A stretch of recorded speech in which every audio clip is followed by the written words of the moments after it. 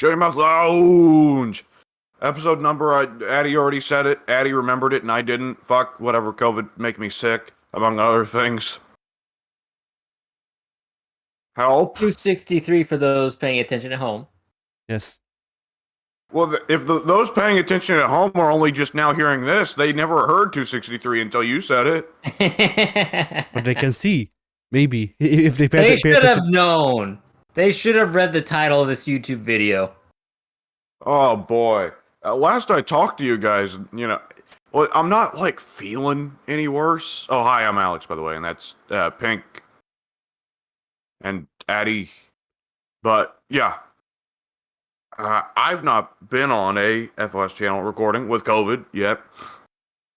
I have talked to you guys, and I'm not feeling worse. I'm feeling better. But I noticed something last night. I noticed, over the last 2 days, every now and then I breathe in, and it feels like I just have, the sensation of hot air entering my nostrils, even when I'm not breathing in hot air.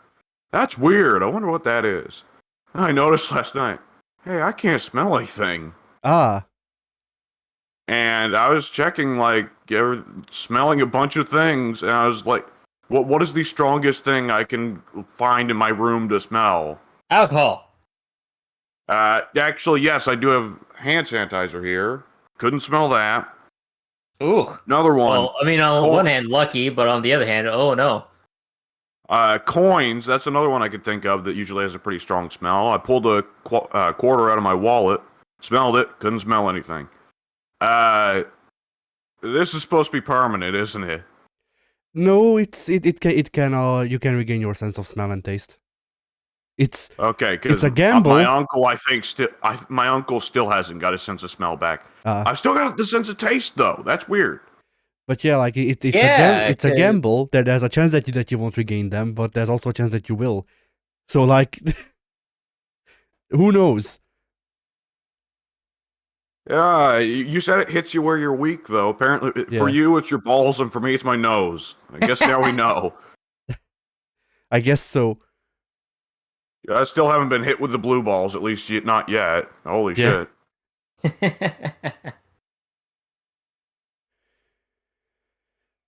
Oh, boy. All right. So, do we want to hit the 2023-2022 year-end topics before we move on to everybody's channels? I'm fine with whatever, Pink. I almost feel like we should get the channel stuff out of the way first, because I feel like that'd be quicker to go through. All right. Pink, what's going on your channel? All right. Nothing. There, that was quick. No, I'm joking. Okay. I was about to say, what I've been seeing of your channel so far would indicate, no, you're lying. Yeah. I'll have plenty more Marvel Ultimate Alliance coming out over the week. I believe I'll be finishing up the Valley of Shadows Spirits, whatever it was called, Mandarin's Palace, what have you. Sometime on it's gonna be Sunday, Monday, or Tuesday that will finish up. Then we'll be heading out to Murder World, my favorite, around Wednesday and Thursday, and then that'll continue throughout the weekend as well.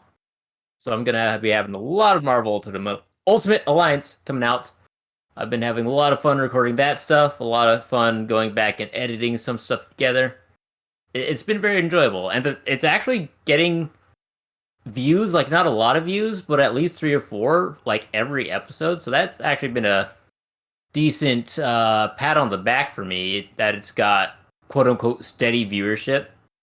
Yeah. That little extra momentum and desire to keep going with it, which I appreciate, because that's a favorite game of mine. So to have it get any views at all is a massive plus for me. Yeah. And aside from Ultimate Alliance, I don't think I'll have anything else coming out. I do have a match or 2 of Rainbow Six recorded that I may or may not upload. It depends. I'll have to watch it back and see if it's actually worth uploading, because if it's just kind of me goofing around, not saying or doing anything interesting, I don't imagine that'll be all that interest. If it's not interesting to me, then it's obviously not interesting enough to be uploaded, so we'll see how that goes. Yeah. But Like yeah, Siege is one of those games that I thought was kind of difficult to commentate in a group. Though admittedly, we were all pretty noobish back then, and it's hard to commentate and play at the same time when you're pretty noobish. yeah, But in single player, that is a game with such tension and such an intense thing of you have to be focusing on your entire senses on this game at all times. That right, trying to yeah. commentate it solo just sounds like pass. You can make that sacrifice, Pink. There was definitely moments like that where I was watching back. I don't know if this match got uploaded or not, but there was one where I was watching it back, and it's like I'm doing steady commentary throughout most of the thing, but then as soon as I get to like the objective point, you can see my reticle, my aim, it bounces back and forth from like the door to the window frame to behind me to everywhere else, and I know I'm not saying anything at that moment, but in my head I can physically see me redoing the calculations of, oh, should I go run up and hit that with a hammer? There might be people behind that wall. Maybe I should whip out my drone first. Let me whip out the drone first. So I can physically see myself retracing all those steps, trying to find the best course of action. But the fact that I wasn't saying anything during that whole ordeal, I was like, it would have been a lot more interesting if I were to vocalize my train of thought and why I'm doing the things I'm doing. And I would eventually later on try to keep doing stuff like that, where rather than thinking internally, I'm trying to vocalize everything I'm doing. But then it just sounds like a word vomit at that point. So I'm trying to find a balance between when do I shut up and take the game seriously, and when do I kind of walk through my mentality of what I'm trying to accomplish. So, yeah, that's Rainbow Six Siege for me. Yeah, I mean, like commentary in general is just a learned skill, and the problem with it, and we all know this by now because we've been doing this shit for a while. I mean, me a lot more so than y'all, just because I was doing stuff for years before we started this channel. Right. But like once you start doing Let's Play commentary, you never turn it off. It doesn't go away. You're always in front of a camera, even if you're not, and you're not, but it just comes naturally at that point. Yeah, it certainly does seem to happen that I'll be playing a game by myself, for myself. I've been having this problem with God of War Ragnarok, where I'm just thinking good commentary, and just constantly going, son of a bitch, I wish I had a fucking Elgato. I mean, I'm similar. I do similar stuff, but for me, it's son of a bitch. I wish I was live. The problem is when stuff like this happens. It's 6 a.m. even if I was, I wouldn't be. But right. But yeah, it's a weird thing to say, and I'm not trying to say this as a negative thing to you, Pink, or whoever might be getting into this, but in a way, making videos about games has ruined video games as a hobby for me, because now I can't enjoy games when I'm playing it alone. I can enjoy games, but I don't enjoy them as much as I would if I was also recording it in some manner. Right, I can definitely get that. Because it stops being just I'm enjoying this game for myself and starts being I'm sharing this game. I am showing this game to people who might not have otherwise seen it, and the fact that I'm enjoying it might get people to play this game. Yeah. Something. And then also sometimes you just get really funny stuff, like I was going to point something out, but I don't think I don't think I have anything to point out that I've done like that. The pasta in Titanfall 2. That one time there, I don't actually know. Like I went back and watched that video since, and I don't actually know if you can hear the fact that I literally couldn't say anything other than pasta for like a whole sentence. Like the thing that makes that moment for me is still how I distinctly remember going okay, need to make a joke about pasta, because that's what the script lent to me. All right, make a joke about pasta. I start trying to go for something about pasta, mess up the thing that I was trying to say, and then instead of going, wait, what am I saying? I say pasta. And like The that's natural response. yeah. Like that's the point when like bits stop being bits and you actually just go, okay, actually never mind. You know what? Pasta. Yes. Good. Precisely. But yeah. So yeah, like with Siege and other stuff, and it's also a problem of, as W just said, Siege requires giving a shit and paying attention. Two things that are very hard to do while you're also talking. So either you just turn off the part of your brain that filters through stuff and just say stuff, like I've been doing, Yeah. or you don't pay attention to the game. Yep. I mean, like, Siege has that issue, and anytime I've tried to do Total War LPs, there's a reason why I try to do more structured content for Total War. Yeah. Because that game requires a lot of thinking on the fly. And if I really want to talk, I usually just stop what I'm doing, and that's not very exciting. Yeah, I remember way back when I kept trying and failing to do any type of Civ 6 content, and I was always like, this is kind of boring. I'm not enthused by this. Yeah, I mean, it's those Massive cases. respect to those Yeah. people who can do Civ 6 commentary, but it's like, I tried it. I found myself to be rather boring. I found the gameplay to be unfulfilling when I'm doing commentary, so I just eventually gave up on that. Yeah, I mean that's when you start editing videos like highlights. Right. Yeah. Like that's what I've been doing with Smite, because Smite is a game where all three of us shut up and play the game generally. Like sometimes you have funny moments, It's but really that's hard to hard to provide any like worthwhile commentary on that, because a lot of it is just reacting to what the enemy is trying to do, and there's not a lot that you can really take into your own hands of creating any type of content. yeah. Smite is a high-speed, very competitive game, and on top of that, we play it with Soon. And Soon, God bless him, if we tried to commentate anything else, it wouldn't work because Soon would just shout over us with callouts. This is true.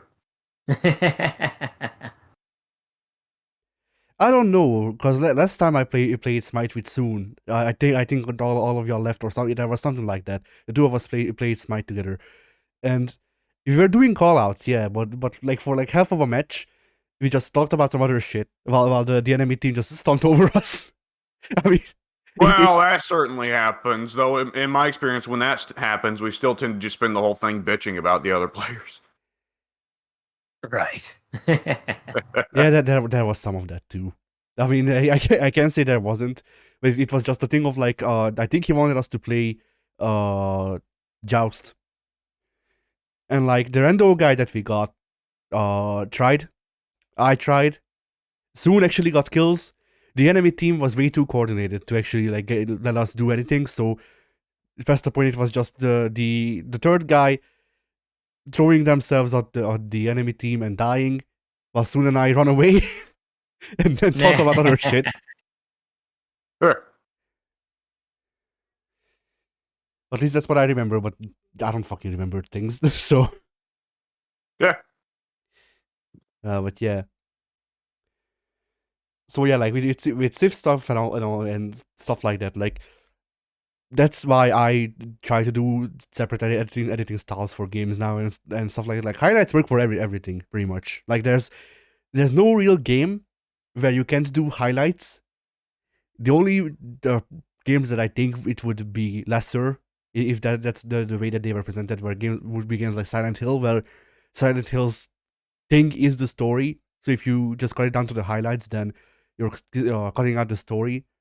But then depending on what you want, like if you want to do a spoilerless playthrough of Silent Hill, you want to upload like just a spoilerless playthrough of, hey, these were my reactions during playing Silent Hill, but I'm not showing you the entire story. Then highlights can still work there. It's just not the most appropriate. I don't think you could do that, because the important part of a Silent Hill LP is what your reactions to what goes on in the story. Yeah, that's why I'm saying it wouldn't be the most appropriate, but Like there was the Like story-based game highlight compilations, I think would only really work for people who have already played through the game themselves. So they're just looking for your reaction to the big moments. Yeah, probably.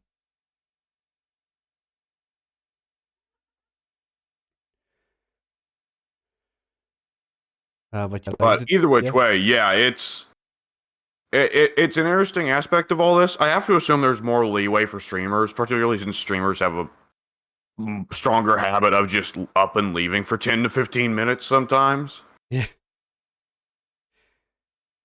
Like, I have to think that on some level, what the three of us are used to, what a lot of, like, let's say the Creatures or Super Best Friends did back in the day of just pure unedited LPs of one or two guys playing a single player game, long term, recorded in full. I have to imagine that's just more well built for streaming nowadays. Yes. And 100%. I mean, especially because nowadays you can just put the recordings of the stream on YouTube too, so you double dip. Yeah. That is true. Speaking of which, I'm curious about streaming at some point now that I have good internet. So hey, Yeah. Yeah. And then if you want, Addy, yeah, go ahead. Go ahead. Addy, did we hit what you were gonna put out on your channel? No, not yet. Well, there's one review that's stuck in editing hell. I think I might need your help, W, with that, because I might need some extra footage of the two of us playing it together, but I don't know. Okay. Because I do bring up the fact that there's co-op and stuff like that in the review, but whatever. People can imagine what co-op looks like. So if you don't want to, then yeah. Anyway. So there's that. There's a review that's about 25% written. That's gonna get finished sometime, I hope. I just haven't been really in the writing mood recently, and that sucks. Because I would like to actually like make videos again. You know? Yeah. But yeah. And then I'm also gonna probably start streaming stuff next week because Dago is leaving this weekend. So like literally tomorrow, I think. So the day this comes out, Dago is leaving. And that should mean that I don't have to take him for walkies every 4 hours. Yes. Which by the way, context for those listening, because people wouldn't know. So, my niece's dog was here for the week to get acclimated to us, and now they're taking him away so that he can also get acclimated to the place he'll live. Because he's a puppy. Yes, naturally. Yeah, and he also like stuck around a lot longer than initially planned because he was supposed to just be here for a day and then go to their place, but then it was New Year's and we didn't want him to be alone on New Year's, in a strange place. Yeah. Fair enough. So he just kind of dragged out and yeah. So yeah, the streams will be starting up of something. I haven't decided yet what. I had Last of Us downloaded for a lot of time and recently deleted it because I needed the space. So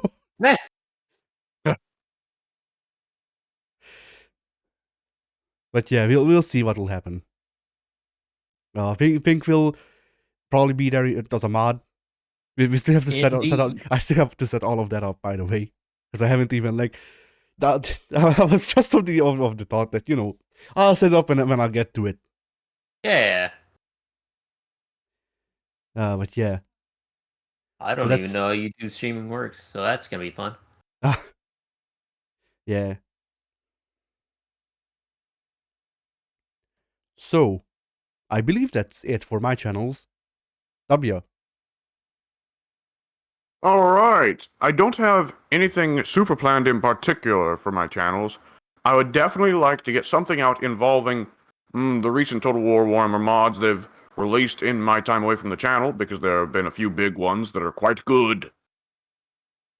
Other than that, yes, I am curious about trying streaming at some point.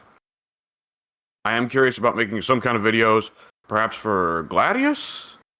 I'm having a lot of fun with Gladius, and I feel like I should start recording it. And I feel like I am starting to get to the point where I don't think too much about it. Nice. Speaking of which, do want to record that with you and soon, whenever we can, Pink. Yeah, I definitely need to get back into Gladius. All Yeah. my 7 minutes of it were very fun 27 minutes, but I need some more minutes. Darn it. I was actually gonna jump into the game the other day, but then something happened and I couldn't get it or couldn't log on, so did not do that. What happened? The satellite landed in your front yard? I wish that would have been a lot cooler, but no, it was just that I had to do some work outside, and that's never fun. Oh, you're making the landing pad. Yeah, I was setting up the landing pad for it. Well, that's very generous of you, Pink. When the U.S. military comes to collect the satellite, and then the FBI comes through and puts all of you in Area 51 because of what you've seen, you've saved them a lot of work. Yeah. You know me, always trying to lend a helping hand whenever possible, whenever I'm capable. I hope you're ready for the anal probes. Oh, man. I hope it's fun. Today we learned about the male prostate. Anyways. Cue no cock like horse cock from Pepper Coyote. Right. So, Addy, do you happen to know what is coming out on the channel for the Persona? What the fuck are we calling this? I don't know. There's a group channel. Yeah. Persona. Look, we're putting it to a vote to the wider community. It's happening. God help us all. We'll hopefully have a name before the end of January. Yeah. That entirely depends on people's willingness to actually come up with names and vote. Yeah.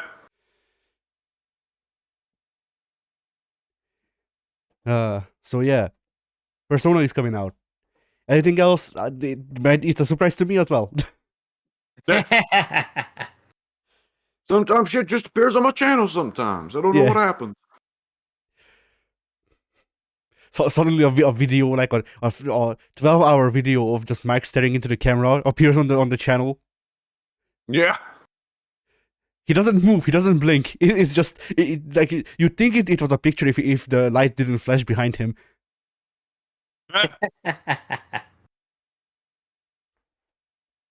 No, if Mike's uploading any video, it's him wrestling with his microphone. True. And the microphone is winning. Trying to get that thing working for months now. What gives? Actually reminds me, I need to log into the DBD and get my login bonus. So hang on a second. So yeah, I think that's all of the channels. All right. So, 2022 and looking on to 2023. Yes. So, Pink, did you play any new games in 2022? I feel like we have to start with that question. Did I play any new games that released in 2022? Is the better question. Let's see. I can open up my Steam library and see if I did, but I can also whip out the Xbox. Let's see. This is all old stuff. This is all super old stuff. I don't believe. Did I play any 2022 releases? It's a great question. Xbox, help. Do you have a Kinect plugged in? I do not, but it can't help you. Funny if, yeah. I wouldn't have helped anyways. The Kinect's racist. Yeah, true. This is true. So, well, actually, maybe.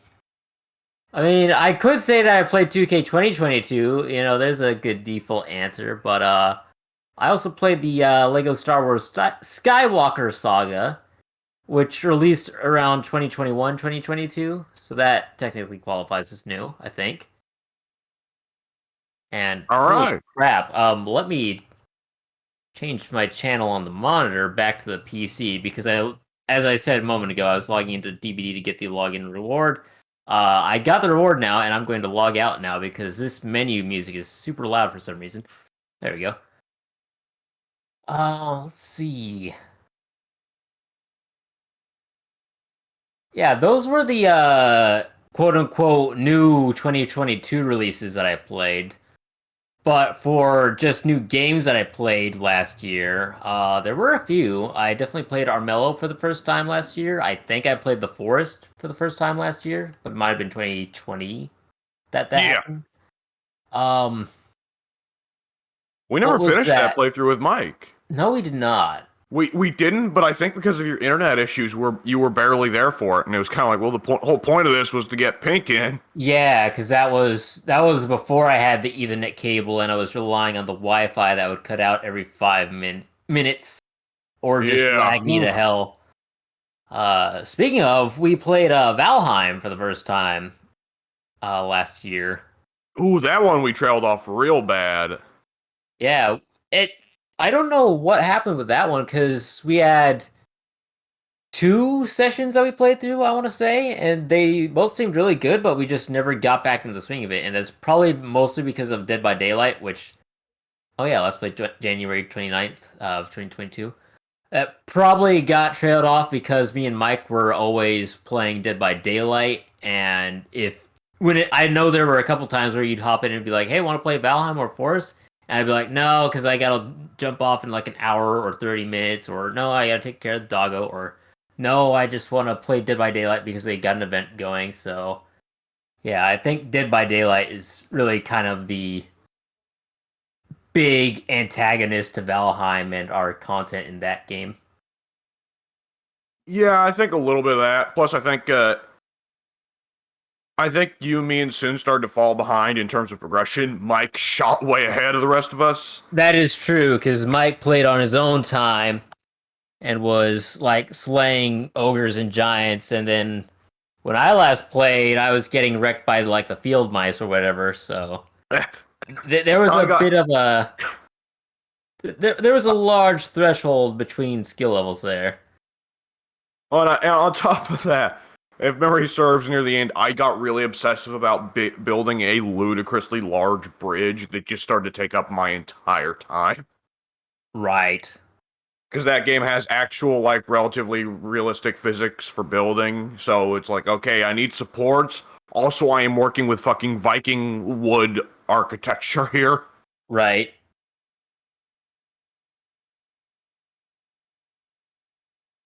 Oh boy. It was fun though. We do have to go back at some point. Yeah, we'll definitely go back at some point.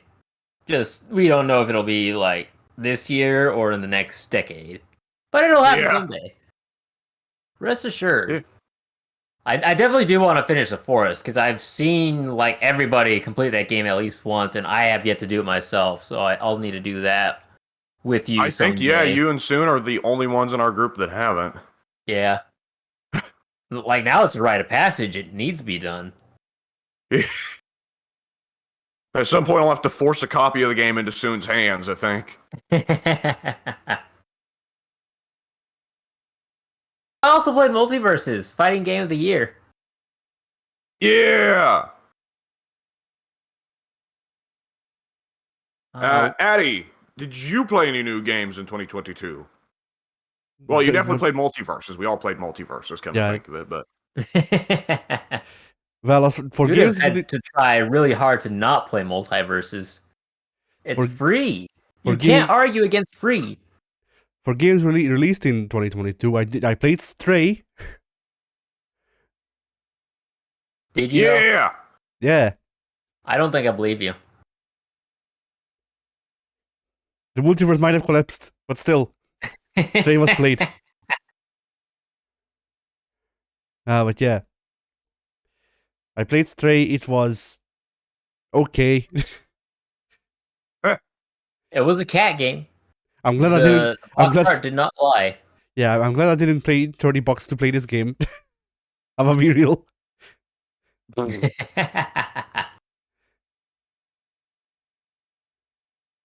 The game is good. I'm just not sure if it's $30 good. You know. Yeah. I got the same impression when I watched you play through it.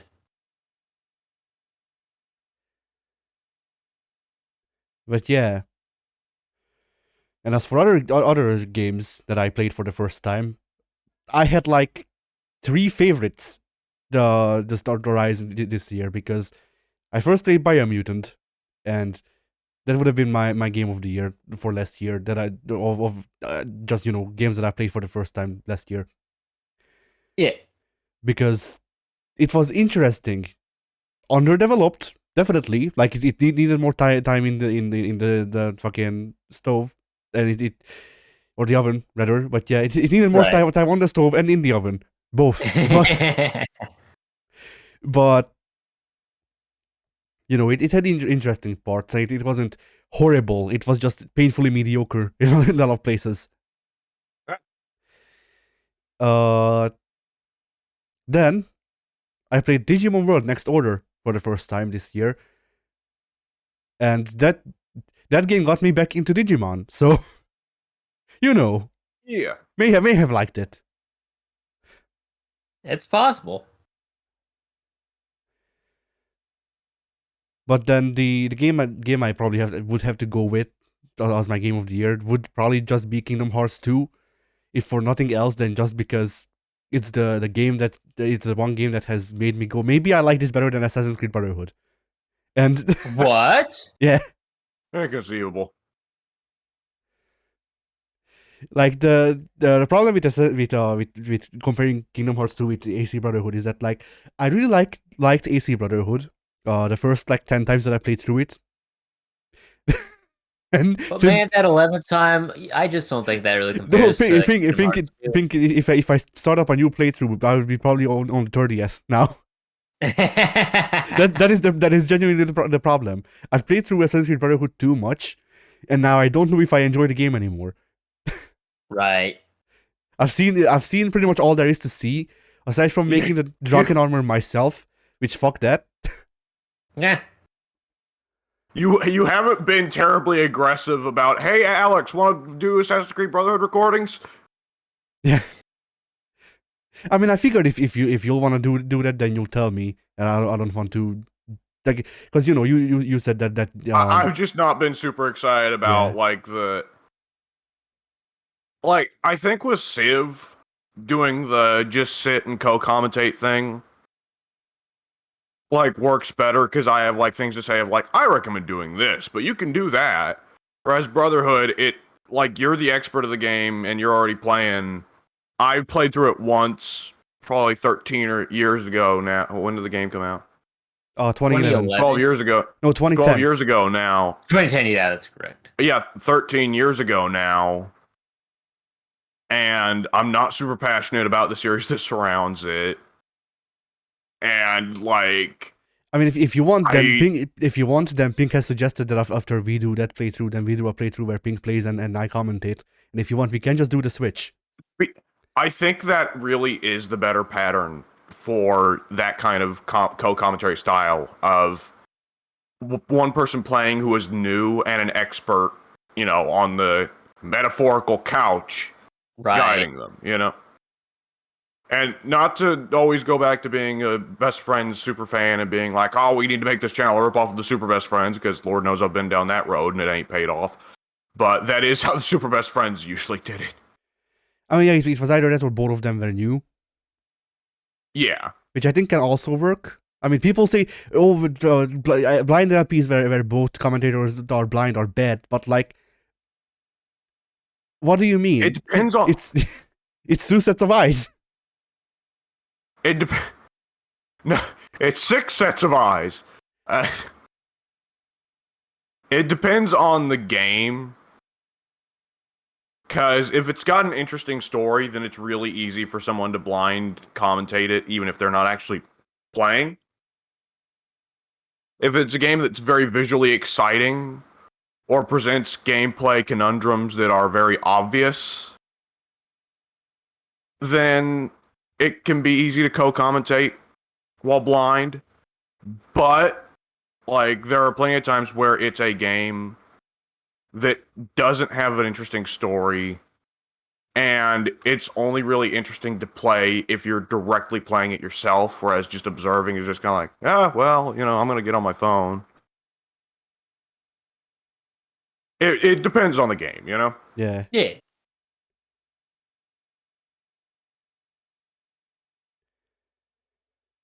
And Yeah. did you say all the new games you played in 2022? No, those were my favorites of the year. But let's see. Did I play anything else that I particularly liked? Well, I'm Yeah. thinking we would just stick to like games of 2022, because if you want to list off every single game you played in 2022, we could be here for a while, Eddie. I'm not gonna list off literally every single game I played. No, I don't even remember them. So, but yeah, like Kingdom Hearts obviously took my life over for a month. So that's probably my game. Do we also want to talk about hear up like the negatives? Because I have one of those too. Eh, Yeah. the life is full of negatives. Yeah.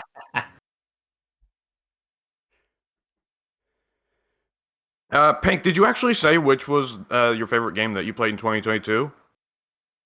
I did not. I don't think, because I was I kind of was. almost thinking we'd gather up the games we played in 2022, then hit our favorite games. But Yeah, Eddie just that's hit them all a at better once. idea, because that'll give me some time to think about it. Okay. For my part, 2022, just sticking to the new games that I played, I believe the new games that really struck out to me. I did play Stray, but just wasn't particularly, didn't feel any which way about it. But Multiverse, very good. God of What a War mark. Ragnarok. So good you won't even remember the actual name. Oh yeah, Multiverses, whatever. Anyways, God of War. The game's not about the fucking title. It's Superman versus Rick Sanchez versus Tom and Jerry. Shut up. The game itself is not a brand. It is a mixture of brands. Anyways, God of War Ragnarok. Haven't finished the game, so can't say. But so far, it's real fucking good. And I guess I'll probably talk more about it later. The WWE 2K22, fantastic. A great foundation for more games in the series. There are really just a couple changes I'd make, and after that, I'd say fantastic, perfect. Yeah. And my game of the year, though, for 2022 would have to be. This is going to be a bit of a surprise, I think, for some people. It is going to be Total War Warhammer 3. Blaze Blue Chrono What? Phantasm Last Stand. Your favorite game. I knew it. First of all, I think I've first believed you. bought Chrono Phantasma several years ago. Second of all, you're not even thinking of the right Blaze Blue. Chrono Phantasma is like the third one. Central Fiction is the most recent one. Right. And Blaze Blue is a series where there is no reason to play previous entries. Just play the new one. Anyways, yes, Total War Warhammer. Fucking... Yes, Total War Warhammer had a rough launch. I know. Everybody fucking knows. The first 3 or 4 months, people they could do is bitch. And now all people do is bitch, because now the culture has been developed in Total War community that you just bitch. Now we're one of those delightful bad communities. I fucking hate you people. And that fucking guy, I hate... Oh. Anyways, it's a good game, though, and it's still in its infancy. Because the game, it's got all the shit from Warhammer 1, Warhammer 2, Warhammer 3. It's good. They're going to come out with more stuff. There's going to be mods. It's good. Shut up. Go away. Fuck off if you disagree with me. Direct it straight to the YouTube comments so that you'll give Addy anxiety. There you go. Yeah. Anyways. Pink, have you been able to think of your game of 2022? I mean, not really. Not really. Fair enough. I think my default answer is just WWE, because yeah, they came right back out of the gates from the abysmal 2K20, polished Yes. everything, relayed the foundation, and it's a very solid game. I think it's one of their best by far.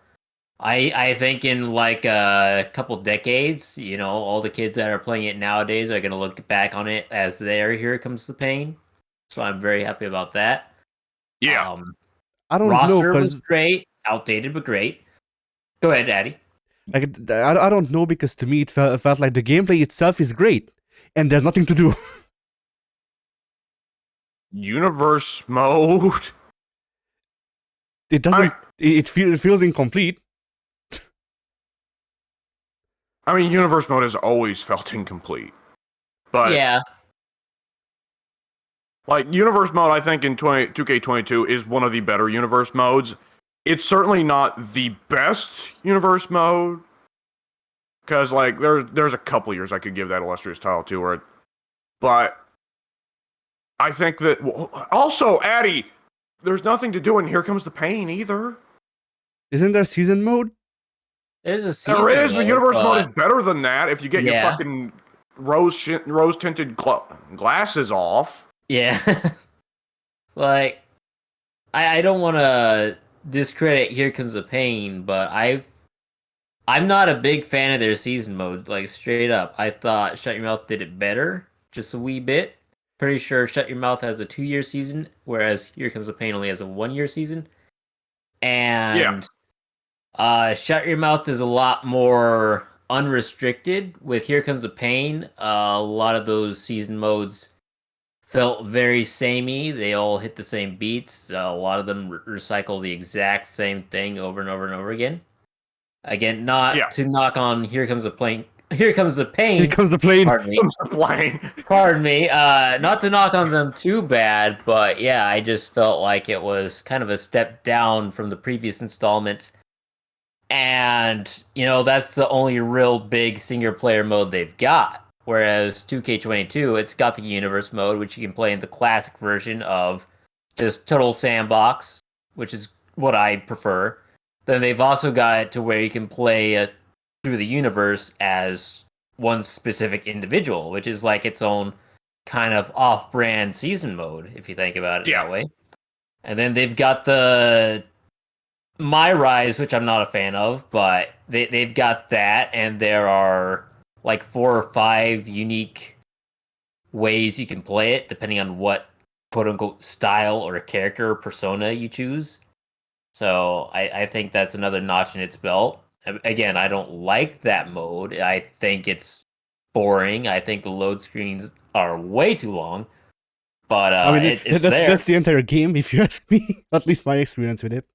Like it would definitely be better on PS5. But fuck's sake, like I don't want to interact with any of the modes that are in the game because loading takes too long. And then when I get there, there's nothing to do. Or at least it feels like that. I know for a fact that My Rise, their loading times were abysmal, but I actually felt like the rest of the game was pretty lickety split, if you ask me. But that might just be my Xbox, because PS3 is inferior, or PS4 rather. PS5. Oh yeah, PS3 is definitely inferior to Xbox One. That's definitely. It's like decades old now. Which model do you have of the Xbox One? It's just I don't know. Cool. Because I've got the I don't know model. Because that changes a lot. That in like 2016. Because that would change the loading times if it's not the base model, Right.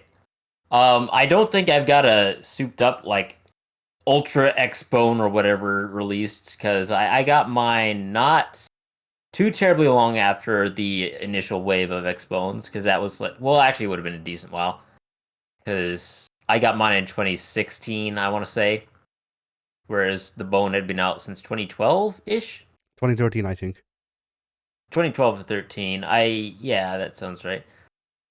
PS4, pardon me, I believe PS4 came out in late 2012. But I could be wrong there.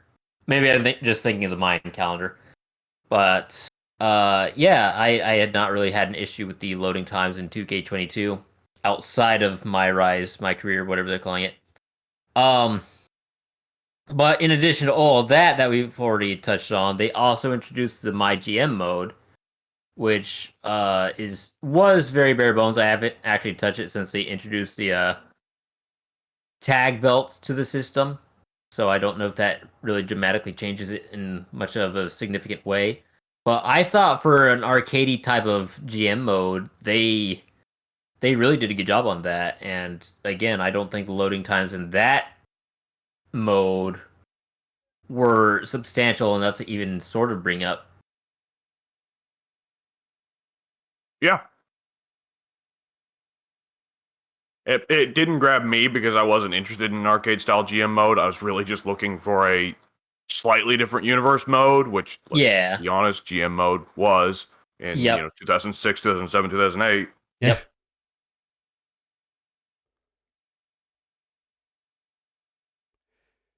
Like, don't get me saying that I don't think 2K22 is that good, or me going to bet for fucking Here Comes the Pain, because I've never even played it, so like I have no real opinion on it. Nobody here is like, oh, I hate when people like. I don't think there are any big "Here Comes the Pain" marks here, honestly.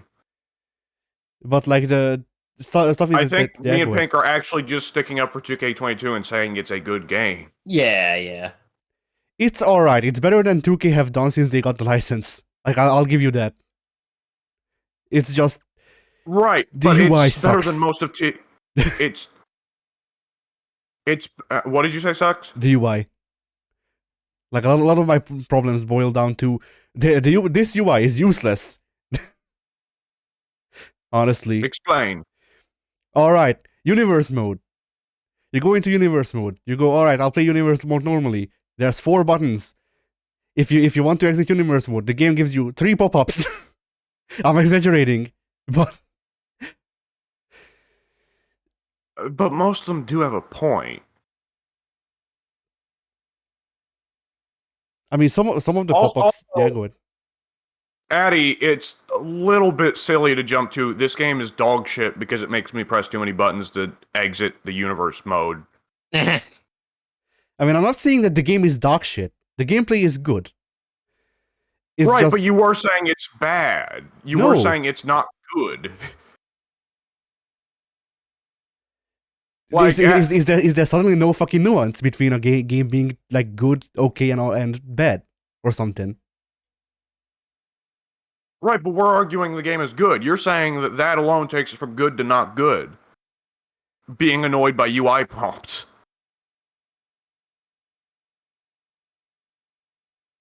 Like, Addy, I know you don't like a game inconveniencing you, but there has, like, you gotta, like, that's just absurd. Like, I just think if they got a different UI designer.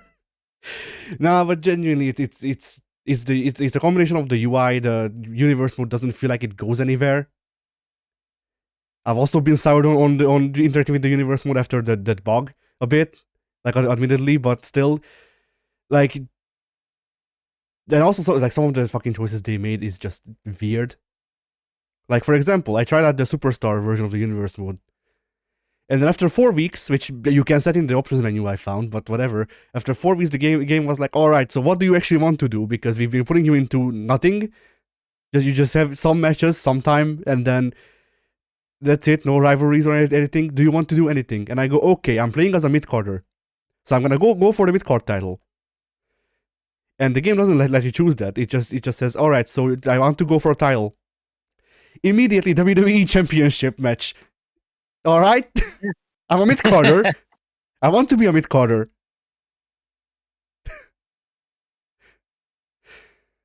Well, I think that's kind of made from the stance of, well, the world champion gets paid more. Why would you in universe want to get paid less money? I guess, but it's like the idea of fucking Triple H, because he was on the prompt, I think. Triple H walking up to a guy like fucking top dollar, walks up to top dollar, and goes, "All right, champ, I've been giving you nothing for the past month. What do you want to do?" And he goes, "I want to take championship match, WWE championship match. All right, you got it." And then he leaves. I think you're just picking out too many small things and saying the game's bad because of them. I mean, if they like, it's a thing of, I wouldn't immediately call the game bad. At the same time, these small things do add up to ruin my experience with the game.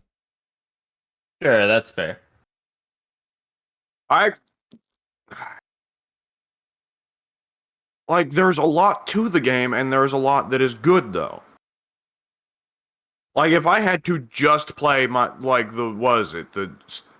what's the stupid one where you make the custom character? What's it called? My Not Rise. Showcase, but My Rise. Yeah, My Rise. If I had to just play My Rise, I would walk away going blur. But I didn't. I don't play My Rise. I play Universe mode, Yeah. I tried to play that. And I have Yeah, go ahead. and I have a great time with that. I tried to play most of the modes just to see if anything would catch me. Cause like my career wasn't good, but it was at least something to do, you know, in the earlier 2K WWE games. So I gave that a shot, and it doesn't seem like it has an end. So it's immediately worse than the other ones.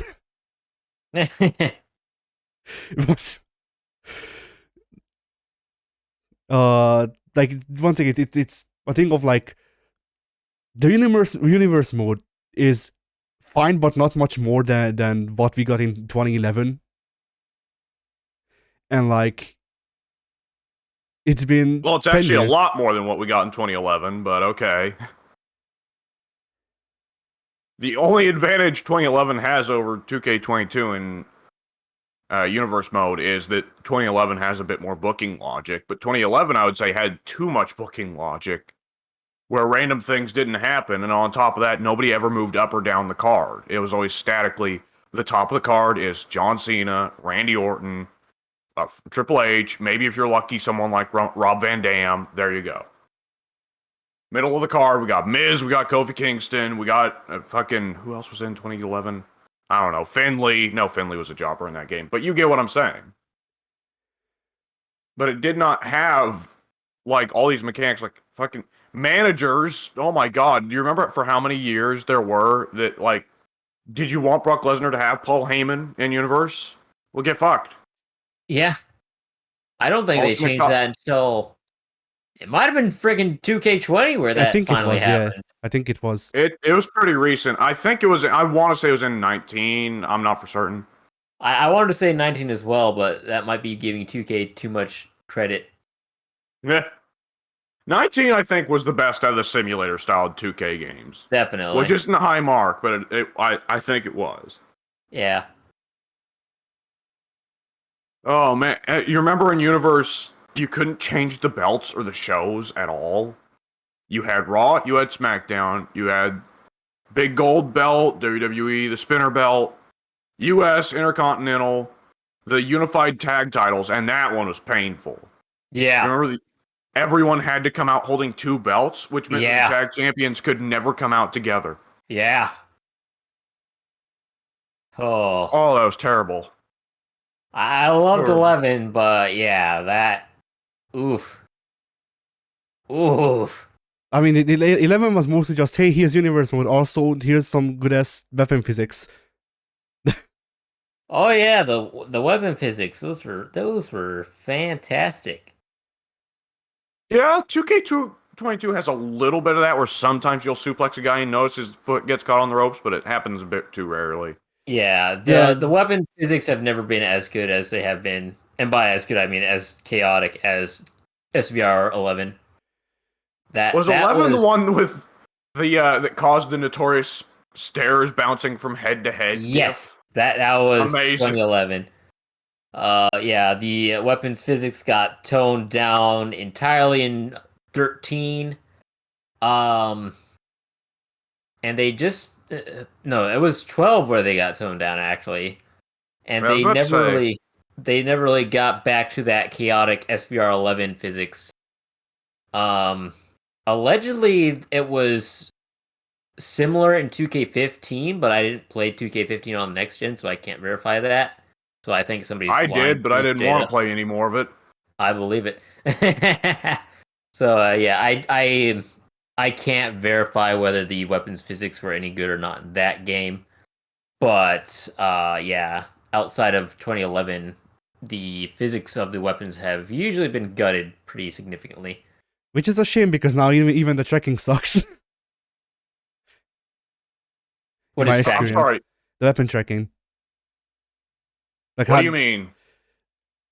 How the game calculates whether you hit or not and where you hit. Oh, yeah. Go ahead, I haven't Alex. had problems with that at all. Ah. My biggest issue with weapons in 2K22 is that there's a lot of how can I describe it? There's a lot of with the kendo stick Oh my especially. god. You will hit a person 20 times over, and then the kendo stick breaks. But it's not the fact that the kendo stick breaks or anything. It's that the person getting hit with the kendo stick kind of just no sells it and just stays in the vertical position. Yeah. You know, they'll like do a little head bobble to indicate that they just been smacked in the head, but then you just keep smacking them in the head, and it's like, I don't get it. It's not good. It's not good, yo. But the rest of the weapons physics, they can be pretty finicky, and ladders are especially hard to actually smack somebody with. But for the most part, I think they're pretty inoffensive. Yes. Also, shout out to them finally changing the way you carry ladders. Now you carry them height-wise instead of lengthwise because that sucked. Fucking colliding into everybody in the ring. What a joy. It's real awkward when everybody picked up a ladder and just nobody could move. Mm-hmm. They're all just jiggling in place.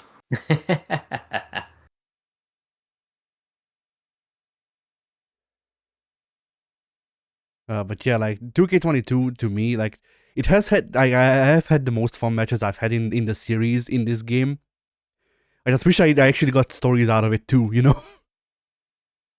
That would be nice, yeah. I think with like I think one of those things I can definitely understand the bug souring your opinion on Universe, but that is like just an act of God. Yeah. I've never had a move set like not save to universes, but I've definitely had it where a move set would, and it's probably my own doing and not saving to the proper mode or universe, but I've definitely had multiple times in the past where Dana Brooke, I've changed her finish from the Samoan pile driver, I think it's called. I don't think it's a Samoan pile driver. It's the Rikishi driver? No. It's a fireman's carry into like a Michinoku driver. So that's her finish. That's Samoan driver. Samoan driver, that's the name. So she's got Samoan driver 1, I want to say. But the landslide looks like a more accurate representation of what Dana Brooke actually does. So that's a very minor thing. But the Samoan driver is a shitty animation that you see really frequently in those games, and it's kind of a pain in the ass having to go around and replace it with either landslide or thrill of the hunt. Yep. So the landslide looks a lot more like what she does in real life, so I would swap it over to that and save it. And I've had it like 3 times now where I'll have a match or check out her moveset to make sure, because it's happened in the past where it would revert to the Samoan driver, and I'm like, oh, let me check and make sure she's actually got the landslide active right now, and I'll go into the moveset and check it, and it's like, nope, Samoan driver. So I don't know what is up with Dana Brooks specifically, where it will consistently revert back to default. And again, this might be something that I'm incidentally doing and not realizing it, but her specifically, I've had it where the moveset will just revert to the default. And I don't understand how that happens. I don't understand why it happens. That sounds like the same issue that I had, which is that like I took their one of their basic movesets because that's what you have to do when you make a character. And I was updating a guy's moveset. And every time I changed the entire moveset, by the way. Like I didn't need their thing set up because I changed pretty much every move that was in the moveset. So it was painfully obvious when I loaded into the match, and the guy still had the same moveset that was the default. And the only way that I found to fix it was just deleting the universe. That's no good. Yeah. You know, I think this is one of those occasions where me being a big moveset guy who, as soon as he opens a new WWE game, is like, straight to moveset, actually paid off. It's, what was I going to say? Actually, I don't think I was going to say anything. Crap. But yeah, like also, by the way, like I'm still playing universe mode. I just don't get cutscenes for some fucking reason. It's like once every 3 pay-per-views, someone does the beatdown animation, and that's all of the story I get. Okay, so Revengeance is triggered again, is what I'm hearing. Maybe. Like, God just hates you, Eddie. I don't know why. You did something.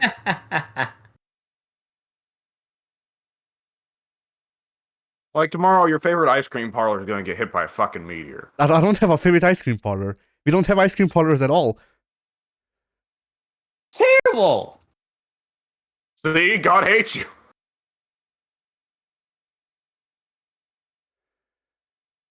How does your country survive? Barely. Barely, yeah. Completely understandable. Only by the mercy of the Turks. Not anymore. Not since the incident. Yeah. I actually went in and checked Dana Brooks' moveset just now, and her default standard play, or whatever they call it, is it reverted back to the Samoan Driver 2, but in Universe Mode Slot 1, it is Lancelot, so I guess I'll be fixing that. Oh, did you keep that at changing just the universe move slot, but not the standard? Yeah, I think that's the problem. Oh. In my case, I did have the opposite. Yeah. Go ahead. So I actually did kind of have the opposite problem, where the first time I opened up moveset and saved, after having started a universe, it said, you know, do you want to save to WWE Play? Do you want to save to Universe? And I honestly kind of assumed that save to WWE Universe was just a thing that was there for, like, something else, and the existence of that UI for creative moveset was just an artifact where they didn't want to have to make a new UI for it, so they just left it in. Right. So I said just save to WWE Play. And then I get in there, and, you know, Mandy Rose or whoever is using entirely the wrong animations. And I've played myself. Yeah, Mage. And I realized, yeah, go ahead. oh my god, they put in a fucking quality of life feature for those fucking weirdos who are like, I'm gonna have a storyline in universe where Randy Orton starts doing the pile driver. But I don't want it to happen in my other universes or in main play. So I'm just saving it to Universe 2.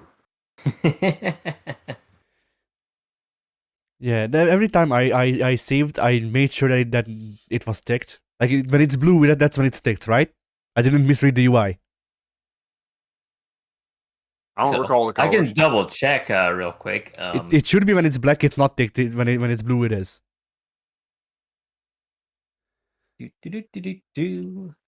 Let's see. At least if memory serves. Let's casually change Alexa Bliss's moveset real quick here. Give her the Omega Driver as a finish. I like your thinking. Is the Omega Driver a Kenny Omega move, or is it just a coincidence? I hope not. No, it isn't. It's Chuck. What's the guy's name? Chucks. Chuck Norris? Yeah, definitely Chuck Norris. No, I don't know, Chuck something. And he didn't call it the Omega Driver, he called it the Awful Waffle. Because, of course, he had to name it something lame just to make sure he didn't get over. Yeah.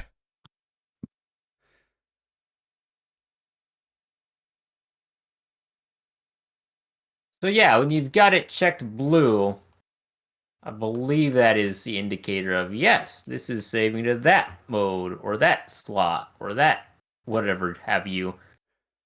When it doesn't have the little blue thing plopped in, that means it's not going to save. So yeah. All right, yes, because every time I saved when it wasn't sticking, the changes I made to the moveset, I made sure that it was blue.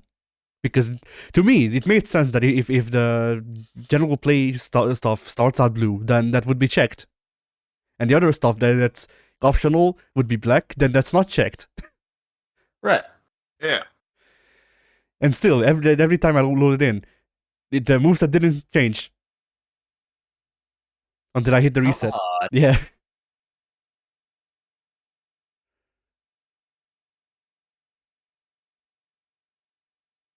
Alexa Bliss now has DDT 14 instead of 13. Is that a good replacement? I don't know, but it can't be any worse than the DDT she was currently using. Are you sure about that? No. Give her her true finish. Women's special slap 2. Not the first one, the second one.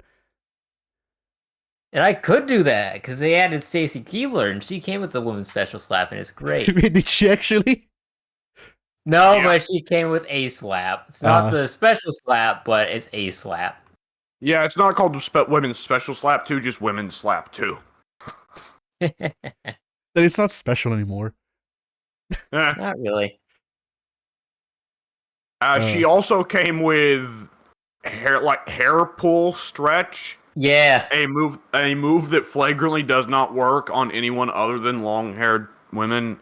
Yeah. So it's like, okay, hope your Stacy Keebler CAW never gets put against bald Molly Holly or Ruby Riot. Yeah. It's great because they still play the animation as if they're being pulled up, but it's being held down by their hair.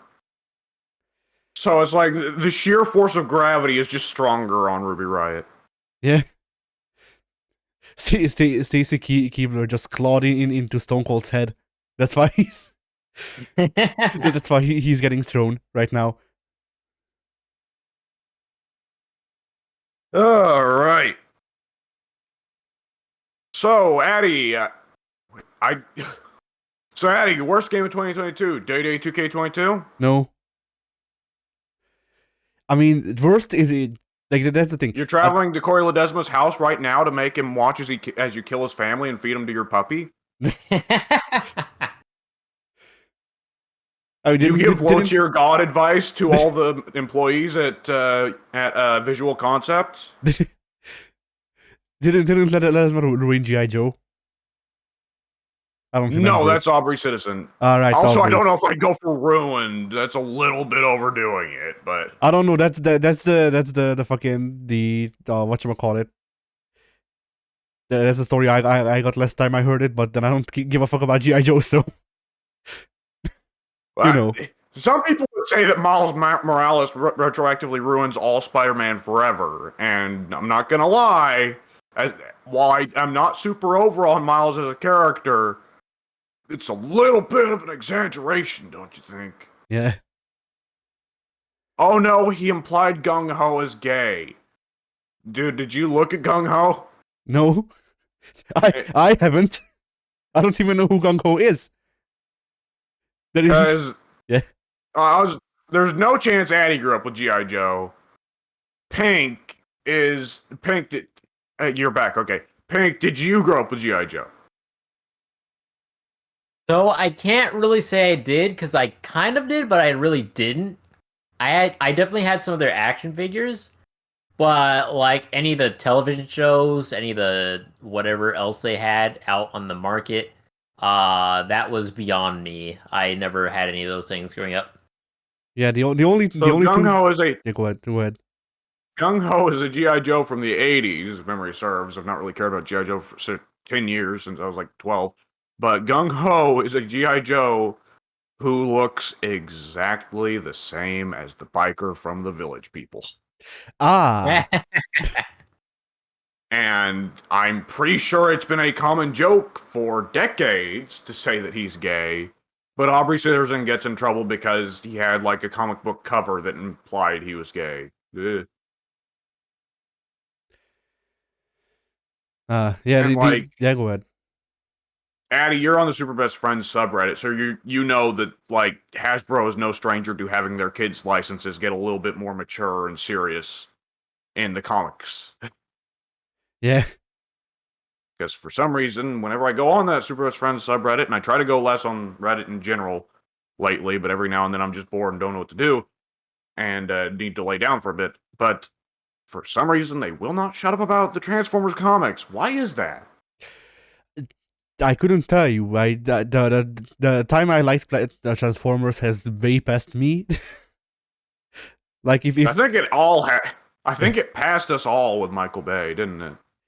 oh no, Michael Bay wasn't the thing. It was years before then, and then Michael Bay did the movie, and I went, all right, I guess that exists. And I was never into Transformers. That was beyond me. That has been my stance on Transformers for the past 12 years. I don't know when the first Bayformers came out, but yeah, my stance on Transformers is that exists. Hank, you weren't into G.I. Joe or Transformers when you were a kid. You weren't allowed to be into anything that was anywhere near like magic. Were you allowed to have fun as a child? No. Did you They put have me a outside childhood? and then they locked the door, and I just had my own fun outside doing things like hiding from birds. You know, for irony's sake, you should have said under the stairs instead. Yeah. If I You know, were it's more quite well fitting, versed in really. Harry Potter, that definitely would have been the place to go, but that slipped my mind.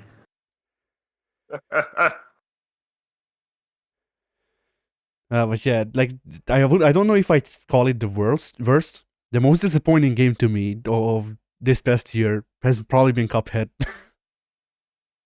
Funnily enough, as I'm playing it right now, but Addy, still, the yeah. tutorial's very easy to get over. You just need to run and then double jump. Trust me. the game The doesn't even- journalist did it after all these years. the game doesn't even have a double jump. Well, screw that 3 years game. after- Screw that game in 3 years- particular. And 3 of the developers who worked on it. But not them all. But only 3, yeah. Well, there were only 3. But 3 yeah, years after release, journalists have finally started beating Cuphead and can now review it. yeah. My problems with Cuphead are not in the difficulty. I am in the second world. It's just some of the design things that they have are weird to me, to the point that I don't know if I like them. And also the guns don't feel particularly great. Which is a weird thing to say about a fucking run and gun. You know? I mean, aren't you just shooting little pew-pews out of your finger? Sometimes. Right now, no. Right now I'm firing a fuck ton of triangles from my finger. I see. Sounds uncomfortable. But like it feels like they took people saying that it's too easy to kill people in run and guns to heart, and then went, okay, so what if your gun didn't actually deal damage?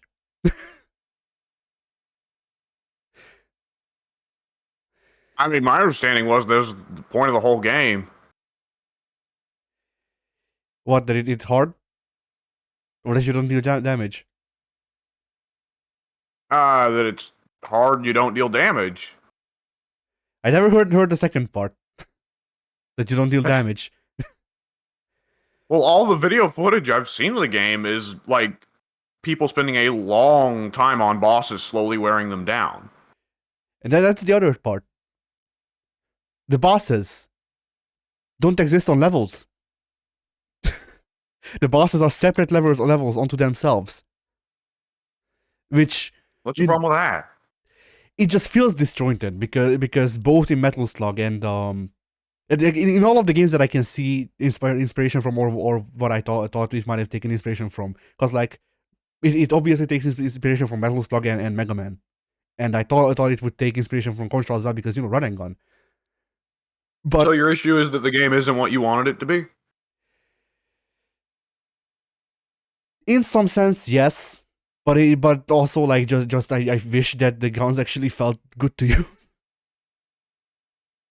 Like some of it is that like I don't get why it's better for them to split the bosses into separate levels, because I think you could have mostly the same design for both the bosses and the levels. and then just put them together. So it just feels like unnecessarily going back to the map screen for no real reason. Like if the bosses are so hard that you can't do them while also going through an entire level, then you can just drop a checkpoint there, and then just make them function the same, literally the same way that they do right now.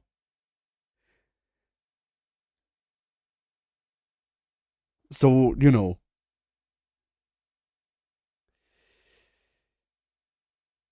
then the aesthetics are good.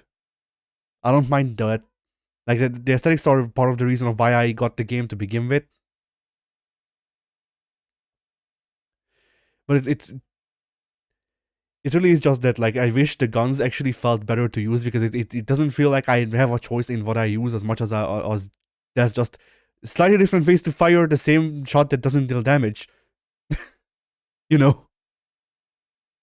Yeah.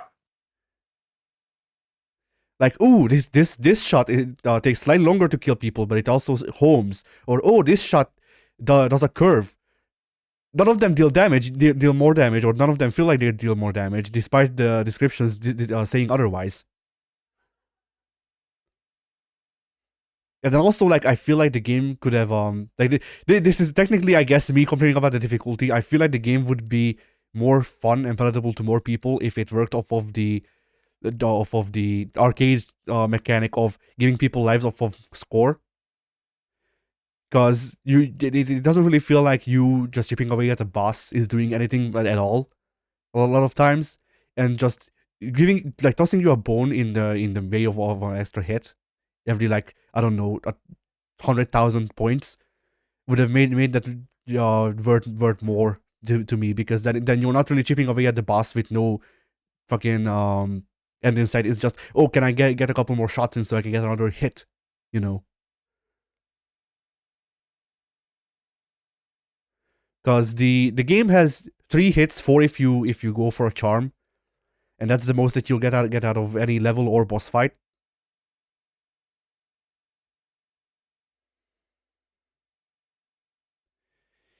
And once again, like, I get that the game is supposed to be hard, but like, even Contra had the thing where you get health of score.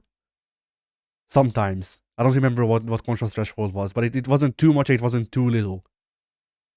It may be, like, once again, that depends on how much you're willing to put up with the hard bullshit, I guess.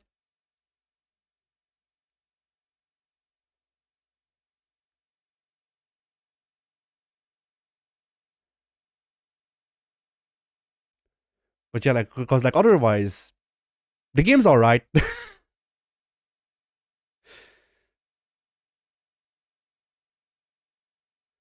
Like, the game doesn't have a lot of story, but it doesn't need a lot of story, because it's not like, it's very obviously not built to have a lot of story to begin with.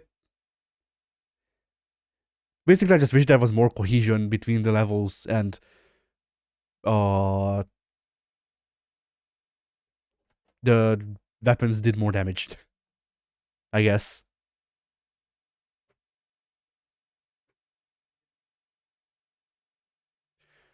So, Pink, Yes. what was your worst game? Or something other negative adjective? Um. Well, I don't know that I had a worst game. Um.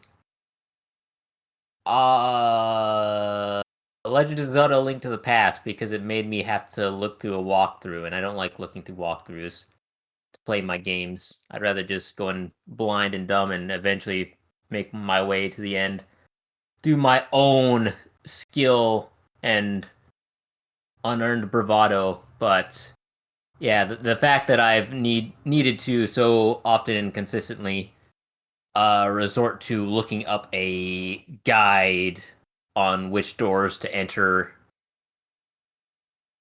through the dungeons and whatnot, I feel like that does make it just a bit worse than most every other game I played this year. So that one.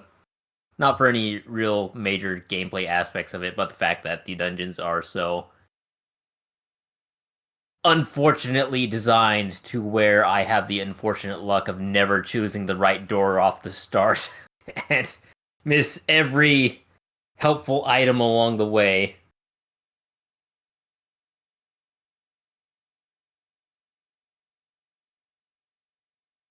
All right, W.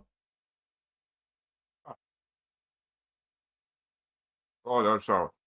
Oh shit. No. I went over and grabbed a chocolate and You gonna share? dude, you know what? I'm not even gonna say. Okay. Anyways, the I really don't care that much about games that I don't like to have an opinion on this. Like, it is so.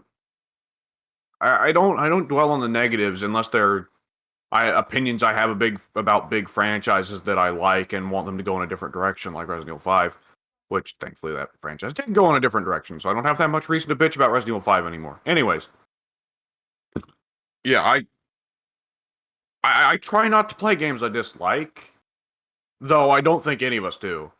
But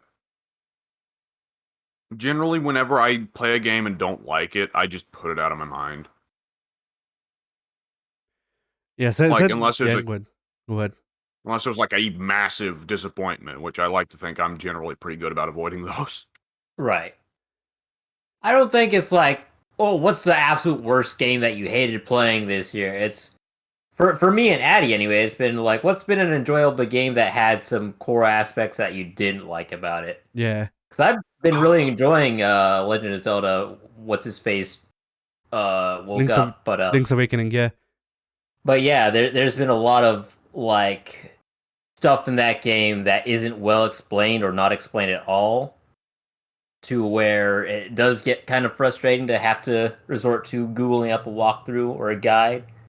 Because there's been a room where it's like the riddle they give you is kill this thing before this thing, and there will be 3 things in the room.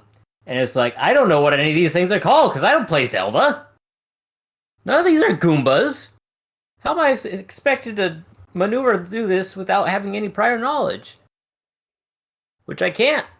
I realistically can't. To be honest, I also don't really keep in track of my mind. Like, I don't find it as offensive as you guys do when a game is mildly annoying. You should be offended more often. It's more fun that way. It really isn't. I mean, not to be mean, but Addy, you seem miserable when you talk about some of these games like Cuphead and 2K22 bugging you.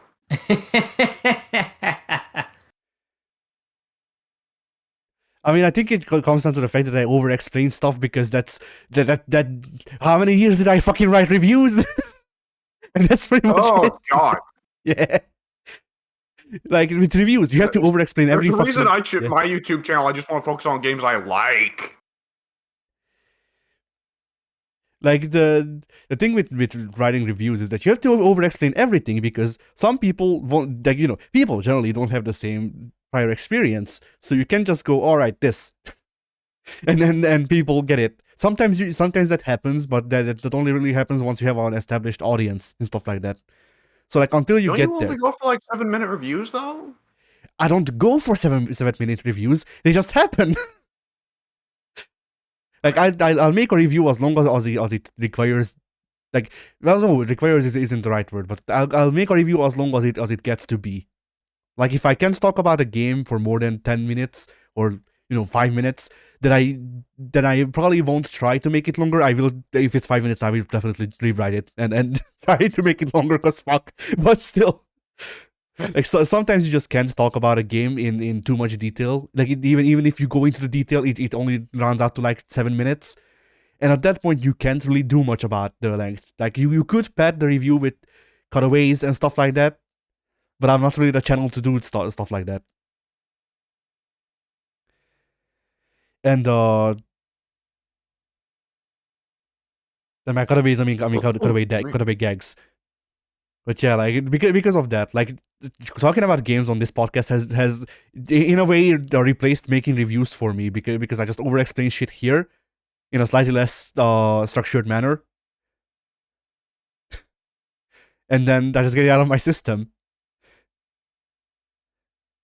But yeah, like 2K22 and Cuphead, like don't fucking offend me to the point like I'm not like Cuphead needs to be cancelled because it dared make veterans that are bad, but but at the same time, I feel like I have to explain exactly what bugs me about it and why, so that it feels like we're on the same page.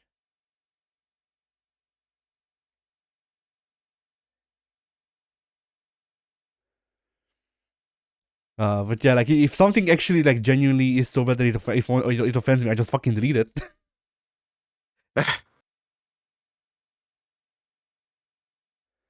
I I just I don't I don't want to talk about games that mildly annoy me, okay? Leave me alone. Go away. What the hell is going on downstairs?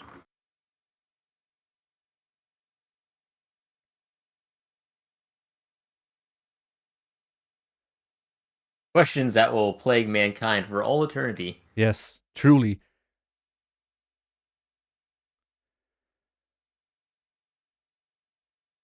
All right, I guess that's the 2022 questions.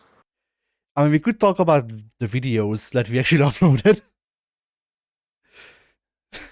Yes, that we could. True. The Gladius got DLC recently, apparently. And are those Space Marine babes? I need to know. Yes, the Sisters of Battle are female Space Marines pretty well. There's some lore differences, but it doesn't fucking matter. What matters is I'll they tell you have what. boobs. They play like slightly different Space Marines in a lot of ways, so yeah.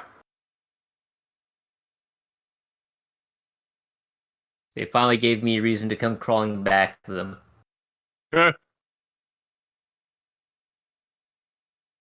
Where are the boobs in Civilization? You don't have any of that. Come back to our game. What? Did you ever play Civilization Revolutions? No, I did not. Yeah, that game had a bit of fan service. If memory serves, both Catherine and Cleopatra were a bit over the top with their designs. Oh my. Yeah, oof. With Catherine, you can really see what that horse was going for. There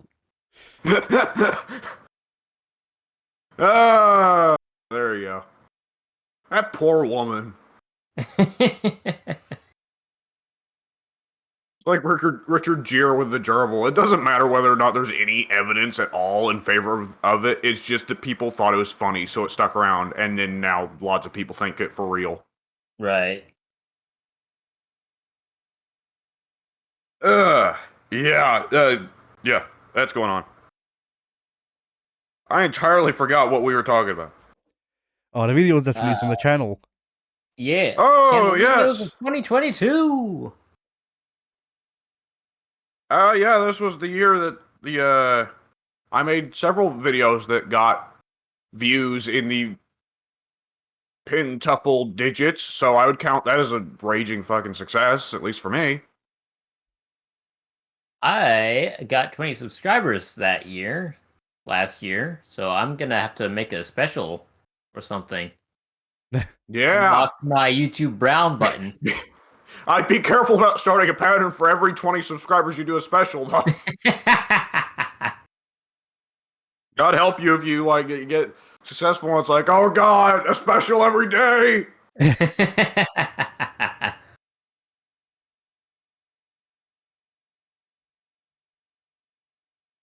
Oh, what was the funniest video? Did we put up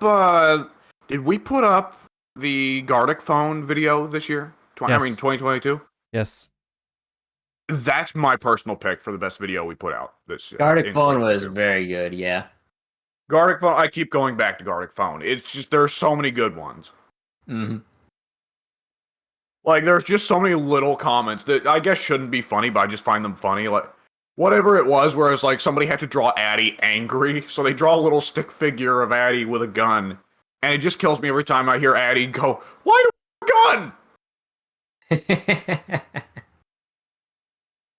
Fuck. I always forget I drew Arabic Nemo. Yeah.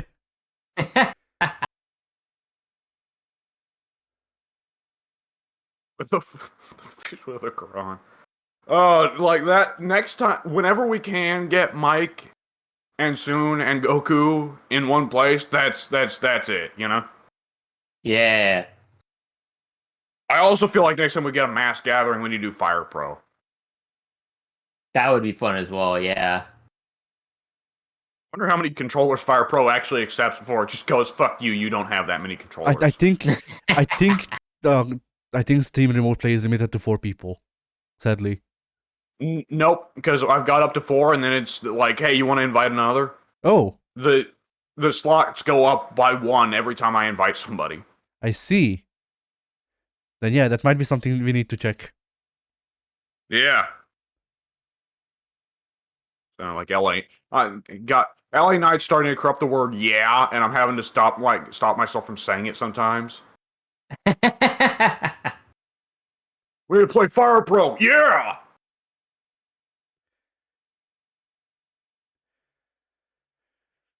I'm really happy either for which LA way. Knight. I hope he wins at the Rumble. Sends Bray Hey, Wyatt dude. packing. I hope he wins it for his daddy, LA Parker. Excuse you, he's LA Park. If he says LA Parka, he'd get sued. God, the rules around that are so weird. Hey, you fucked off to America, amigo. Congrats, you're not La Parka anymore. Now this asshole is. Yeah. La Parka 2, by the way, is fucking dead. And still LA Park has to be LA Park. Mexico be strange, yo. And isn't now there El Hijo del LA Park? Probably. Oh, God. And I get real confused with, like, there's Octagon Jr., there's Pentagon Jr., there's Pentel Cero Miedo, who may or may not be Pentagon Jr. Yeah, I was about to say, isn't Cero Miedo Pentagon Jr. because Pentagon Jr. is holding because Cero Miedo. The you need to know is that there's gonna be an original, there's gonna be a junior, there's gonna be an EO, there's gonna be the second one, then there's gonna be Grand. Oh yeah, cause Grand Armada. Have you seen Ray Phoenix and Pentagon in the same ring yet? I don't know. Because you mean Pentagon? Yeah. You mean Pentel Cero Miedo? Did Ray Phoenix become Cero Miedo? No, wait. Hang on. Ray Phoenix's brother is Pentel Cero Miedo. I know that. And Pentel Cero Miedo is Pentagon, I believe. Yes, I think. Well, I think he's Pentagon Jr., right? Because isn't the first yes, Pentagon Jr., yes. Because, like, the first Pentagon was supposed to be the evil Octagon, and Octagon was wrestling in the fucking 80s. Like, I have a picture on my phone that I saved that is Hulk Hogan, Antonio Inoki, El Hijo del Santo, and Octagon all standing around, and Hogan and Inoki both look relatively young. Yeah, I think Cero Miedo is Pentagon Jr. Octagon is not named for the shape, but how old he was when he started wrestling. Him and DDP. Anyways. Yeah, I'll throw Garrick Phone in the ring for best funniest video we put out this year. Addy, what would you throw out? You know, I went through all of our videos to make the best of, and I don't fucking remember what you put out this year. So, I'd say it might not be as filled with jokes as Garlic Phone, but I certainly enjoyed Saints Row. Yeah, Saints Row. That is definitely that's probably the moment that broke me the hardest out of any of the videos we've recorded this year. That moment of when I was loaded into the cannon, but then you fired it or whatever caused that weird thing where I got fired out of the cannon with no momentum, so I just kind of flumped out. Yeah. And the sad thing is, it doesn't look that funny. It looks pretty funny from your perspective, but it doesn't look that funny where it just fucking annihilated me. But from my perspective, it is honestly big explosion, and the camera follows me all the way down as I go, whoomp, and my meat just slaps on the pavement as I bounce a little bit. Like, oh, that was fucking. I was just broken for about a solid minute with that one. That was just, you know, when my laugh gets real high pitched and I'm just like, ooh, Yeah. And then that's good. That's good. and the another one that I could put up is Strive. Like Strive. Strive. Yeah. Yeah, Strive was strong. Strive was a pretty strong one. That, like, just about any of the moments of you and me actually trying to make Potemkin versus, what was it? Brisket work as a match. Brisket. Yeah. And that Faust match with where Potemkin got the afro for a second and then exploded. Yeah. Let's go play Blaze Blue. Yeah. Pink. What video would you throw in the ring for funniest video we put out this year? Best video, whichever. I don't know. Shut up. Fuck you. I just don't think I can top Gartic Phone. That was such a good session we had. It had a lot of very humorous moments in it. You know, the large cast we had for it really made it work out as well because we had so much chaos going on at the time. Oh yeah.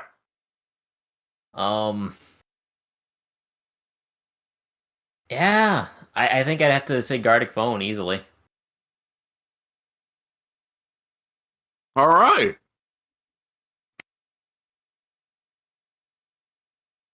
And then the question arises of what for 2023? You know what? I'm gonna ask this question. Addy, do you have a like New Year's resolution for your own individual channel? Try to start uploading consistently. Hopefully, maybe. I feel you there, brother. That is a strong one. I should consider that. Hank, you got a New Year's resolution for your channel? It's in a very similar vein to Addy. The only real resolution I've made, and it kind of doesn't qualify for New Year's because I kind of made up my mind about it in mid-December, was I wanted to get more consistent at the uploads. I wanted to get more consistent about putting out actual content and actually finishing some of the series that I start. So, yeah, looking to do a lot of that. I've got a mini stretch goal of I want to hit at least 50 subs by the end of this year.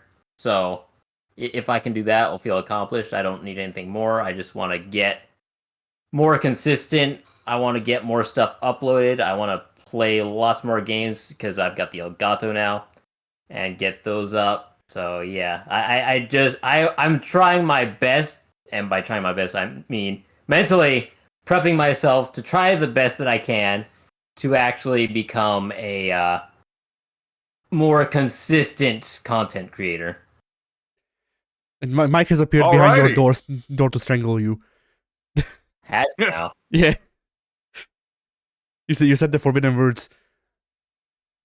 Oh, yeah, kind of.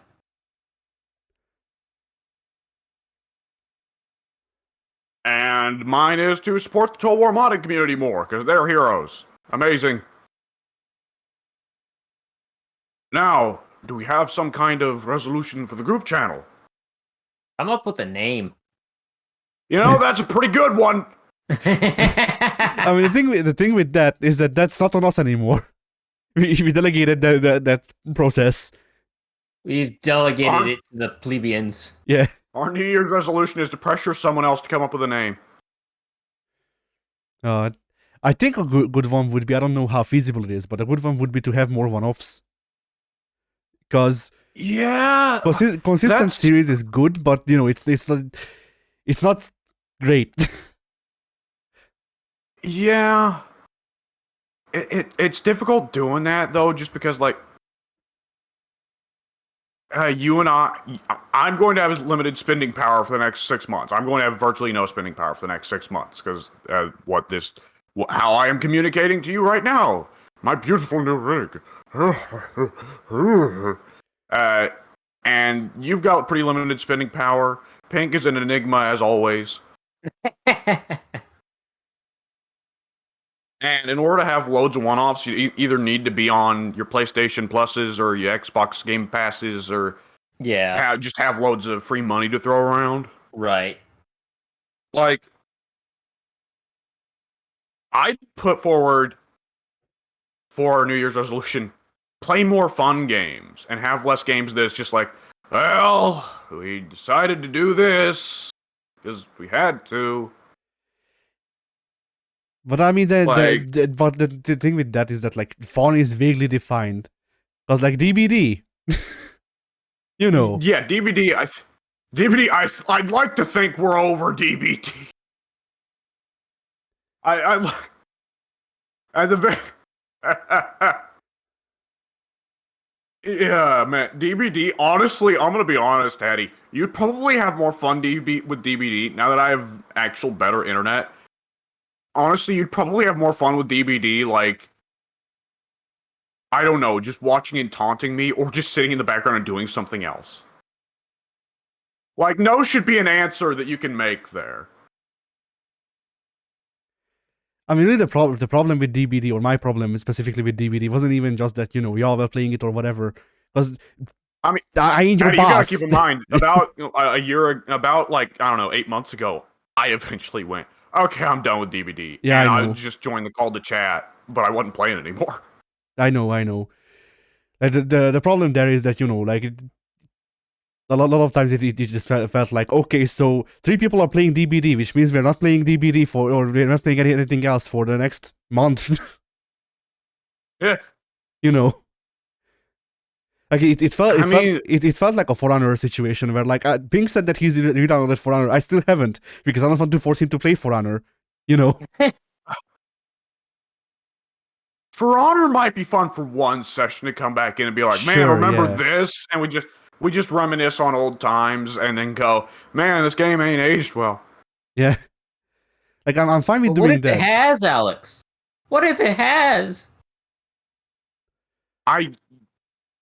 I guess I'd get in there and I'd still play Raider, even though he's like super low tier and crap, or she, whichever.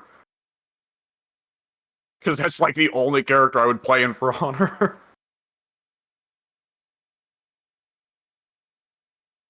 I just want to carry people, damn it. I want to fucking spinebuster motherfuckers. I mean, there's a Magi now. It's something. You know, like, when they had that DLC pack that's like, here's another 2 Knights, here's another 2 Vikings, it was like, like, I feel like after Marching Fire, they should have just launched. This is a silly suggestion that doesn't account for the kinds of things they'd have to actually go to the effort to and the historical research they'd have to actually do. And the fact that Marching Fire mostly happened to try and appeal to the Chinese audience, and that nowadays trying to put historical factions into a historical game where they conflict, and it is generally portrayed relatively realistically and not cartoonishly like Civilization, you get into a separate politics issue of like, okay, we can put an Arab faction into this game, and they can have cool characters and do cool things, but people are still going to bring up political issues here, especially because there's the fucking Knight community who memes about going on crusades and cleaning out the infidels, and that's not great. Yeah. What's the word? Not visuals, but that's not great. Optics. Optics. That's not great optics, Yeah. Nowadays, you have to be worried that A, the crowd that's looking to get offended by anything will get offended, and B, to make sure that the meme crowd doesn't kill a game. Yeah. Because they will do so quite happily. And then they will speak with pride after it. You know, there's still some people that are happy, like, hey, I killed Battleborn. And like, I've never tried Battleborn. Maybe it was a shit game, maybe it was a great game. But there's still a lot of people who are like, LOL. Allegedly, it was pretty good, but it wasn't. It didn't have a porn game as good as Overwatch. And that's yeah, what I heard. Honestly, that was a pretty big factor. Whew. I mean, I saw Mushroom Ninja, and I was like, okay, so we're going experimental with these character designs. I like it. When I saw that the sniper was a gentleman robot with a long pistol, I thought that was pretty cool. That was cool. That was my favorite character to like ever be conceived, but I know nothing else about Battleborn. Eh. Oh boy, is Overwatch 2 still a thing? I haven't tried that. Yeah. Yeah. It's free now, right? So I won't be giving Blizzard any money. It depends. Yeah. Well, yeah, but if it doesn't recognize your account, like it doesn't do mine, then you have to give them your phone number. I can do that. I really don't like my phone number. I am sure has been given out to 1 million people because I dared to sign up for this one account this one time. Because I get scam calls, you know, they're like. I don't think I really have anything to worry about that I don't already have, you know? Yeah. I mean, I don't get scam calls, but considering stuff that's happened recently, it's a thing of like, well, either I clam up even further and just fucking delete half of social media, if not all of it, or I just go, fuck it, I don't care anymore, and just give them my phone number anyway. What's Blizzard gonna do? Fucking Bobby Kotick sends me an SMS, yo, send me a dick pics. I need that wolf cock right now. There's a reason some people call him Bobby Cockdick. Yeah. But yeah, it seems like recently, like it's not even just I guess to date the recording even more so than it would be, because you know it's a well kept secret that we record these like a day before they go live. But like even if the Twitter stuff didn't happen, there's been other stuff on the side that I got caught up in. That, well, it's technically I got caught up in it. None of my information got leaked, I don't think, as far as I'm aware. But you know, it's a thing of like, well, companies don't give a fuck. The companies try to give a fuck, or at least, you know, make it seem like they do. But there's not only so much they can do to keep that shit safe. You know, it took me a second to realize you were saying like the information leak with Twitter, because at first I was like, "What? Did you get into a fight?" And I was, "Addy, this is highly unlike. This is extremely uncharacteristic of you." Yeah, I got into a fight with this guy named Elon Musk. I don't know who he is. You and everybody else. Yeah.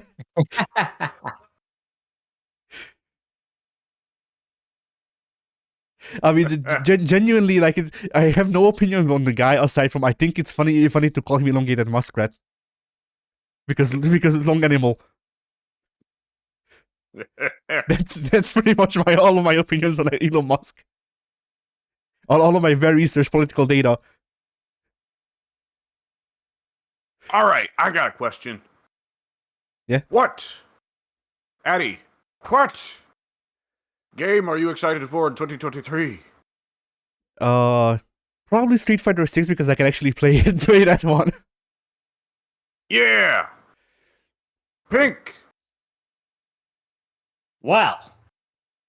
Wow. There's a game coming out that is gonna be similar to Civilization called ARA or ARA. I don't know.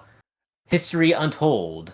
So, Addy, I could feel you like holding back the comments there. Like I'm imagining the fucking meme of the guy whose veins are popping out and he's holding back barrel. What? Ora means bride in Hungarian.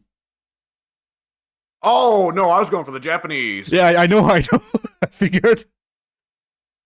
do I want to know what ARA is in Japanese? Maybe No, you later. don't. Well, no, actually he does. Actually he does. I remembered it's Pink we're talking about Yeah. here.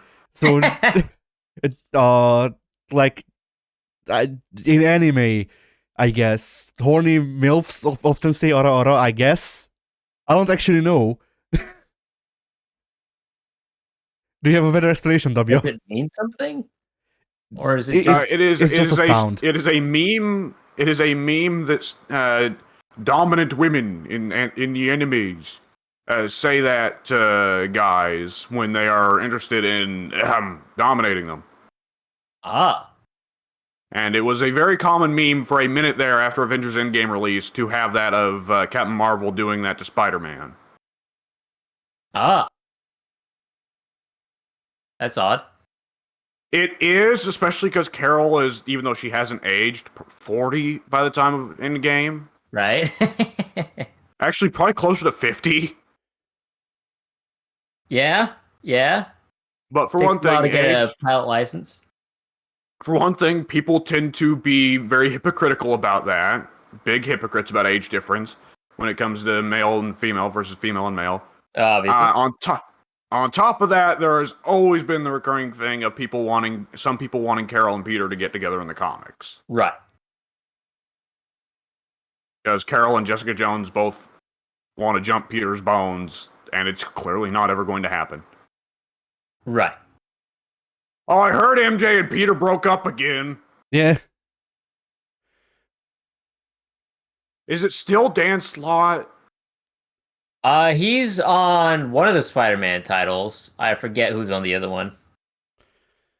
So, Dan Slott recently came back to Spider-Man. No prefix, no suffix.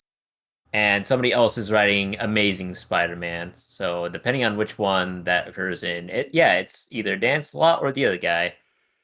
And I feel like Amazing Spider-Man has swapped writers like 3 times in the past 6 months. So, I have no idea who's writing that right now. Well, apparently they had a 6-month time skip in Spider-Man, and MJ left him again for some new guy who already has kids or something. And I'm just sitting there thinking, like, okay, so the point of separating Peter and MJ is because MJ ages Peter. Let's do a 6-month time skip, which won't age Peter.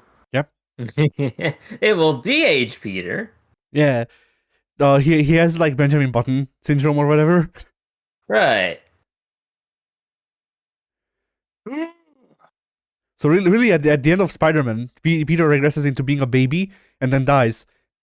Ah. I like your thinking.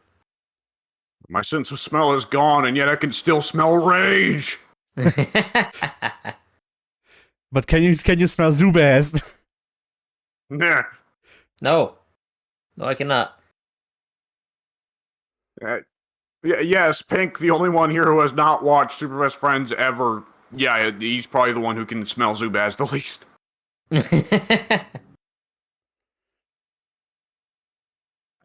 The game I'm most excited for in 2023 is also Street Fighter 6. Yes, there you go. Oh yeah. Simple answer. Yeah. All right. Can anyone else recall anything else they want to talk about for 2022 or 2023, or do we want to move on to everybody's weeks? I think we're good to move on. Yeah, probably. So Pink! Yeah. What have I done? done this week? Let's see. Kind of continuing off of last week, I did invest a little bit more time into Mass Effect, but not too much. So I did not get much further this week than I did last week. Which, were you here last week? No. I didn't think so, because I didn't remember talking to Alex about it.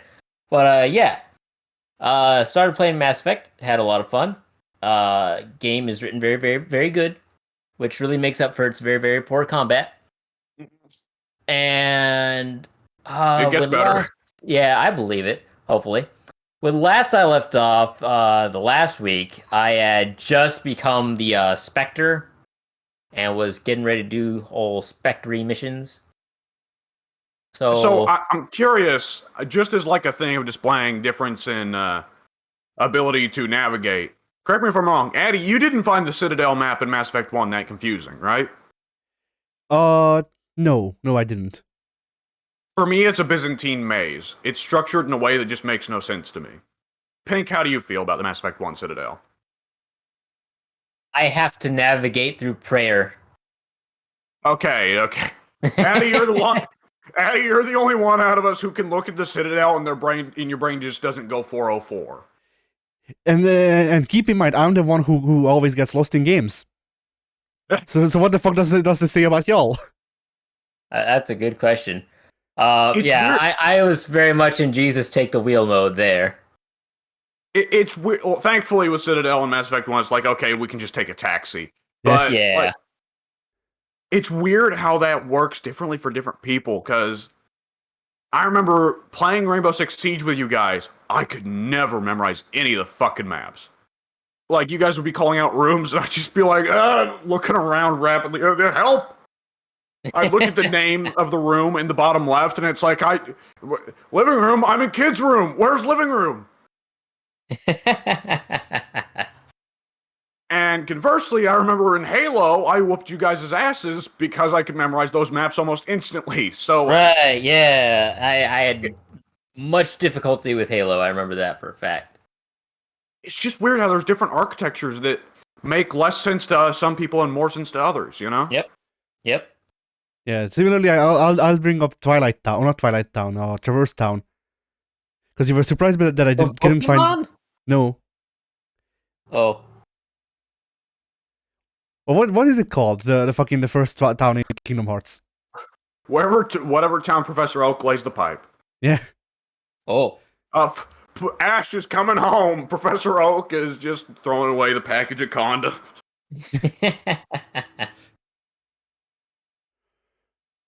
Ash retired. Yeah, that's what I was saying. Ash is coming home. Professor Oak's yeah. gonna have to throw away the package of condoms. Goodbye, old friend. We've seen much use. Yeah.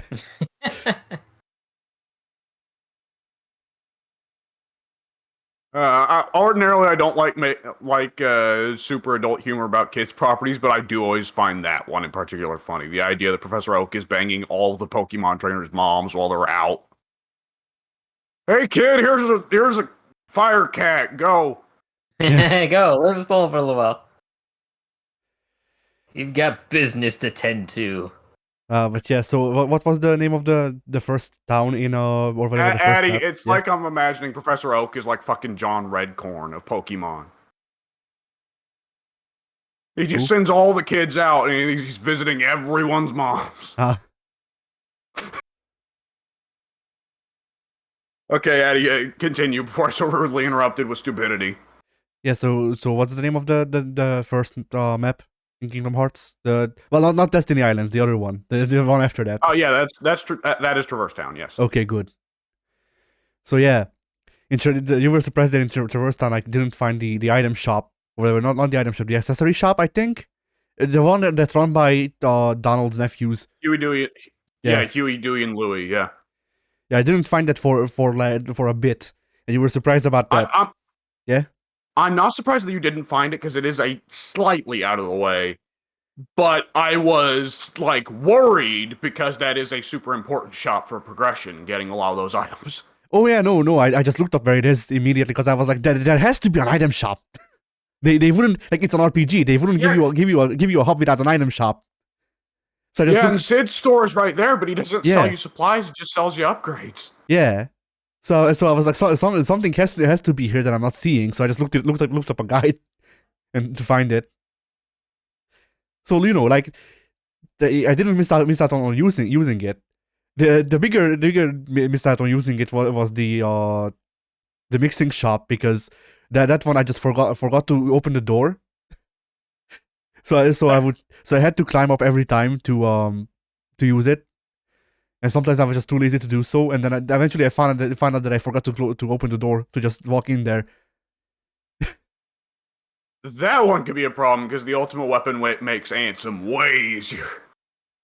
Yeah, I was fine with, I'll forget what, probably the Halloween Town one. No, that's two. That the Halloween Town one is really good. Well, you definitely want to grab it for Sephiroth. Ooh.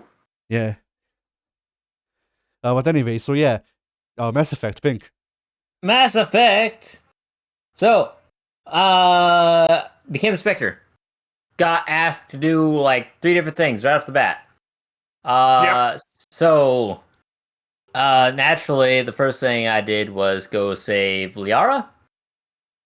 Yes, the opposite of Addie's. Thank God. Yes. Well, Addie didn't save Poor Liara. Liara till the end of the game. That was the first mission I undertook.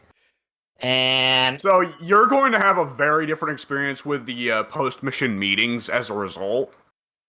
Because Liara has a lot of stuff to say in the post-mission meetings, and Addie missed out on all of it. But Addie did gain some very funny dialogue when he actually went to get her. Yeah. I mean, the reason I took so long to get Liara is because I played through the game with a guide so as to not miss any not miss any greatly missable content. And the guide was like, so you'll get 3 missions. One of them is to save Liara. You can just save this for a bit. It's funny. It'll be funny. And I went, okay. Oh my God. Yeah. That guide writer screwed you over. He screwed you out of content. That's the opposite of skipping, like, watching out for missable content. Guide for missing out on the most content. Yeah. For speedrunners. Liara doesn't have any voice lines to read through. That cuts down on Pink. the post-mission time. Pink. Yeah. Before you finish all 3 of the missions, there should be a mission that has popped up on the space map screen for you that's like labeled, X10198 or something like that. That is the Bring Down the Sky DLC. That one, because there is no post game, you need to make sure you do it before you finish all 3 of the missions you were given just after being a Spectre. If you do all 3 of the missions after becoming a Spectre, that ends the game? No, but it forces you into the end game, I believe. Addie, does it? Are you forced to go straight to Ilos after you finish the 3rd mission, or are you told okay, you need to go to Ilos at some point? I think it's I forget if it's a thing of I think you're told you need to go to Ilos at some point, and then it might be a thing where if you go to the map after that, then you're just immediately forced to Ilos anyway. Okay. So yeah, you're probably going to want to do Project X109. Boy, that is super unclear. It took me forever to figure out this, but Bring Down the Sky. Yeah. You're going to want to do that at some point, Pink. Otherwise, Mass Effect 2 is going to start, and they're going to be like, hey, Batarians! And you're going to be like, what the fuck is a Batarian? Batarians existed, and they hate you. Yeah. Man, I was feeling kind of bad for not doing the mainline quests outside of saving Liara, but now that I know that triggers the endgame scenario, I'm like, oh, I don't feel so bad about doing all the side missions then. I didn't realize the game could be so short. Yeah, like the... Mass Effect... Yeah, go ahead. 2 and 3, you don't have to worry about... Well, 2, you've got a few times. 2 and 3, you both have a few times constraints to worry about. But they both also have post games where you can do anything you missed. Mass Effect 1 does not. It is the only one in the series that doesn't. Well, not anything you miss. Jack. Well, yes, that's actually one of the few time constraints I was going to say. And Mass Effect 2 has the suicide mission as well. Yeah. Which gets kind of insistent at a few points. But yeah, so... Basically, Pink, I forgot what I was going to say. I was going to give you some advice on how to beat how to do the side missions in 3, I think 2 or 3, without actually giving away stuff. Oh yeah, 3 specifically isn't clear about what's a side mission that's on a timer and what's a side mission that's not. So just go out of your way to do most of them, probably. Honestly, I think the Academy is the only one that's super strong. You got to worry about, right? I don't know. There were, I think, 2 missions with counting the Academy that the game was like, well, I asked you to go and do that, but I guess it's fine that you didn't. Everyone died. Well, Shepard, you sat around on your fat ass and people died, but let's move on. Yeah. I mean, this is a weird situation here because it's like, okay, I know we've discussed Mass Effect 2 and 3 in front of Pink. I don't know how much Pink was actually paying attention, so I don't know how much stuff Yeah, but safe to say, Mass Effect 3 mostly has really fun side missions, so I just recommend doing the side missions unless you just don't care what happens to the characters. Right. Which, depending on which character, you probably will. Mass Effect 2, I think you can pretty clearly tell which ones are important versus which ones aren't important. What if it's a mission that you get from scanning a planet and they're like, "Hey, we heard there's pirates here," then you're probably like, "Okay, I can skip this." Whereas if like Samara is like, "Hey, let's go deal with my weird sex vampire daughter," it's like, okay, that seems like a priority. Yeah. Doubly so. My. Oh, it's Pink's gonna get the rare game over screen. yes. No! It can't end like this. Eddie, you remember 3 or 4 weeks ago I said to you, there is a choice there that is like not even really renegade, it's just chaotic stupid, Shepard. Yes. Now I worry Pink's gonna make that choice.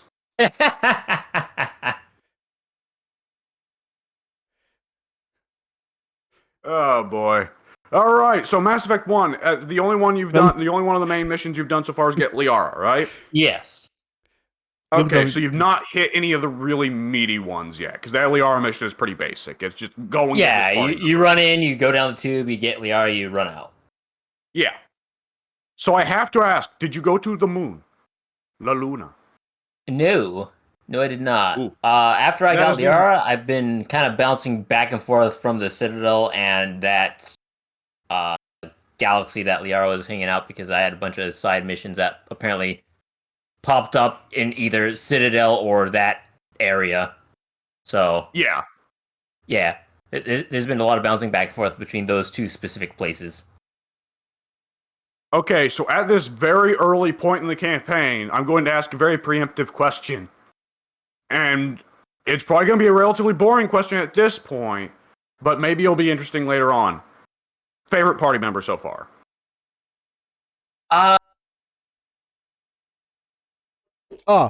It's Yeah. I love He's my favorite too, Pink. Yeah. That's a good question, and I'm trying to. The name slipped from my mind just now when you asked me. So I really like Garrus for no real tangible reason other than the fact that he seems pretty chill and he looks freaking cool. I like Liara so far. She's fun. I really like what's the chick in the suit? Tali. Tali, yeah, Tali. I really like those three specifically. The human companions, they're there. And then Rex, he's a big boy, but I'm not really too keen on him specifically. Kind of just average. Yeah, you'll learn to. I feel like he's too archetypical. There's not a lot to him, and I guess the same could be said for the others as well. But they fit the archetypes that I like more. Like, yeah, I'm curious to see how you react then to getting to talk to Rex more as the game goes on. It's not that I dislike Rex. He just doesn't stand out as much as others. No, Pink. You're not wrong. Where Pink, at first Rex as is just kind of, as we've come to learn, you either love Rex or you hate him. There is no in between. I don't know if there's anyone who hates Rex. You can't hate a big lizard man. That's not possible. Big angry frog man. Yeah. He's like Kermit on steroids. Oh boy, yes he is. So Kermit, When does Miss Piggy join the party? oh, that's Mass Effect 3. You know, That's Mass Effect 3's DLC. Ah. By the way, I'm gonna have to step sure out for there's like a 20 skit minutes. in the Muppet Show called Pigs in Space, but I could be wrong. Maybe. But yeah, I'm gonna have to step out for like 20 minutes, so. All right. I'll good be luck. back. Bring us back their heads. Yes. All right. Yeah, Rex. Yeah, I can definitely see where the first couple conversations with Rex, he's just big brute. Yeah. I do like how he's very well mannered though. Oh yeah.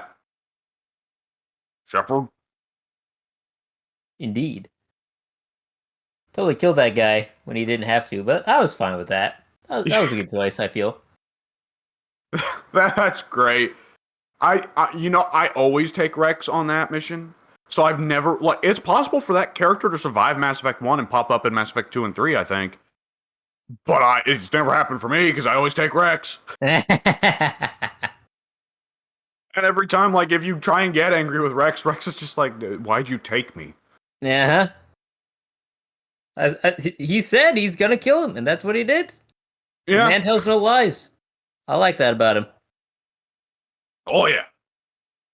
Very, very honest, Rex is. He likes dealing with problems immediately. And directly. And effectively, yes. Now, what class did you pick for Shepard? I believe I'm an engineer. Okay, that's the one I went with first. It's a little awkward being stuck with a pistol, but it is nice being able to make people explode by looking at them. Ooh, that sounds lovely. Did you go with male Shepard or female Shepard? Female. Thank God. I will think stay I posted in opinionated on this. Discord, but 99% of the time, if I'm given the option between male and female, I'm going to pick the female.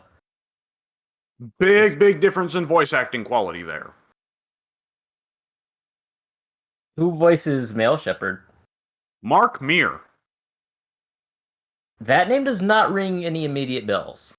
I don't believe he did anything else, really. He probably voiced, like, Peasant number 2 in Dragon Age, but that's about it.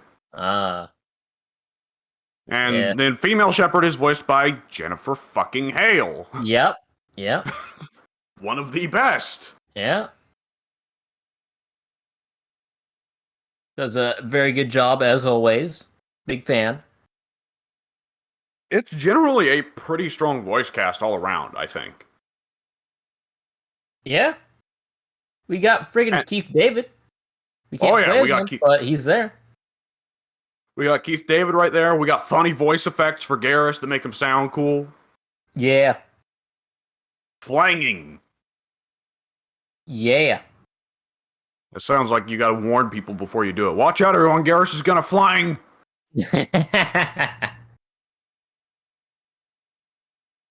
All right. How do you feel about the first 20 minutes? He had a cool voice as well.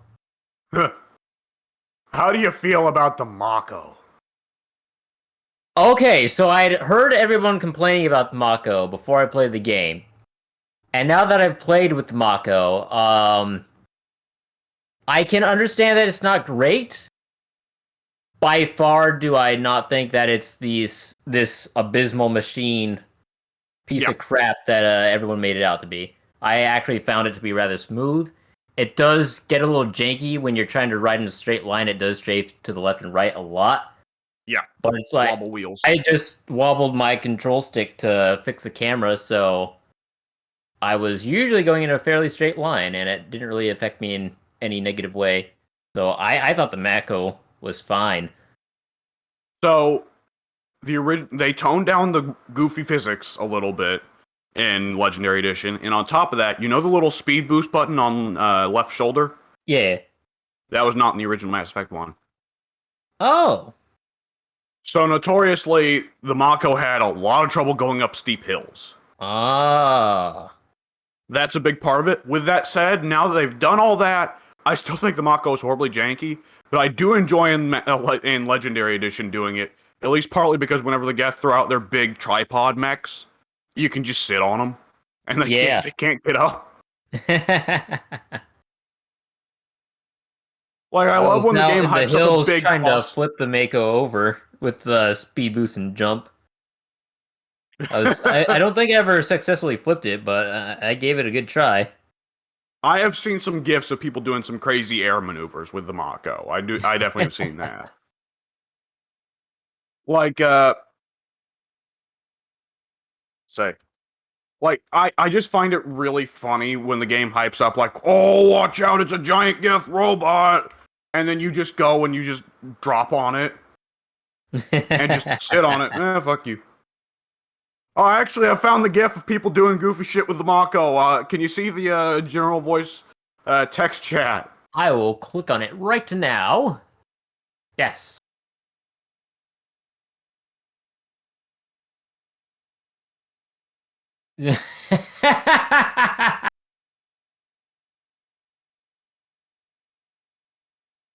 Oh my god, I didn't know you could do that. This is I didn't know you could beautiful. go up and see the Geth dropship and just hit it. Skipping across the lava like you're a damn pebble. There are some, like, for 95% of players, the Mako is pain. For 5% of players, they are just Mako wizards and they do NBA trick shots with it. Nice. Oh boy. That's a thing of beauty right there. Alright, out of all the Mass Effect 1 races you've seen so far, what design are you the biggest fan of? Which do you think is the coolest so far? That's an excellent question. I'm kind of blinking on the species names right now, but whichever Garrus and Rex are. Turians. Wait, no, Turian- Rex is not a Turian. Rex is a Krogan, yeah. Yeah, Garrus Krogan. is That's Turian. that's the correct one. So the Krogan. Yeah. Oh, that kind of is frog-like. Funny. The Krogans are very cool to look at. They're very big, beefy boys, and I like that. But the Turians, I thought, had a very cool design, which is why I like Garrus so much. So Yeah. I really freaking like the Turian designs. I didn't like that there's how do I explain this? So Mass Effect tries to make you feel like you're in this vast cosmic empire that is filled with like species upon species upon species. But when you're wandering around the Citadel, there's really only like maybe 10 unique species on that Citadel. It feels like, if that. The number gets bigger with each game, but yeah, I was hoping. I would say so. you're mostly right. Where Mass Effect 1, you got humans, you got Turians, you got Solarians, you got Asari, you got to a lesser degree the Volus and the Elcor. God, the Elcor are great. Right. And every once in a blue moon, you'll see the Krogan, but usually not because they're kind of an oppressed lower class kind of situation. Right. So yeah, it was kind of disappointing to be wandering around the Citadel and being like, oh, there's a lot of cool alien designs here, and there's a lot of cool alien designs on your party as well. But they also, there's obviously not that many in the first game, but they also don't do any like gender specific things. Like every Asari you see, well, they're agendered, so there's kind of not a like there. But every Turian you see, I'm pretty sure they're all male. Every Krogan I've seen this far, all male. I don't know what Tali is, and I don't think I've seen any of her species. Yeah, Quarian, that's correct. There's no Quarian, which there probably wouldn't be on the Citadel anyway, but there's not a lot of differing designs when you go from male to female, so it feels very vacant. It's like wandering the Citadel, every Turian, male. Every Asari, agendered, female. So it feels very bland, and I wish they could have done more, and they likely, as you say, will do more in the future. And I understand that it's a older game, like 2007 or 8, so not a lot and they could BioWare. work with. Yeah, small budget. BioWare has a little bit of a habit of waiting until the last minutes of the game and then playing by their seat of their ass. Yeah. So. Yeah, very cool designs, but it was disappointing to see that, there's only like one design per each species, and there's not a lot of differentiation in between them all. I mean, even one of the clerks remarks that most humans can't tell the difference between the species, the individuals in that species. Yes. And I'm like, yeah, it is kind of hard, and I think BioWare didn't make it any easier. It kind of becomes a plot point later in the series that humans have the biggest amount of biodiversity out of the species. Nifty. Like, the Asari have an entire thing of, like, their biodiversity depends on them fucking things that aren't Asari as well. Right. What was I going to say? Yeah, they definitely get better at that. It's very, like, Mass Effect 2, like, the very first real mission outside the tutorial immediately throws a male Quarian at you, and it seems like it's just they're like, hey, we finally got these. We did it, guys. We're heroes. Wait till the next game, and we'll show you a female Krogan and a female Turian, and that shit'll be crazy.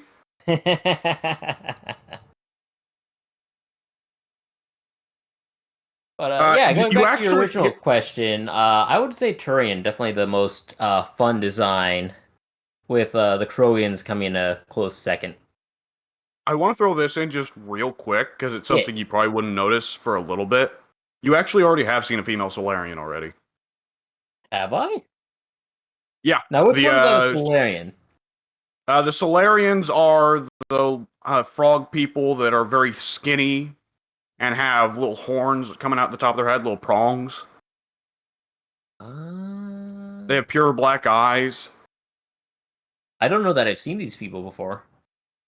Well, if you've seen the council, you've seen one of the counselors, because there's a Turian, an Asari, and a Solarian counselor.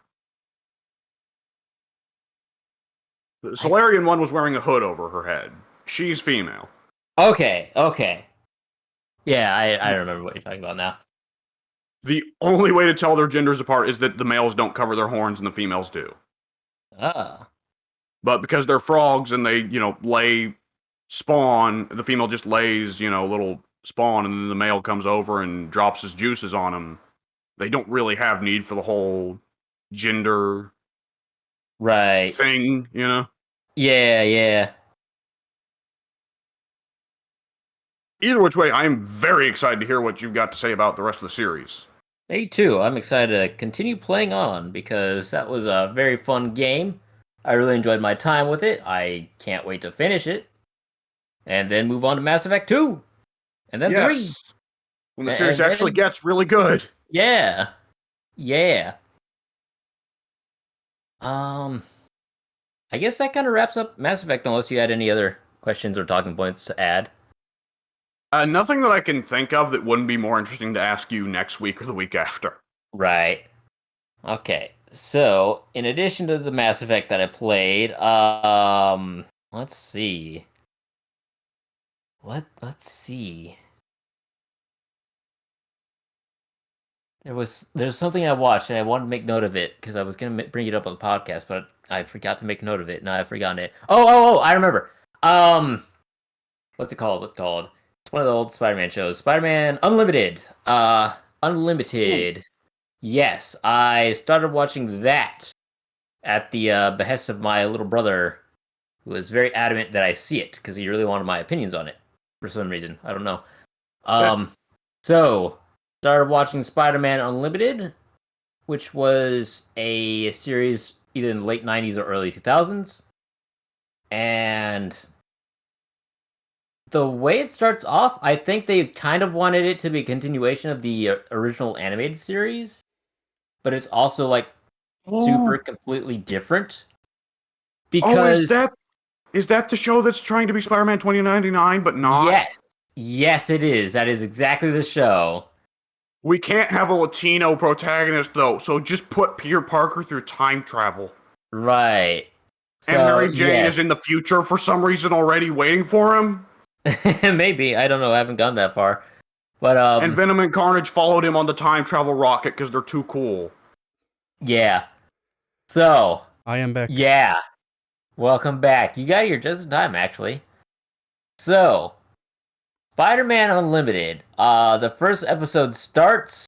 There are many callbacks to the 90s original animated series, mind you. The theme song to that plays for a minute. They do the spider sense thing, like the same animation style of it. So there's a lot of indicators very early on that they want this to be a continuation of that, even though it really isn't. Yeah. And that feels very disjointed. But the rest of it was all right if you take it as its own thing. So the plot is that we've discovered a counter-Earth basically across the sun from us. So John Jameson goes into a Mass Effect to rocket himself to counter Earth to make discoveries there. And then he becomes a hostage or something. We don't know. It's vague. We know that he's landed, he's been captured by somebody, he's requesting help. And so, who do they send to help? Well, that's a good question because apparently NASA builds a rocket in 6 months' time and is ready to launch it. But I guess Spider-Man somehow politicked himself into becoming the pilot of that rocket to go to Counter Earth to save John Jameson because everyone thinks that he was the one who sabotaged the initial rocket in the first place. Because Venom and Carnage, the symbiotes, mind you, no Eddie Brock, no Cletus Cassidy. That would have been odd. They decide to hitch a ride on John Jameson's rocket to go to Counter Earth for their own devious plots. And yeah, so while Spider-Man hopped aboard that rocket to try to stop them, he failed. He got knocked off the rocket. He parachuted back down. And so when everything goes wrong with John Jameson's rocket to Counter Earth, the blame gets pinned on him. So apparently he somehow is able to then become the pilot of the next rocket that goes to Counter Earth. I don't know why. I don't know how.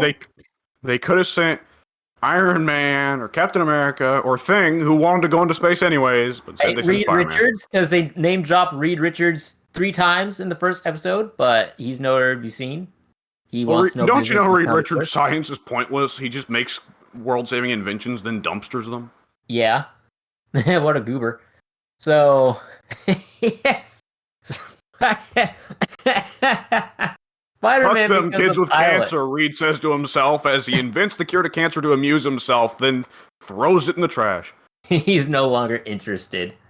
It's beneath him now. So He Spider-Man just looks becomes down an at a ace hospital pilot. full of children, and he thinks to himself, I bet none of those kids could invent a death ray. They obviously don't deserve to live now. Oh no.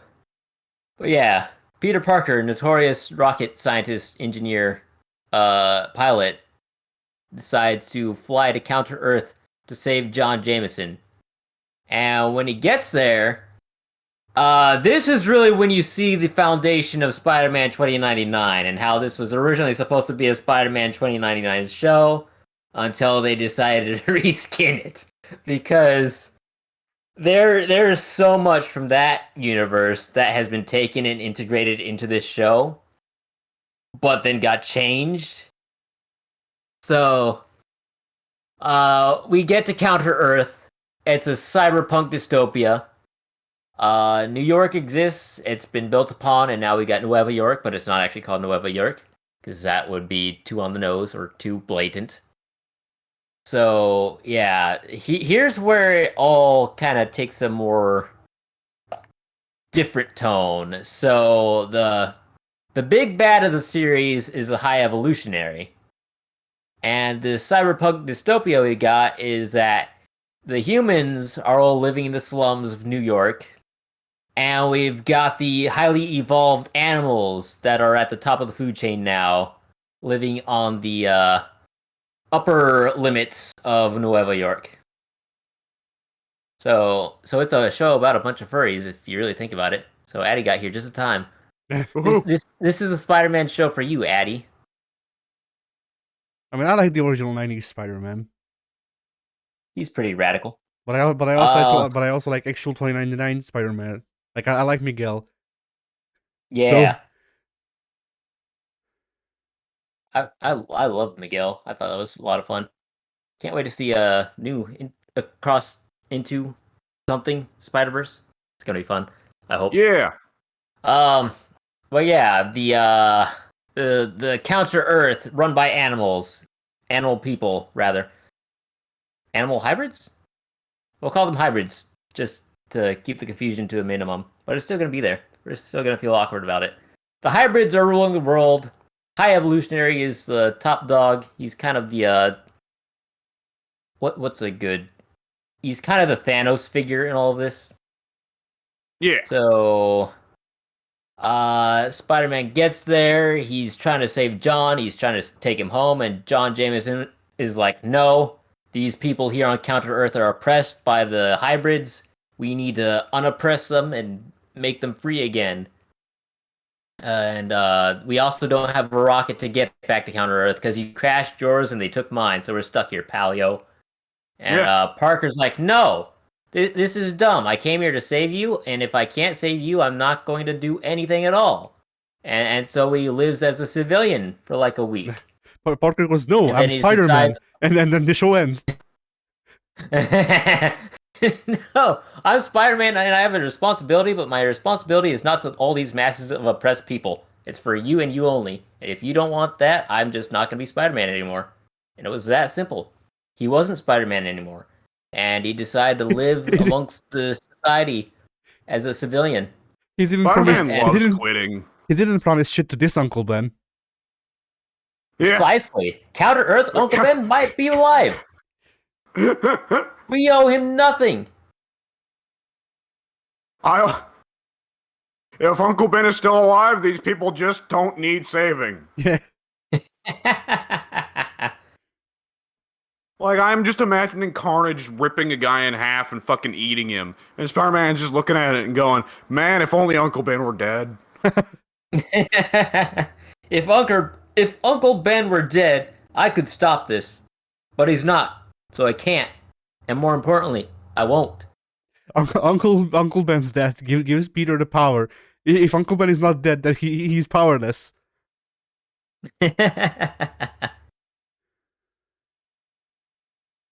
Now, where's some Spider-Man's of that? biggest weakness, Uncle Ben being alive. Now, where's Counter Gwen Stacy? Oh, wait. That's Oh, this. question. She also gets dropped off a bridge. Yeah. Shit. The difference is, while Gwen Stacy only had her neck snapped, this Spider-Man didn't catch her in time, so she's actually just spaced. The Gwen Stacy memorial smear lays at the bottom of that, pavement there. Yeah.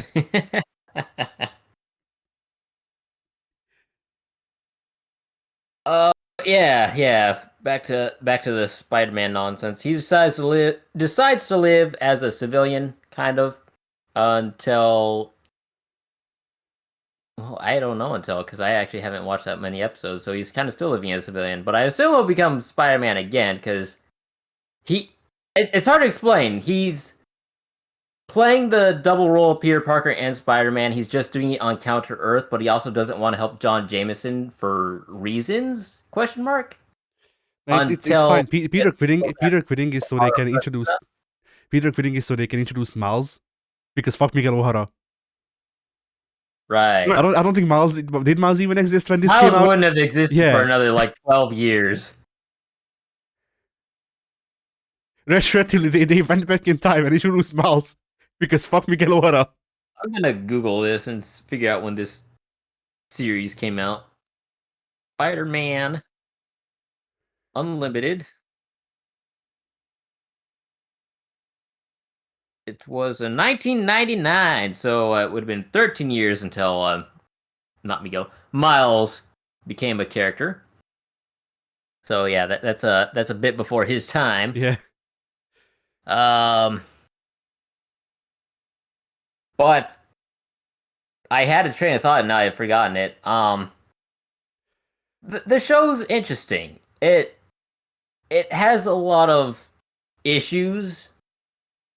It doesn't really have the same initial heart and soul of the original Spider-Man series. There's a lot of things that it does all right. There's a lot more that makes you scratch your head. Well, we've got the High Evolutionary as a Thanos type of figure. We've also got Venom and Carnage doing their own dastardly things, so they're kind of like... They sell more toys, nobody's buying Right. a fucking High Evolutionary toy. Right. They're doing their own Thanos thing in the background. So, and it really, it irks me because it's not really Venom and Carnage. I mean, it's the symbiotes, but there's no Eddie, there's no Cletus. There's no real rationale behind it all. They're just kind of the mustache trolling villains of the week, but they're there every week. So, it feels very child-oriented, which, Yeah. Probably obviously what they were going for, but it doesn't really make for good writing or good television.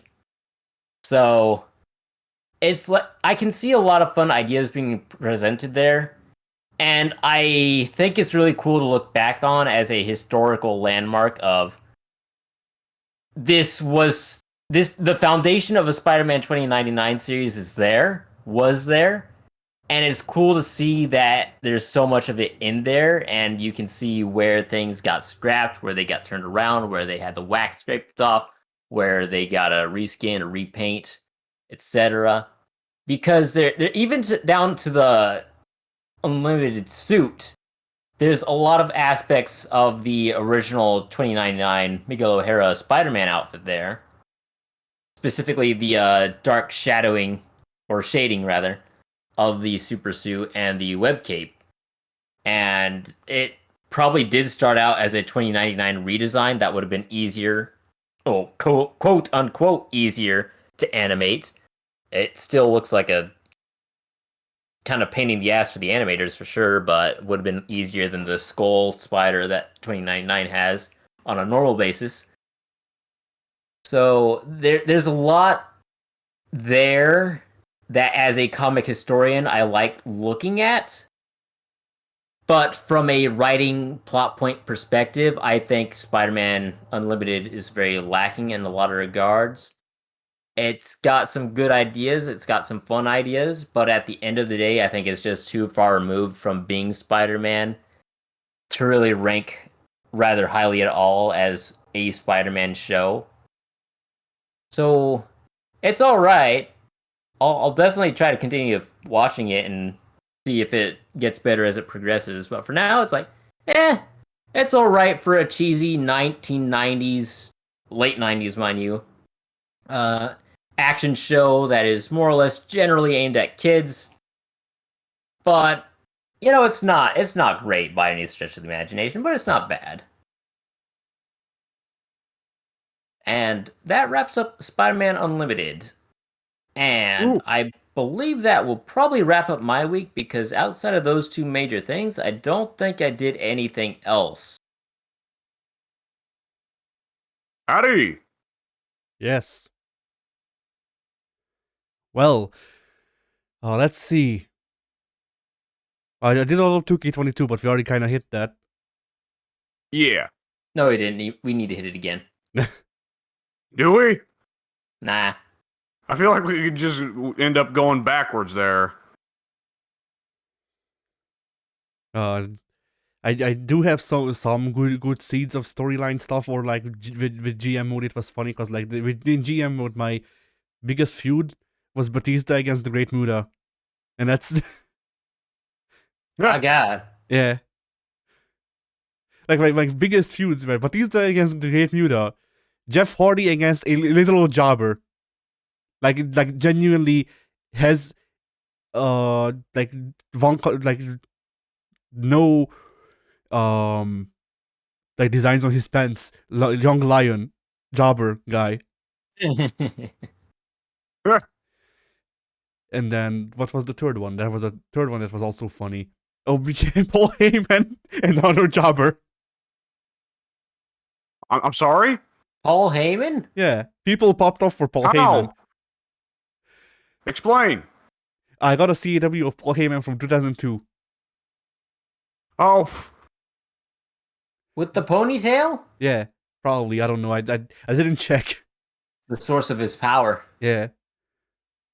He did get weaker. But yeah, like I downloaded a lot of characters. Like I usually like creating people in these games, but the more time goes on, the less I actually care. Is the problem.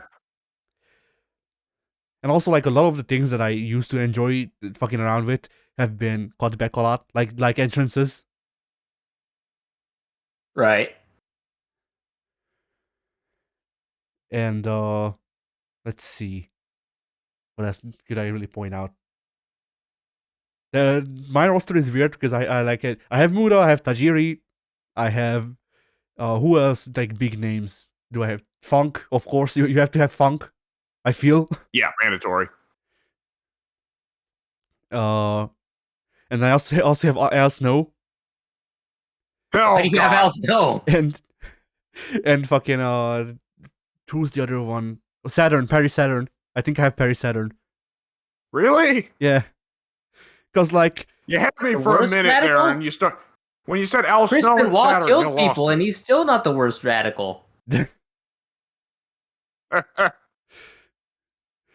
Cause like, I Hey, don't like. I'll yeah. admit Perry Saturn did save a woman from being raped, so he has that going for him. Oh, Yeah. that's true. I also have Rico, I think. Yeah. Cause like, I started fucking around with Universe and all that, and I just don't like the new arenas. I don't know what it is, but I just really don't like the new arenas. Probably because 90% of them are LED or LED rather. But Yeah, Oh, I was yeah, about to say lead, poisonous. yeah, yeah. yeah. Then over here, LEDs are not LED, so just a force of habit. But yeah, like it's probably because of all of the LEDs, and I really don't like the entranceway. I'm fine with, but the ring being covered in LEDs just ruins how the ring looks for me. And it's a small thing, I know, but still, you know. So I just downloaded arenas that I liked in the earlier games, and then I noticed, hey, I have a raw arena from 2002. I have a SmackDown arena from 2002. What if I just do some time fuckery and just do a mixed universe where there's new people but also people from 2002? Because fuck it. Right. That's always where I think I've said this before, but I always use the Undertaker to be like, oh, Undertaker brought Randy Savage back from the dead. Yeah. That's my headcanon here. Yeah, I mean, After SBRO 6, where he killed Eddie Guerrero, he later brought him back. yeah. No, he didn't kill Eddie Guerrero. He put him into stasis. Ah, yes. But yeah, like, um, I also have Okada, I think, but he's like the only New Japan wrestler that I don't know that I got. I don't think I have anybody from New Japan on my I roster right I now. searched up New Japan, and I went to most downloaded and the most rated, and I was disappointed because 90% of them were fucking Olivier, Yeah. and I just went Well no. known, yeah, Japanese competitor Kenny Omega. Yeah, and like also, I there was a really good Misawa, and the game didn't let me download it, so that was sad. Oh, Yeah. On PlayStation, for whatever reason, a bunch of the Mizuwa CAWs are fucked. I don't know why. Yeah, Something happened. Too many elbows. yeah, like it just says content is corrupted, and I don't get to actually like download it, and it's sad because like Oh. it's always the best looking CAWs as well, because like Misawa, yeah. I tried the best three that I found, all of them corrupted. I found really good current Christian, and I went, well, fuck it, Christian's not in the game, I might as well add him. I tried to download it, no, corrupted. I found a good rock from the 90s. No, he's also corrupted. Wow. He is corporate rock, I Ugh. guess. So, Heh. but yeah, it's been between that and also like not having all of the characters that are on unlockables actually unlocked because I don't have the accelerator Right. has made actually downloading Ah, people Yeah. hard. So I've been kind of putting off on getting more people until after I have unlocked everyone. Yeah. But yeah, like uh oh yeah. I have my favorite superstar who for whatever reason doesn't show up in either of the brands, even though I've set them to appear on both. NXT doesn't count. I've deleted it. But So did Vince. yeah, NXT is always the first brand to go in universe mode because it's like, well, fuck, God damn it, I want Roderick Strong versus Roman Reigns, but as long as he's sitting around on NXT, Yeah. It's yeah, like but NXT, the developmental brand, and if I'm running Universe, it's like, why do I need a developmental brand? I yeah, don't. Just yeah, give me and all these guys, throw them on normal brands. yeah. Similarly, I'm just like, man, I wish Brian Kendrick, and then I just delete NXT and move him over to the Raw folder. yeah. I don't know why. Like I can't even actually tell you why I like Brian Kendrick. I just do. I think it's his team. I freaking love Brian Kendrick. Yeah, his theme's awesome. But yeah. Oh yeah, Remember when he was WWE champion for 5 minutes he was? in a scramble match? Ah, okay. That's probably why I don't remember that. Yeah, it would be interim WWE champion, but I mean, for about 5 minutes, he was. I mean, if the match were to end right there, he would have been WWE champion. I mean Would have been great. that's about as long as I feel like that's a Mysterio's thing you can say to make Vince mad. that's about as long as Mysterio's title run in 2011. I think. Yeah, might be longer. Yeah. That depends. How long is John Cena's entrance? That's a good point. He's actually got a fairly quick entrance, all things being fair and whatnot. Contrary to the Undertaker, who takes like 40. Yeah. Yeah. What's really funny is I bring this up now because you mentioned that brief title reign by Mysterio, is that they have The Miz from 2011 in the game because he had the for that match. final And final match and then- championship. And then they cut the John Cena match because it wasn't one. Like really, Right, really that the second match should have been the end cutscene of that one. probably. But they have The Miz 2011 in the game, and his render is The Miz from 2021. He's literally wearing his John Morrison tag team gear. Nice. He's got old man Miz face. It's literally a photo of Miz from 2021. Yeah. It's like, what? Who was in charge of this? Yeah. This is not Yeah. The Miz 2011. This is The Miz 1 month before this game released. Yeah. It looks super doofy. And it bugs me because I may be alone in this, but I prefer Faux Hawk Miz. Yeah. Yeah. I love the Mohawk because it makes him look like the douchey, egotistical maniac. Yeah. that he's He looks playing. like an asshole. Yeah. I also like how this is probably that he actually did, considering it's in the game. But I did like how when Tim and Morrison do the entrance, he still does the Mohawk taunt from 2011, but he doesn't have a Mohawk. he does. Or he did. Yeah. Screw it. Keep the animation. Save the budget. Yeah. Miz did the taunt in real life, though. That's what made it funny. Oh. For old time's sake. Yeah. Like I like stupid callbacks like that. Because it's really funny seeing Miz in his fucking movie star getup that looks like shit, and he's doing this taunt he used to do when he wore fucking cargo pants. Stupid jean short things. Yeah. Oh, yeah, that era of Miz was great. It's great every time we watch a Royal Rumble from around that time period here in this household, because I have to, not only do I personally have to get reminded of that, but I also have to explain to my family, oh yeah, Miz used to come out in jorts and a fedora. I mean, the thing about that gear, and I don't remember a lot of that gear, so keep that in mind. But like, the gear overall sucked, but I liked how the color is accented, which is a weird thing to compliment, but still. Yeah. Like, you know, the overall gear might be bad, but the way the red pops, it's great. Yeah. But yeah, so my one secret superstar that the game doesn't want to use, aside from Terry Funk, I guess, because he also doesn't get to play for some reason.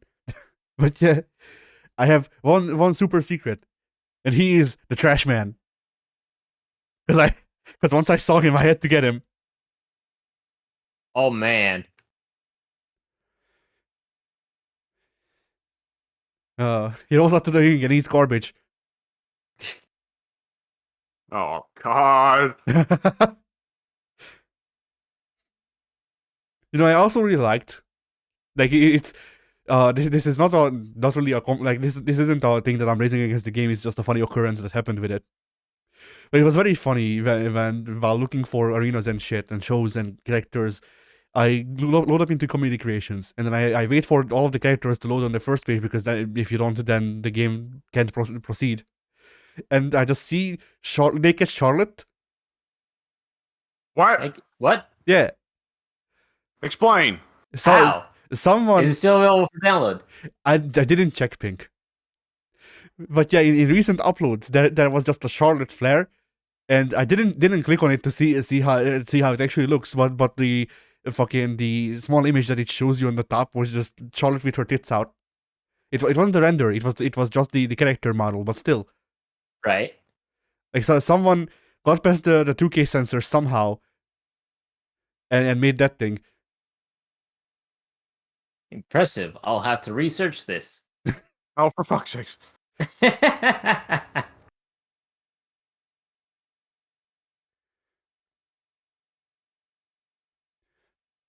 But yeah, I wish more of the good CAWs weren't corrupted, and also wish that 90% of the highest rated and most downloaded things wouldn't just be AEW Arena 1, Kenny Omega. Yeah. Right.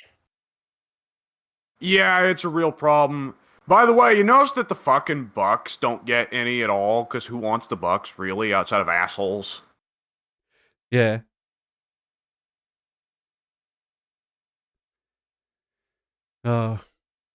Speaking Bucks are of, just two yeah. ugly dudes with terrible ring gear.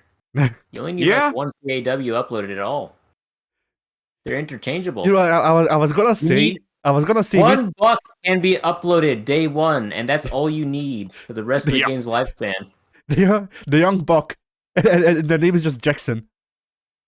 Yeah. And it's both of them. Like, for description, just copy him twice forehead. Precisely.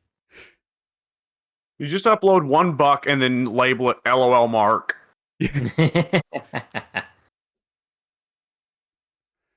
By the way, speaking of, shouldn't they just be called the old bucks now? Aren't they getting on? Yeah, absolutely. You joking? The ancient they look bucks. Awful. The ancient bucks. Old money. Like, what's the opposite of nouveau riche? Just call them that. They don't have money, though. They just take someone else's. That's true.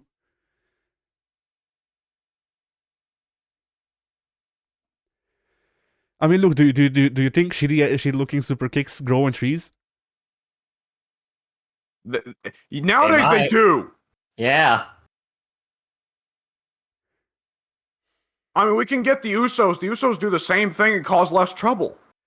I say outfit all One of them. does. Yeah, I liked how recently I read a thing with the Usos, and someone commented, you know, kind of makes you think that the Usos might have trained with the Hardys, and how much the Hardys rubbed up on them.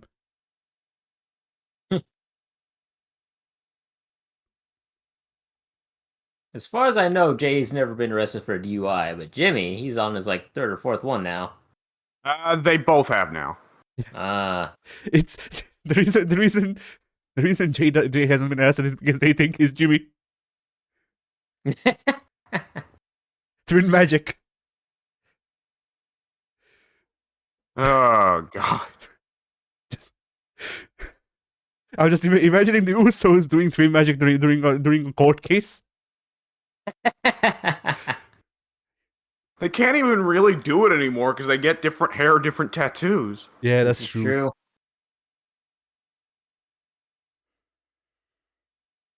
Oh shit. But yeah. Oh boy. Anyway, so yeah, 2K. That was 2K22, I guess. I think the yeah, go ahead. Oh no. But yeah, I think the most fun thing for us to do in that game would just be fucking like something that someone else does, which is whose gimmick is it anyway? What? Yeah, Explain. You all agree on one superstar or well, yeah, superstar. No, wrestler. Sorry, Vince, the Vince brain. Yeah. But yeah, you all agree on. He's not gone. Yeah. Vince came back into WWE. Now I am forced to call them superstars again. On pain of death. Yeah. Somehow Palpatine returned. If I don't call them superstars, then Vince will come to my house and blow his knees out at my front door. So anyway, It's very nice of him. Yeah. You can pick him up off the floor. Just do the Sting Sprite commercial.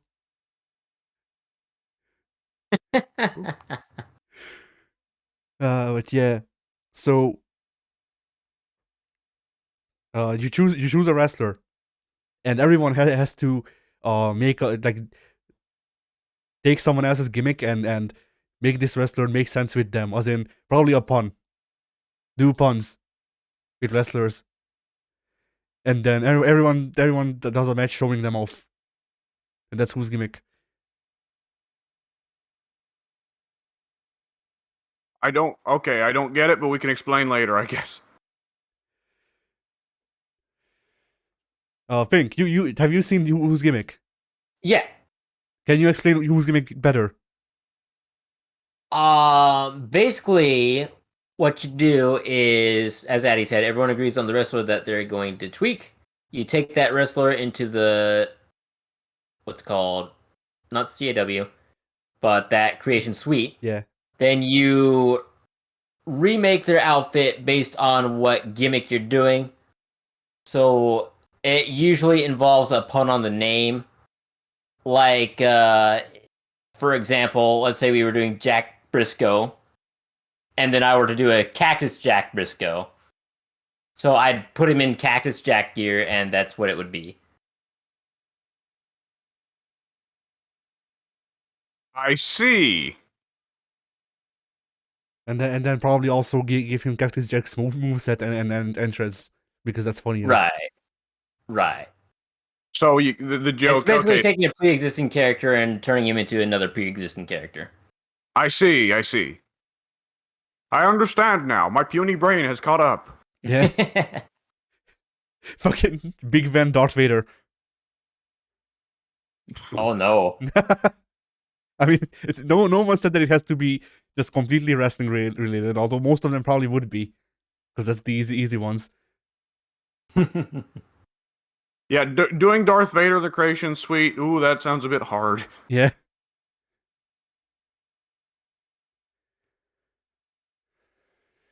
But yeah.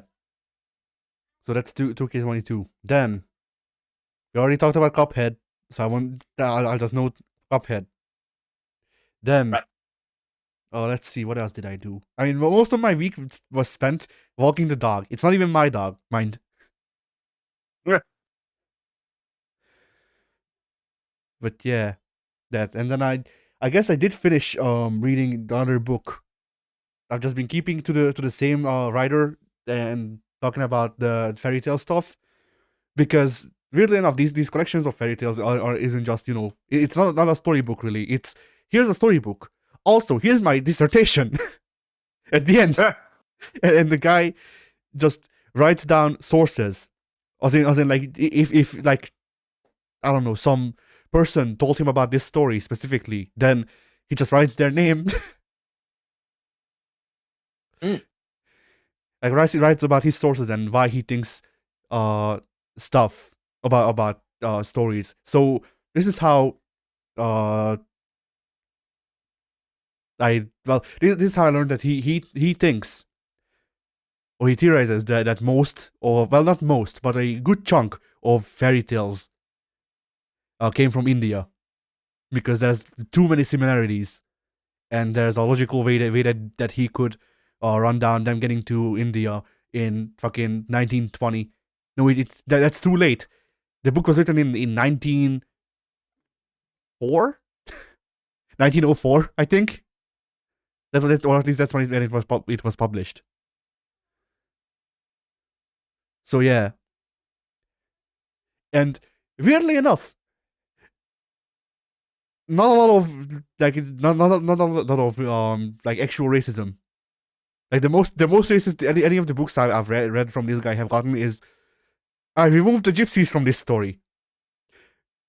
Which, like, I don't remember which story it was. Is this guy European? What? I said, is this guy European? Yes, British, I believe. Okay, that makes sense. Filthy. But yeah, like the No, that's what he says about the gypsies, Pink. but yeah, like I was surprised because like when he got to the sources, he was like, my source for this was this person who heard it from a gypsy. The only thing I changed is that I removed the superfluous mentions of gypsies, which like why? But then also I can see his point. Like Yeah. the person like the because he pointed out which characters were gypsies in the original tale, and nothing changes about the story. Like only the people's skin color changes, and like okay.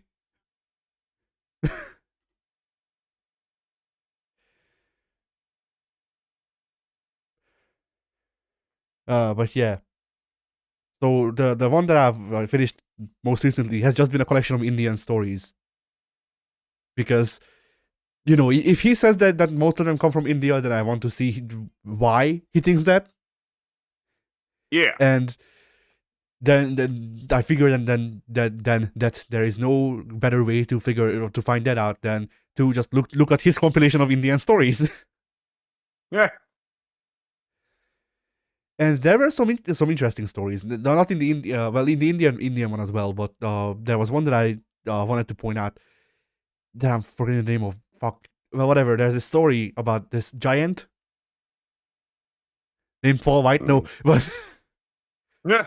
Well. uh, like the guy had a weird name like Thatch, but it wasn't that. It was like a longer name, and that was only his family name. That's all I remember. Like it's something like Timothy Thatcher, but it wasn't Thatcher. It was just something that sounded vaguely similar. We're going all kinds of wrestling names here, this Yeah. guy. But yeah, anyway. So there was this giant guy, and he fought a dragon who was also a worm, because language is funny. And I think like I can't decide if it was supposed to be worm, WYRM, or the way it was written, which is WORM. Because Honestly, with medieval creatures, there's a could be decent both. chance either. Yeah. But yeah, he fought a worm with like a wheelbarrow. Or not even a wheelbarrow, it was the underside of a carriage. He just ripped it off. Fuck it. And that story was interesting and also kind of fun. So I did some more research. Turns out all we know about the story, this guy, the guy whose book I read, like 90% of the knowledge we have of the story is this guy writing that one book that I read, and then also some place names and one church window in London, I think. So that was fun. That was some good ass research. Yeah. But yeah. The Indian Tales, some of the like I don't know if that's a modern addition to writing, or if it's just something that the transcription omitted, because I read these transcripted, because I could technically, I believe, read the actual pages of the book that were scanned in, but I'm assuming that some of the considering some of the typos that were made, I feel like it's just hard to read. As in, like the actual pages might have deteriorated by the time of scanning, to the point where some of the letters are inconclusive.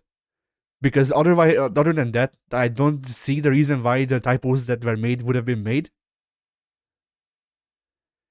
Because, for example, it's this isn't an exact example, but it's close to the stuff that were typoed.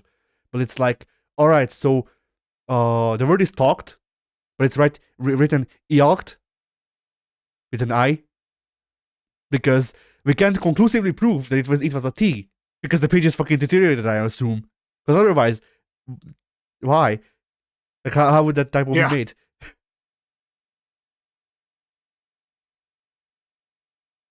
So anyway, yeah.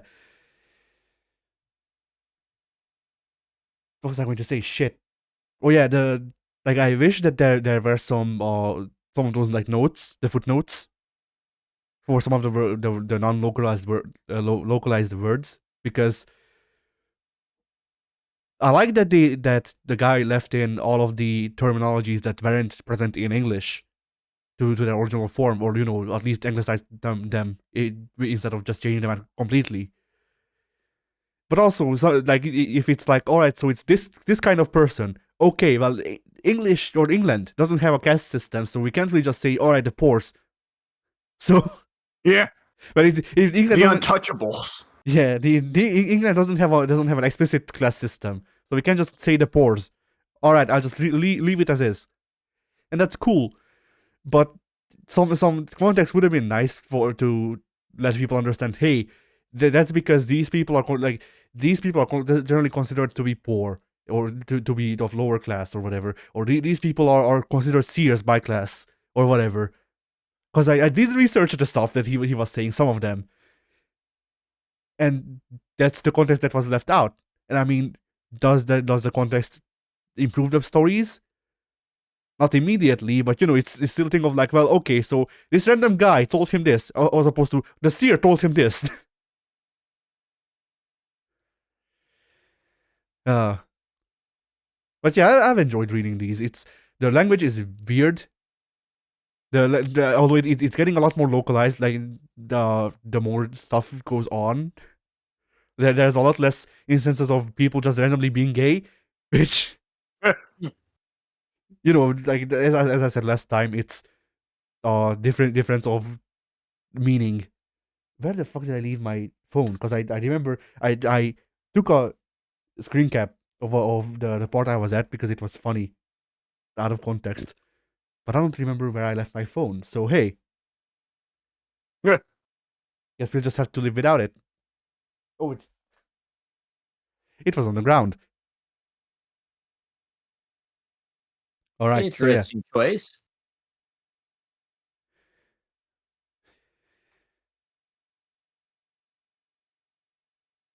I genuinely enjoyed reading. Like I enjoy reading these old books because it's not just the stuff that's contained in the books. It's also history now.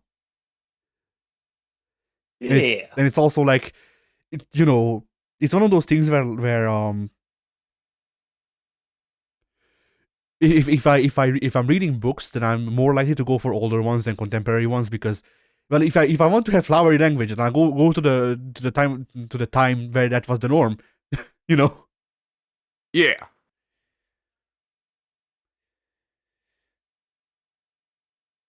Yeah, I like this. I liked this storytelling thing where,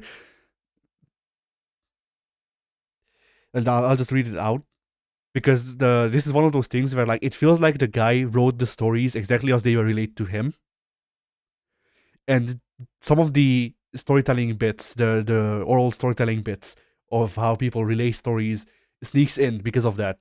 And I think I pointed this out with the first book as well, how sometimes it feels funny, but at the same time that doesn't mean it's bad.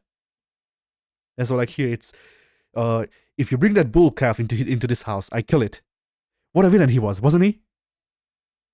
Like, just asking the readers, like, all right. Oh yeah, and this one I'm gonna have to spend some time, because it's a picture. These books also have some fucking fire illustrations in them, like really well done ink drawings. Yeah. And I want to share one with y'all from the Indian book, the stories from India book. I don't actually. Was that the name of it? I don't remember. Whatever. But yeah, I particularly like it. It's just it's very nice. Like the people can end up looking weird because it's very old art, but the other stuff that's really good usually. Like especially monsters. All right. But yeah, we're waiting on the phone client for Discord, and then I'll send the picture. So yeah, if y'all have book recommendations for books that were released 100 or 100 years or longer ago, then I'm listening, because like the problem is that like there are some books that I want to read, but by the time I'd actually get to search for them, I forget about them. Because like the journey of Marco Polo, I assume there has to be a translation that was made prior to the last 100 years, so I could probably read it. But then also, once I get there, I'm just like, well, what the fuck did I want to actually like read? What did I want to look into? Because there's a lot of books that I hear about, and I go, okay, yeah, maybe I should look into that. But mostly historical stuff, I guess, Eh, or allegedly non-fiction.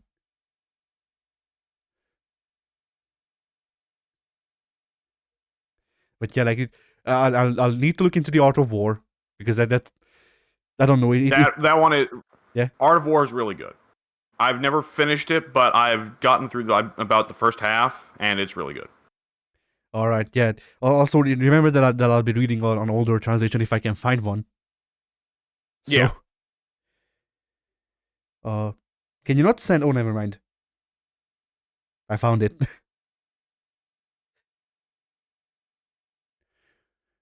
So yeah, that one I've looked up Five Rings because I really want to read Five Rings.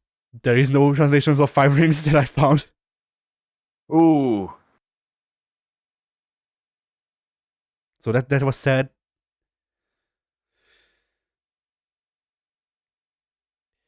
And then like stuff like that. Like remember the guy I talked about whose name escapes me, the guy from Civ, who I said the guy who invented medicine, and he's also the guy who Marco Polo ripped off. Yes.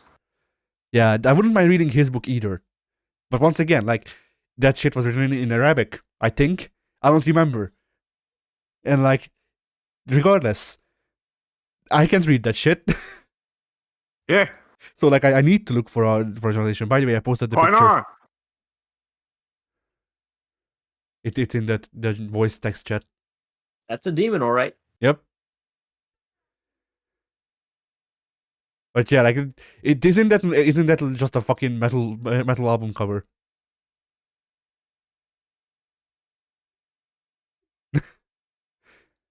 Pretty much. So yeah, like the people look sort of stinky sometimes. It depends. If it's just like a face or whatever, the people look okay. If it's a full body, boy, they lanky. Yeah. Like instead of people, the artist actually just drew Lanky Kong and removed the fur, regardless of gender. But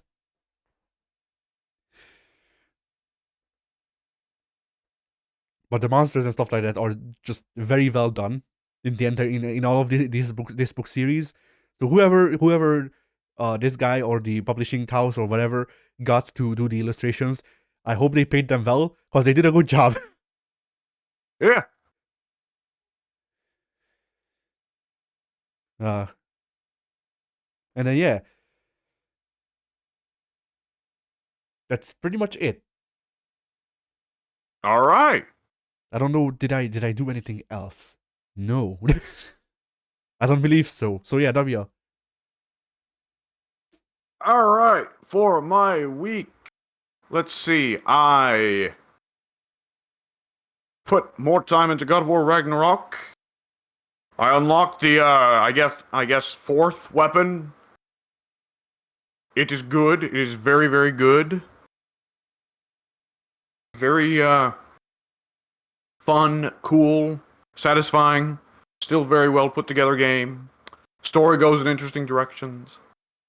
There is an instance of a character doing something that is the motivation is poorly explained. And you get a little bit later and you can start to figure it out a little more why they did that, but at the time it's not super well explained, so it just seems like a character is doing something irrational just to create conflict. Taking characters in very interesting directions from God of War 4. Characters that seem like they were just jokes in God of War 4 actually get pretty serious plot lines.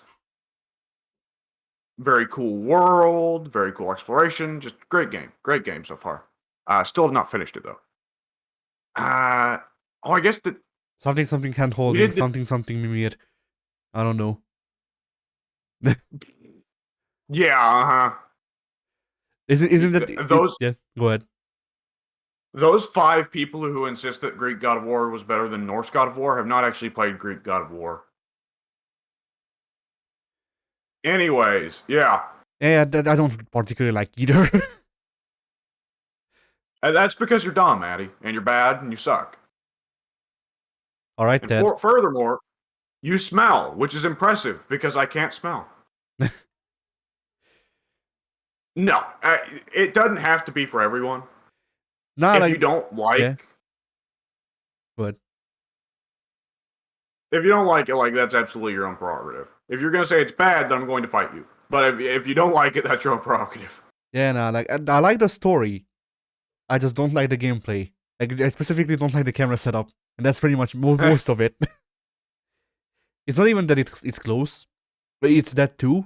But it's also the controls. I just don't like how it feels. Like it feels like GTA 3.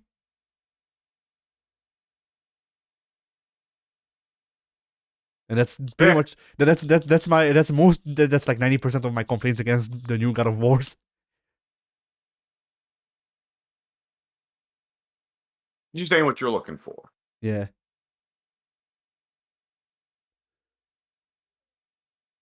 But yeah, it good. It's good.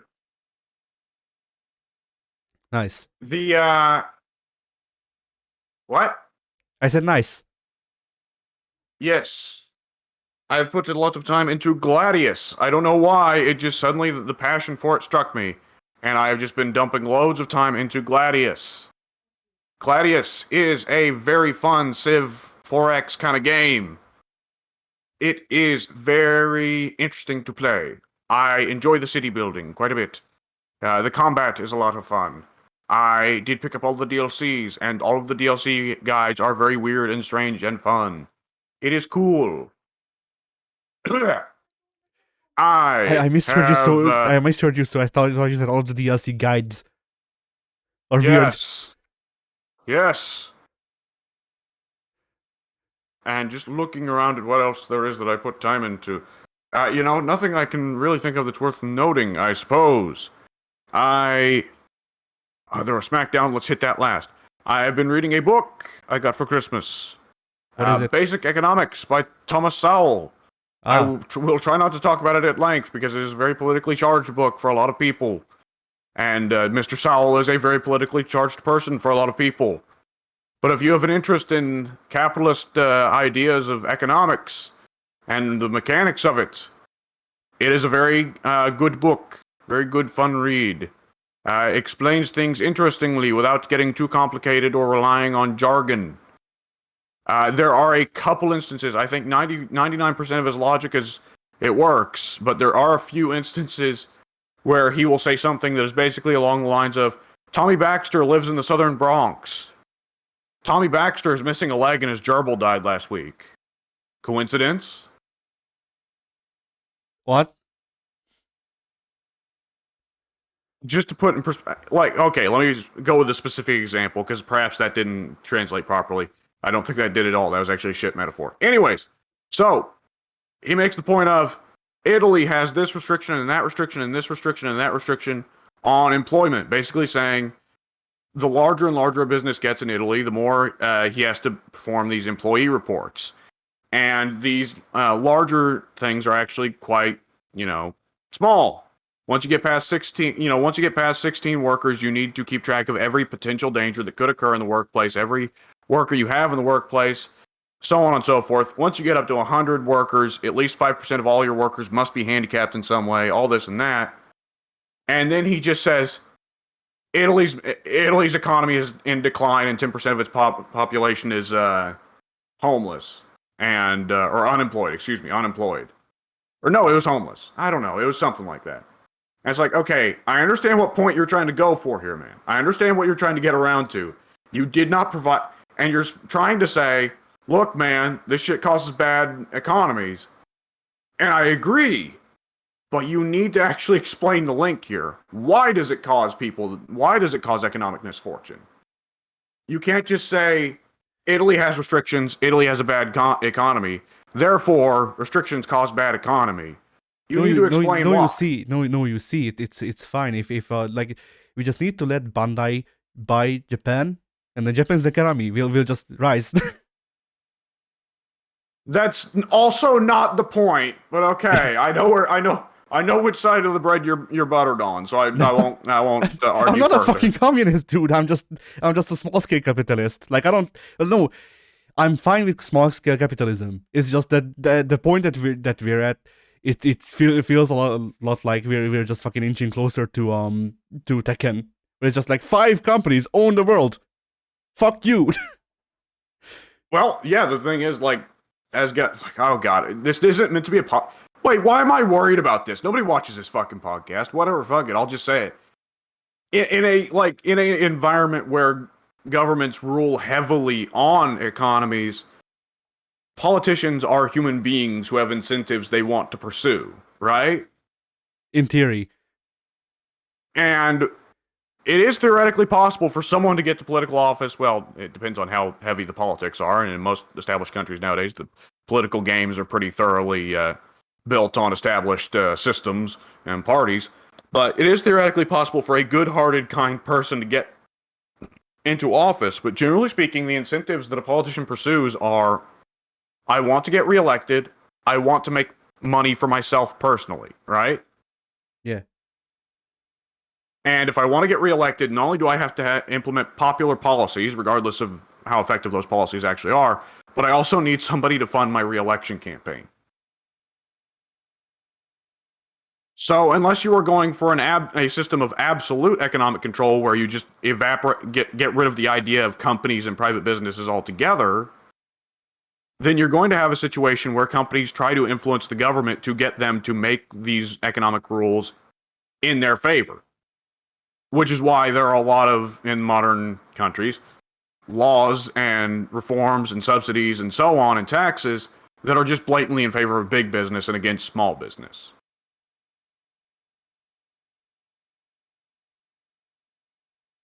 I mean, all I can really say about that is that at least over here, the companies meddling, big companies, I mean, meddling with the country isn't as outright or whatever. Like the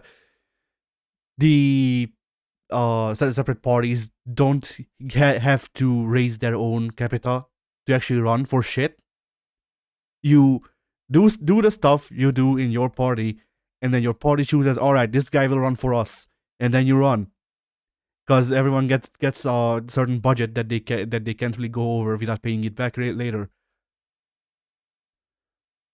And well, the companies, I'm sure, still fucking meddle with shit, but it's a lot harder for companies to just be like, all right, so Orban, I'm gonna slip you a $5, and I want everything to go my way. It's not hard for companies to go that way when they can literally just buy the fucking land. You know, that is a significant difference amongst countries. As America, it's much more of a process to go on campaign, partly just because the place is so fucking big, but also because we have a lot more reliance on mass media. And buying spots on mass media is expensive. Like, I mean, you can just look at the budget for just about any corporate venture in the media, and it's like, oh, like half of all the budget just goes to marketing? What the fuck? But either which way, yeah, I think in Hungary, there's less issues of corruption coming from the need to fund re-election campaigns, which is kind of a brutal thing here in the States. In Hungary, there's largely, just going off of Orban, the example set by him is the corruption is more just outright personal of Viktor Orban wants a new pool. Well, no. It depends on which one. There's 2 guys. There's Orban, who used to be good 20 years ago. He used to be. He has managed to retain power for 20 years, which isn't suspicious at all. No, that's not it. He used to be a good guy 20 years ago. He was the people's champion. He actually did shit that people liked 20 years ago. Like his entire his entire party is I believe called Party of Young Liberals. They've grown old, mind. But yeah, so like he used to be a good guy, quote unquote. People liked him and all that. He did stuff that people liked. After his first term, I want to say, I don't remember, mostly because I wasn't alive for, well, I either wasn't alive or conscious for most of it. But after his first term, people elected Yurchan, and no, it was either his first or second term, I forget, whatever. Elected Yurchan. He was in power during the 2008 economic crisis. He did everything in his power to funnel money into his own pockets and whoever else he was friends with. And then a audio recording of him saying, and I quote, "We fucked the country. We fucked up. Oh, no, we fucked the country. We fucked it." And that's it. That came out, and that was from a private party meeting, by the way. And after that, there was a riot. People broke into the parliament to attack him, and he resigned shortly after. Weirdly enough. Now, going off of American politics, he'll be running again in 5 or 10 years. Oh no! He's been running since. Like he doesn't outright. He doesn't outright run, mind you, because that would be bad optics. No. It's just like, all right, so this guy is running from the same party, and also he has Yurchan's blessing. Weird. Well, Nixon did come back to American politics in the early 90s as an elder statesman as well, and he was like giving people his blessing. I mean, fucking Hillary Clinton went and got the blessing of the, what was his name? The Secretary of Defense for Nixon, Kissinger.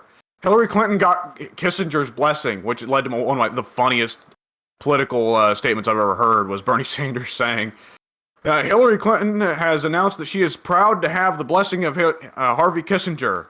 I am proud to announce I do not have the blessing of Harvey Kissinger. Henry Kissinger, whatever. Yeah. Yeah, it's... But either which way, yeah, that's... Like... Politics is a thing where you have to...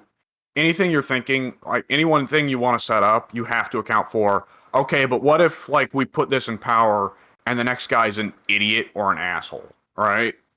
Yeah, and then to go back to Orban for the sake of the sentence, like, he's not as much Orban needs a new pool, so he'll make fun. It's Orban feels like Orban really loves football or soccer, whatever, whichever you want to call it.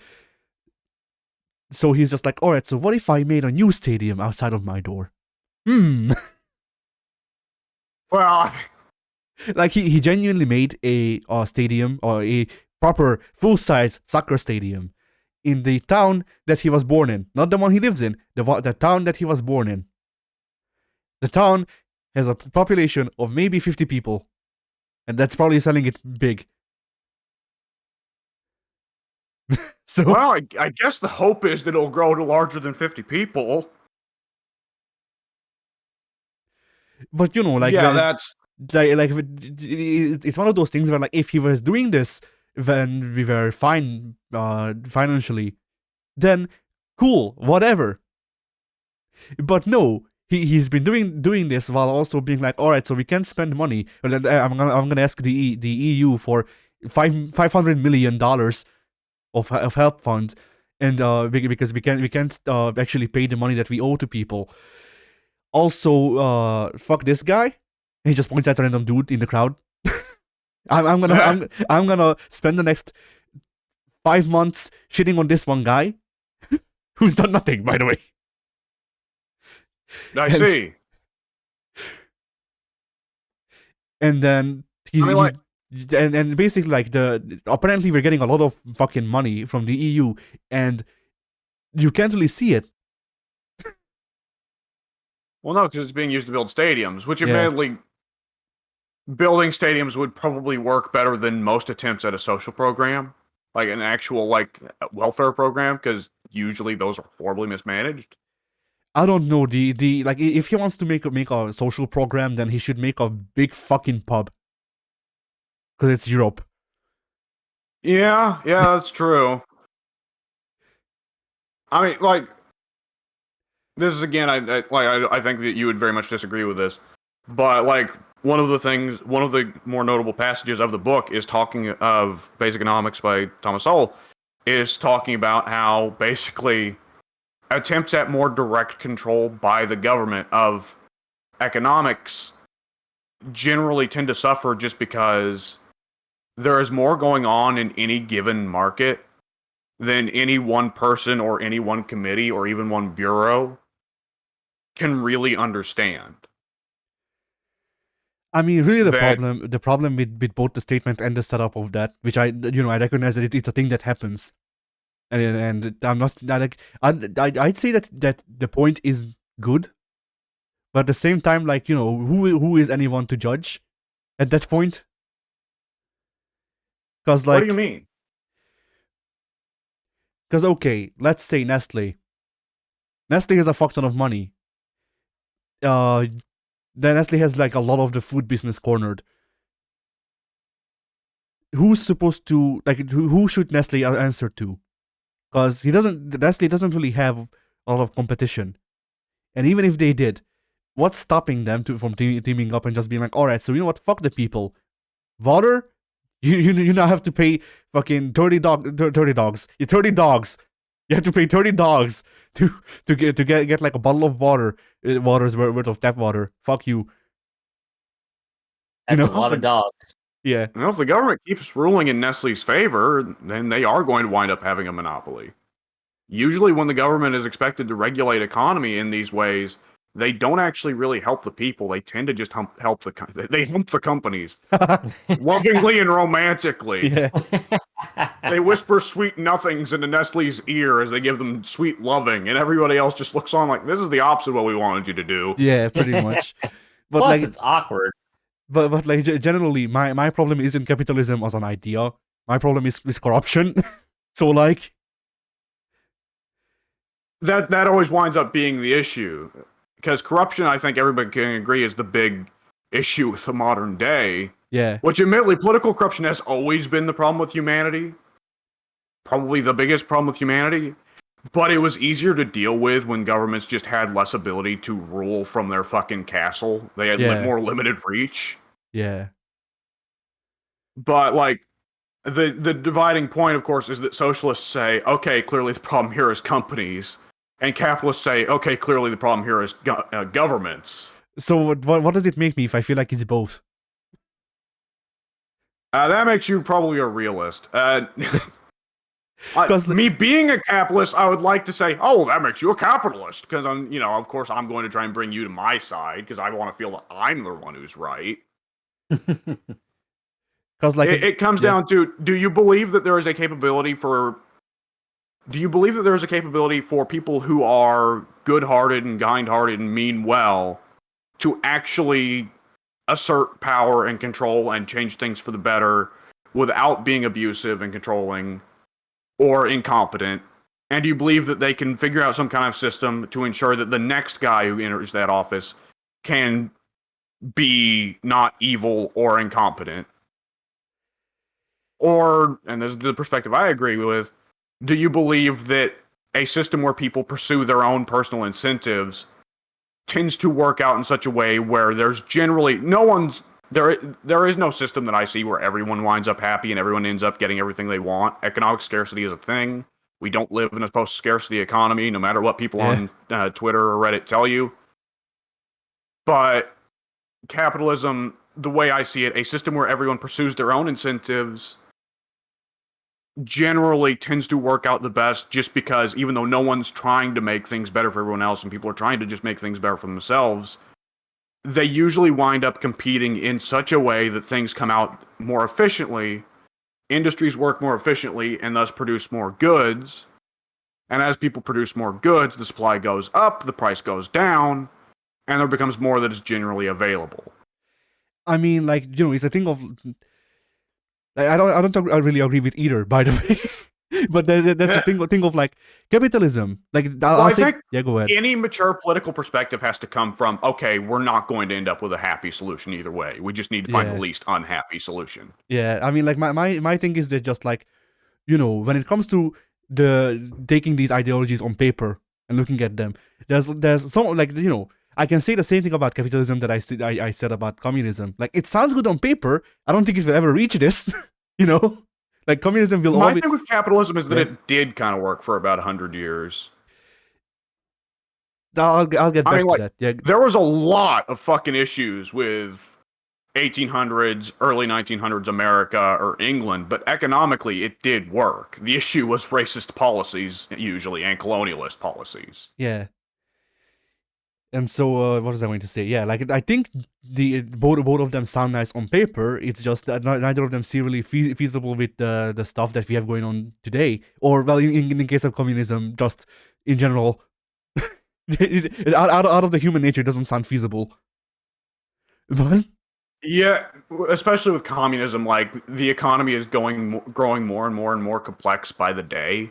How on earth could, like, you would need a bureau that is large as the fucking economy itself to manage it. Yeah. And so like Hank, we've just said fuck it. Nobody listens to this podcast anyways. Let's just discuss politics and economics. Makes sense. Yeah, because W thinks that I'm a communist, but really I'm just leave me the fuck alone. Go die. No. Eddie's an anarcho-primitivist. He believes in carving up a club, and when he wants to expand his house, he needs to go kill his neighbor.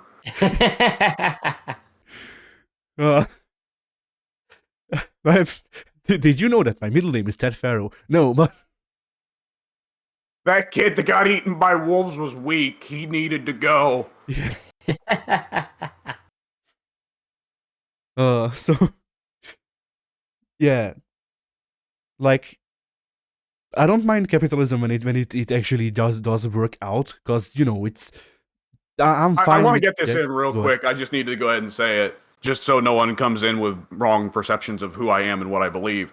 Like, I'm not Gary Johnson, Ayn Rand, fucking over here. Like, I think public roads and driver's licenses are the supreme evil either. I'm not crazy.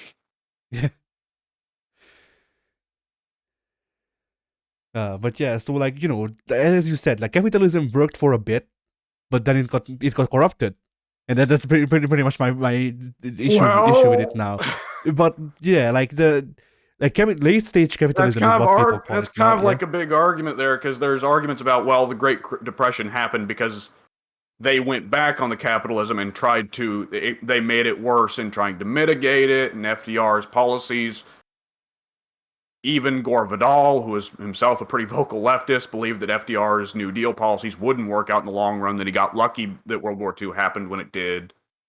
And then, you know, Truman and Eisenhower kind of walked along with that back in the 50s. And Eisenhower especially benefited from the U.S. highway system program that he put in, which was a massive expansion for the American economy, but it's getting into, you know, yeah, smaller stuff there. But yeah, like it feels like we moved past the point that you said in your hypothetical, though, of like, well, you know, people looking for stuff drives companies to do better and try to make more of the things, so it goes down, and it just feels like companies are going, okay, so how about we do better, or not, we don't even do better, we do the same, we make more of the thing, price goes up. Well, I'm not like a super economics expert, but I do think that right now we are at a bit of a point where we kind of need a Teddy Roosevelt, a trust buster. Yeah, maybe. Because I think I'm very much in favor of deregulation, because I think regulation helps companies, because companies have governors in their pockets.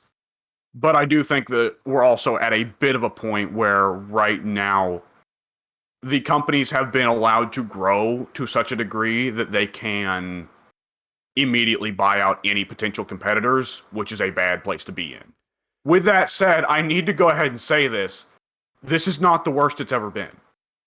A lot of people are like, oh my god, Jeff Bezos, Elon Musk, Bill Gates, it's the worst it's ever been. No. Like, Rockefeller and Carnegie shit all over Bezos What and the Musk fuck? and Bill Gates. What the fuck We has... have come back from this brink before because of like trust busting and such. What the fuck has Gates done in the past 50 years? Computers I know, like, there's Windows, but aside from cheating Windows, on like... his wife. Again? Gates, I would not say like people are. The billionaires get judged on personal qualities. It should be go ahead and be said. Bezos, so far as I know, has done dirty business with some people, but actually isn't really that bad of a person personally, except maybe leaving his wife with the money. But anyways, well, actually, didn't Bezos' wife make an absurd amount of money off their divorce? I have no idea. Oh, probably. But like the compared alimony, to yo. like, there's a tier there. Jeff Bezos, I've never heard of getting up to any weird personal business. People just don't like the dirty business that Amazon does with its employees specifically. Bezos, personally, to my understanding, is actually supposed to be a fairly liberal guy, which is bizarre to think about, ain't it? And then Gates is a little bit skeevy because he cheated on his wife with like a way younger woman. And then Elon Musk is, Yeah. ooh boy. I mean, that's the thing of like, I rank Gates under Bezos because that's personal stuff. Like, that's not really evil fucking multimedia conglomerate rich person stuff. It's just he's an asshole. All right. If I are we surprised?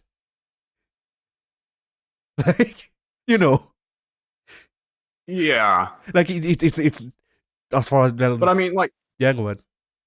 well, I just want to get this in real quick for like the part that people, if people want to judge the personal qualities of billionaires, then that's like a whole other thing. But like, in terms of people saying like things were the worst they've ever been for just these guys are too rich, they hold too much money and too much power. Carnegie and like Rockefeller, when you adjust for inflation, had fortunes that dwarf the fortunes of Bezos or Musk or Gates. I mean, like, I'm just reminded of fucking, what's the song? There's an old song from the 20s. Like, it might not be the 20s, it might be a bit later, but it's from around that time frame. That's still in like a play. For some reason, the only song I remember, even the fucking rhythm of it, is "Ain't We Got Fun," but that's not not the one I'm looking for. I was about to say that's like Paramore, isn't it? I don't think that. I don't know what No, if that song means what you're talking about. Ain't We Got Fun is a Peggy Hill song. I think that no, not Peggy Hill. Oh. That's from fucking King of the Hill. What was her name? I was about to say. I think that's the song about the green turtle. Yeah, that crawls up in her shell. There's a Oh yeah. there's a female singer that I like from around then, who Peggy something or other, who we'll see. But yeah, there's also a song about how the world has gone sour, pretty much, I guess. How everything's wrong. It was like it was the first. Well, it wasn't the first, but it was the first recorded instance of my generation was good, this generation bad. And he also like points out like, if Rockefeller can pay enough to have this person dancing or this event, this event that I will not actually call out, by the way, that shows that the world is bad now. Well, I mean, you can go back to the Greeks and see the old people talking about these kids have screwed everything up. Yeah.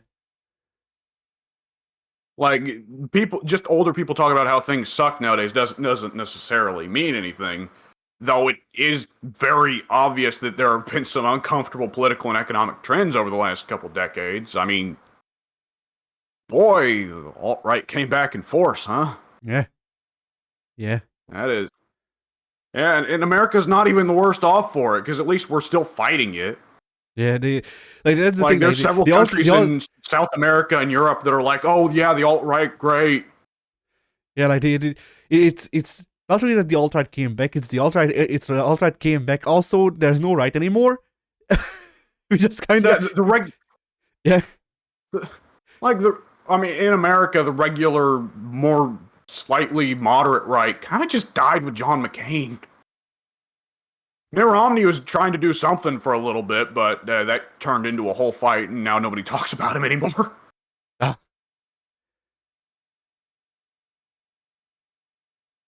Barry Goldwater was right. Who'd have suspected it?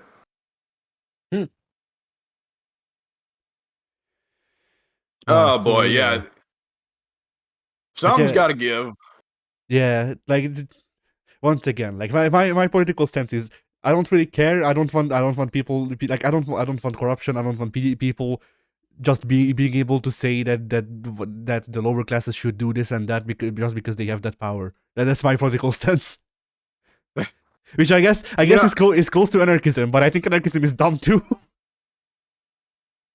Well, anarchism always just boils down to who has the most guns. Yeah, exactly.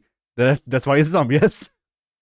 Also, anarchism is like, okay, yes, we got rid of regulated currency. That doesn't get rid of the existence of actual resources. Yeah, like then we're just going back to the barter system. Wow, it's such a change. Yeah. Then suddenly it's like, okay, all the communities in Nevada that now have no natural resources to barter with, congrats, just go die, I guess. You remember? Peggy Lee, that's her name, the Infant Got Fun lady. But yeah, anyway. I always remember it's such a great insult. That great Japanese insult. I hope you live in interesting times. Oh yeah, We live in interesting times, don't Yup. we? Yep. Oh yeah. I mean, if memory serves, that's a Chinese curse, but that may just be the internet doing its thing. Yeah. Oh boy. Speaking of interesting, yeah, Pank, you missed out on it. I got a politics economics book, Basic Economics by Thomas Sowell. Really fun economics book. I think that speaks to how much of a nerd I can be and how perhaps I'm a little too vigorous about my capitalism love that I find this interesting to read, but nonetheless, I am having fun reading it. And Pink continues to ride that fence aggressively. Yeah, like Pink doesn't comment. Your big capitalism. I come off as communist even though I'm not. Like technically, last I checked, You I and was. Pink are different. I think you and Pink are different kind of fence riders. Pink is the just shut up and wait for them to stop talking fence rider. You're the I think all sides are stupid fence rider. Not really, because like that depends on your what you're looking for on fence riding. Because like generally, I would be a centrist just because I have opinions that go either way, or rather they go one way or the other. But when you add all of them up, I don't really go either way. It's just depending on the issue. I'm either this way or that way. Right. So yeah, I am the rare breed of centrist. Isn't actually like just like I don't want to choose. I just choose too irregularly, I guess. Anyway, continue. All right. Yes, and the last thing I did this week, I watched SmackDown last night. Oh boy. So, Vince still is not in charge of creative, thank God, and though he says he won't, but it's Vince. It's Vince. Oh fuck me. Yeah. Either It was which a good way, few months. It was a lovely few months. Yeah. But now they're Hey, gone. look on the bright side. Vince promised us that he won't take the creative away from Triple H, which I'm just completely 100% just sure I'm that he curious will what- not break. well, I'm curious what promises he made to Jim Crockett, Jerry Jarrett, Bill Watts. Anyways, yeah, it was a very fun SmackDown. Very, very fun SmackDown. Let's see, just recalling off the top of my head. So, for one thing, Charlotte came out and cut a promo. I did not get to talk about last week's SmackDown. Oh, thank God for Charlotte. I don't like Charlotte coming out on the Friday before last. Oh, thank God, deliver us from this hell. Yeah. Charlotte Flair introduces the figure 16 where she breaks Ronda Rousey's neck. She just snaps She it. has to make a chain using Drew Gulak to do it, but she pulls Yes. it off. No, they do the intro of fucking Deadly Alliance. And Ronda is Liu Kang. This doesn't mean that Ronda will come back with chains, calling herself Zombie Ronda. But And she'll do cool shit in cutscenes, but then in gameplay act just like normal Ronda. yes. Anyways, yes. So Charlotte came back. She won the title in like 10 seconds from Ronda because Ronda had just had a match with Raquel. Sucks that Raquel kind of just got poo-pooed there. I do like Raquel, but Raquel does need some more work in the charisma and talking category, so she's not ready yet. Yeah. She'll get there one day. Ronda just needs to go away. Give us Charlotte versus Shayna now. That could be a lot of fun. Yeah. Or Charlotte versus Natalya, or Charlotte versus anyone off the SmackDown Women's roster who isn't Ronda or Shotzi, please. Right. I bet Charlotte versus Liv could be fun. Yeah. But they had Charlotte versus Sonya Deville last night on Friday. For a few things I want to note, when Charlotte went out there and cut the promo, the fans in Memphis, Charlotte mentioned taking the belts off Ronda. The fans started chanting, "Thank you, Charlotte." And if memory serves, Charlotte posted like a tweet or something saying like, I didn't think this would ever happen. She said it as they were saying it. She said, "I never thought I'd hear thank you, Charlotte" chanted. Like it was 100%. Like Charlotte was just straight up cutting a John Cena promo of some of you love me, some of you hate me. But then like the fans were actually super loving it. Yeah. Because thank God. So it's kind of like John Cena has just come out and taken the world title off of who's someone that everybody fucking hated back 10 years ago. Jinder Mahal. I don't know. Remember. It doesn't matter. You get what I'm saying. John Cena took the belt off of John X-Pac at the height of X-Pac. Oh my God. People hated Cena going against Laurinaitis because Cena was cucking Punk and Daniel Bryan out of that storyline.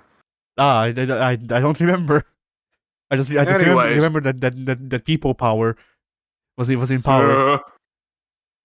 People power, and when actually Johnny Ace was thinking about penis power. Anyways.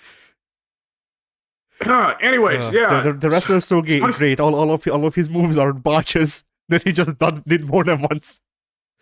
Sonya Deville comes out and says, "Hey, it's bullshit. You won the title from Ronda, and that way she didn't get a fair match. Fight me now, bitch." And the crowd starts chanting to Charlotte, "Whoop that trick.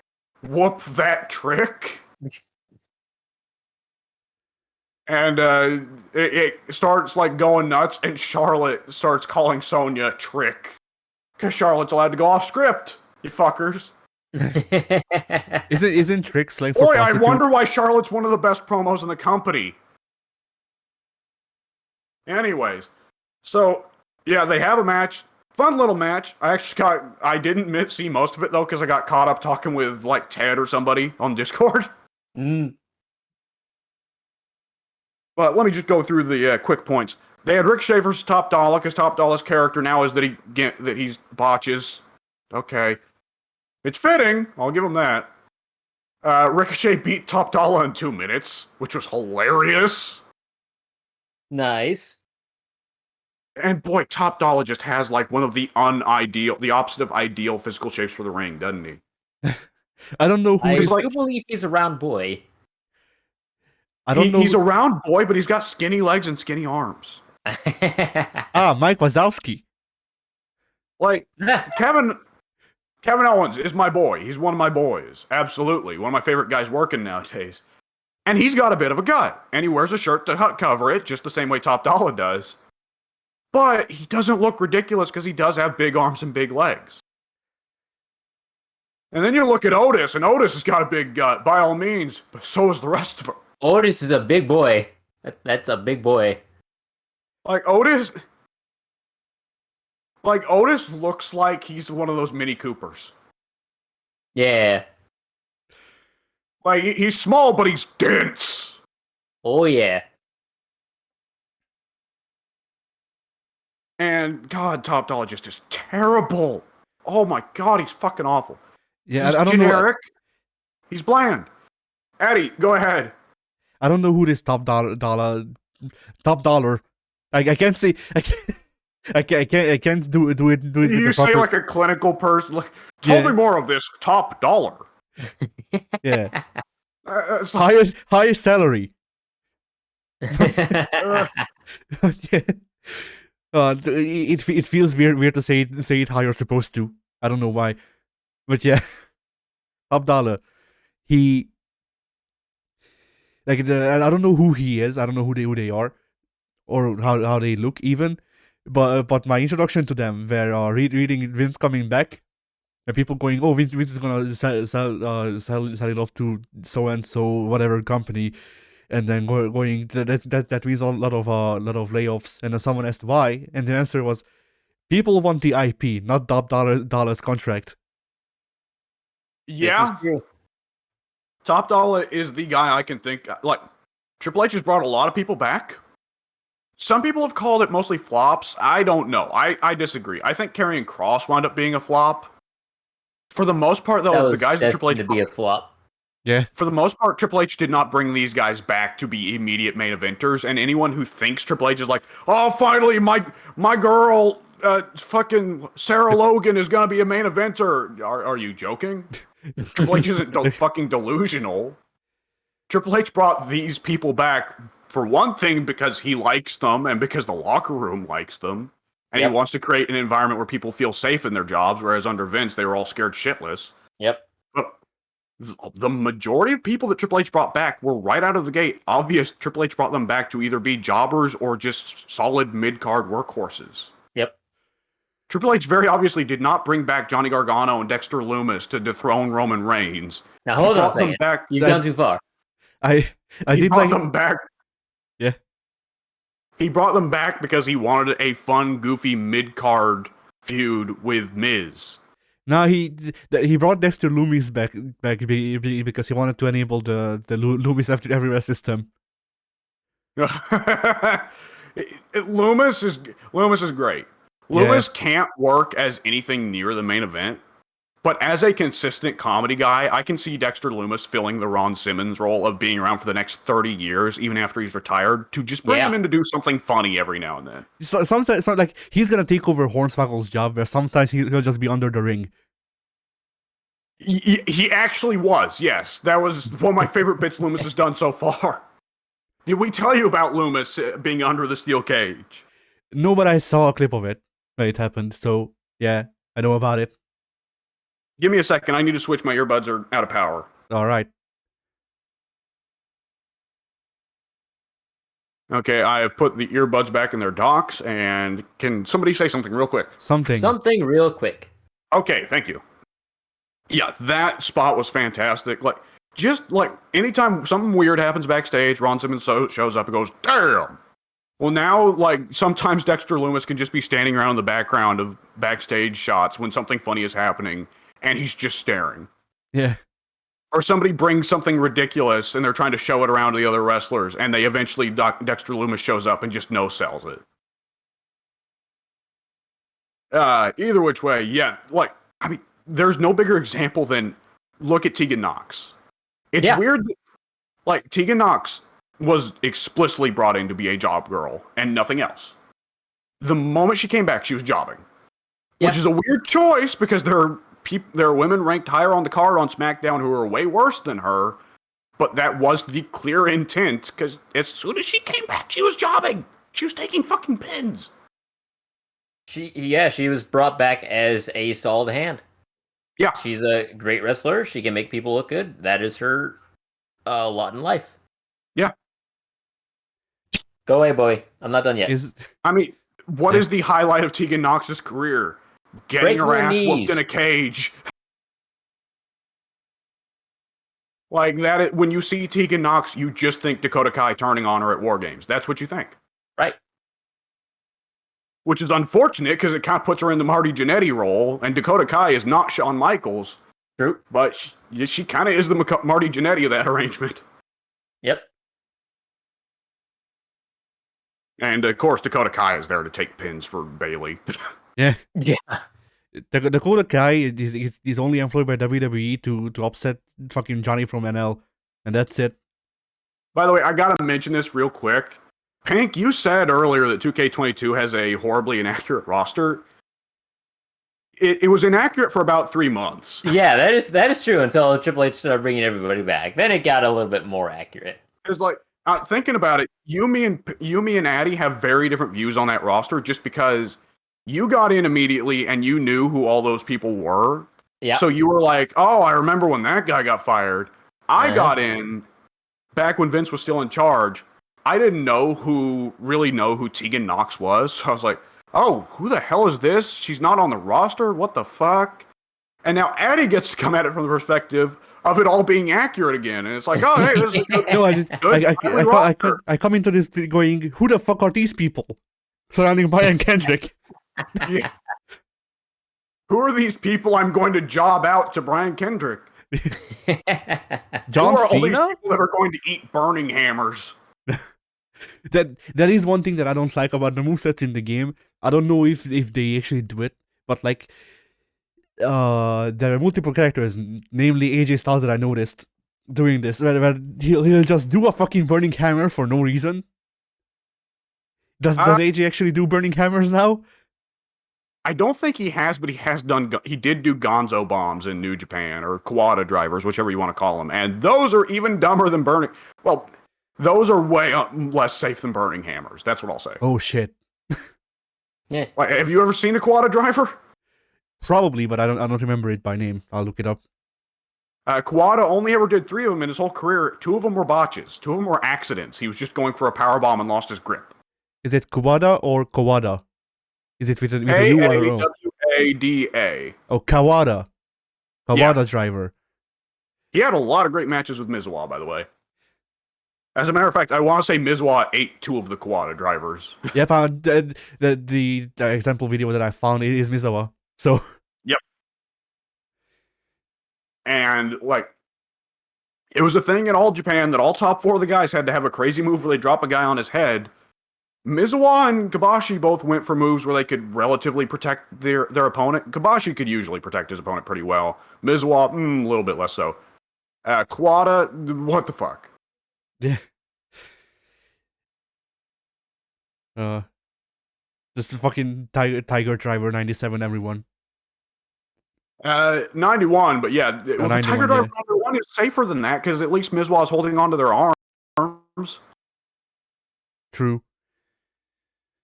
I also liked how they like named that fucking Tyler Driver in the game.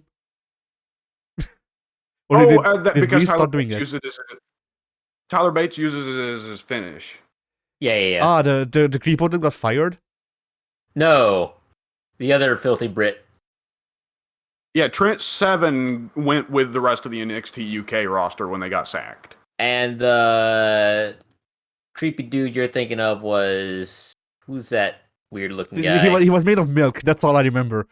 Yeah. Oh, Jack Gallagher. Yeah, Jack Gallagher Yeah. got fired Jack Gallagher got fired a long time ago. Good. Yeah. I saw that guy have one match because they uploaded a full match of him against RVD, and I immediately went, "This guy." You had a match against RVD? Yeah, he beat RVD in his debut in Raw, I think, something like that. Gallagher? Yeah. What a great fucking bet there. We want Jack Wow. Gallagher to go over Rob Van Dam. Yeah, smart. Yeah. Womp womp.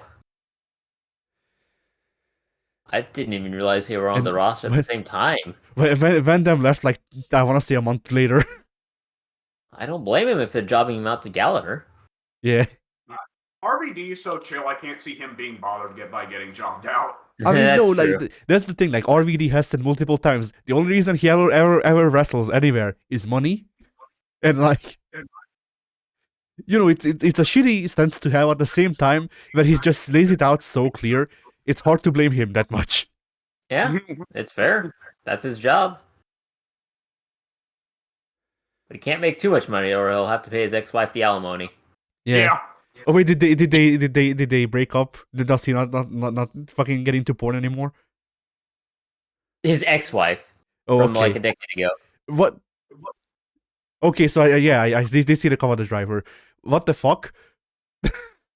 Yeah, that is the least safe wrestling move ever. Well then. Like, it is a miracle that it only took 10 years for that to kill Mizawa. Only. Oh shit. Yeah, like that. Yeah. I can't really say anything more. I also like how looking through the current roster, I don't know 90%, but anyway, there's also a spot on WWE.com for vacant. He's my favorite wrestler. He has been my favorite wrestler since SBR 10. Greatest title record in history, with no doubt. Yeah. Former Royal Rumble winner. Yeah. Yeah. I really loved when Vacant beat Triple H and Shawn Michaels at WrestleMania 25, was it? I don't remember. 20. 20. 20, yeah. Benoit was definitely dead by 25. But yeah, I love that match. Oh, man. What was I going to hit real quick? Oh, Hit Row turned heel. That'll really get him over. They should have turned in their resignation slip. It's hard to dunk on people when you can't talk. Yeah. Can they just, like, fire the two dudes and BFAB is just there to look at? Because that's the only thing she has going for her. This is true. Shout out to even Cole dunking on Top Dollar throughout the night. Cole has had enough of this shit. He's unbeaten at WrestleMania. Cole's got to get it in. Cole's got to get it in while he still can before he gets Vince back in his ear. Right. Yeah. What is Top Dollar gonna do? Cole is unbeaten, undefeated at WrestleMania. I think I forget. Was it I'll the tell you what Top Rumble Dollar or? was gonna do. He's gonna not go over the top rope. Yeah. Like what was it at the Rumble or at WrestleMania that they had the dumbass fucking Michael Cole Lawler match? WrestleMania 27. Yep. Yeah. I remember rooting Lawler. for Cole. I remember rooting for Cole because fuck Lawler. Oh Me yeah. too. And I like Jack Swagger. He was cool. Michael Cole should have done a Kawada driver to Jerry Lawler. He just hits all of them. He starts with a Tiger driver, then he does a Burning Hammer, then a Kawada driver, just to make sure. Oh boy. I'm gonna have to download the Michael Cole CAW. Fuck. just give him like copy over Shinsuke's moveset and then just give him the least safe looking moves that I can find. Didn't Cole and when they had him as DLC in WWE 12, didn't Cole have Jack Swagger's moves or something like that? Yes, yeah, the ankle lock and the. Well, I think they might have given him the gut wrench powerbomb, but I don't know. But he definitely used the ankle lock. Gut wrench powerbomb. That's too laughable. If they didn't give it to him by default, I definitely did in the edited moveset. But he for sure had the Swagger ankle lock. Yeah, and they gave JR the fucking Terry Funk punches or something like that. Yeah. Right. But really, they should have given him Stone Cold's moveset. Yeah. You know who my favorite current wrestler is though? Whom? Sword Possibility. What? Sword Possibility. Katana Chance. Oh, I heard sports. Sword. Sword possibility. Oh, she friggin' sucks. She's terrible. But I know that this is a Vince move, but why? That's a good question. We will never know. And she gets put in a tag team with Caden Carter just because they have the same initials. Oh. Like so, some of these names, like there's like it sounds like real names. There's obviously entertainment names. Then there's the fucking dumbass shit like Katana Chance and Lash Legend, which like I don't know if is her gimmick does that she has really good lashes, because she does, but still. Shout out to them taking Austin off of Austin Theory's name, so he's just Theory. Yeah. and Matt Riddle losing Matt, so he's just Riddle, which means that a match between those two would be billed as Riddle versus Theory. A real philosophical match. Yeah. But I can tell you now that match probably ain't happening. I was gonna say they need to add they need to add Enigma, but then I remembered Jeff Hardy is in AEW now, so Uh, when really he should be in rehab. I think he is in rehab at the moment. he is in rehab. They sent him to rehab after he got caught drinking and driving again. I mean, they should have done it sooner, but I'm glad that he's in rehab. I guess. Hope it sticks. I have to imagine he's been sent several times. I think his answer every time is "fuck you." I know what's best for me. Yeah, probably. Yeah, that's just sad. What was I gonna say? Yes, the last bit that I wanted to hit on SmackDown was the Bloodline storyline running. When the show starts, Roman comes out there and cuts a promo, and at first it starts off as this really awkward promo where he's trying to like be tongue-in-cheek about John Cena being horribly obvious with his calling shots in the previous week's match, because my god, it was bad. I mean, I'm talking Shinsuke now levels of shut up, John, simmer down, you're making it worse by shouting. Right. And it wasn't like nobody was fucking up in the match, but like Kevin Owens was going for the hot tag and Cena was shouting at him, slower. Let it build, Kevin. And it's like, good God, Cena. That, like, I mean, that's just a part of his acting. If memory serves, there one of the co-actresses on one of his films was like, yeah, Cena can't do a simulated sex scene. Ask me how I found out. What? Yeah, that's the belly button. Tommy Wiseau style. Like that's a thing I read. Right, that one of the co-actresses on one of his WWE movies complained that he couldn't do a simulated sex scene. Why was there a sex scene in a WWE movie? I was about to ask that very same question, but now I really don't want to know. I don't remember. I think it was one of the Marines, one of the 30.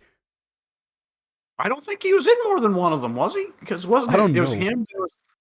There was like Orton. It was DiBiase Cena, Jr. then DiBiase Jr., then it swapped over to Miz, and Miz kept it running for the next 17 entries. Until they killed him, I think. Right. And they brought the OSW guys onto the set of the last one. And the lead one, Jay, said, like, the director told him, hey, you got OSW guys are great. A lot of the guys at WWE love you. Feel free to take your pick of complimentary gifts here. And the main OSW guy, Jay, straight up asked, which one's the most expensive? I want to cost Vince the most money possible. Fair. Based, even. Either which way. Yeah, those guys are really entertaining, but I hate listening to some of their modern stuff because they can be a bit markish. They like AEW a bit too much for my tastes. Yeah. Yeah. Anyways. Yes, they were cutting that promo. Roman was saying, calling your shots. Then he turns to Sammy and he starts screaming at Sammy, saying that Sammy is too arrogant, that Sammy wants to usurp him and become the new tribal chief.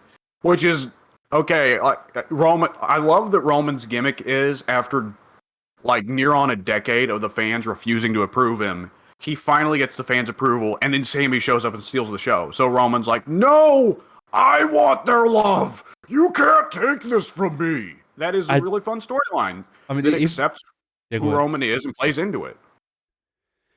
But like, if they go with the gimmick of Sammy does actually want to take Roman's spot, he should come out. He should come out in Roman's gear with just like a Sharpies fucking on. Is that, I think that's the brand, whatever. Like just marker on tattoos of that Roman would have. I think at house shows, Sammy actually has been doing the Roman Reigns Superman punch, complete with the cocking the fist gesture. Nice.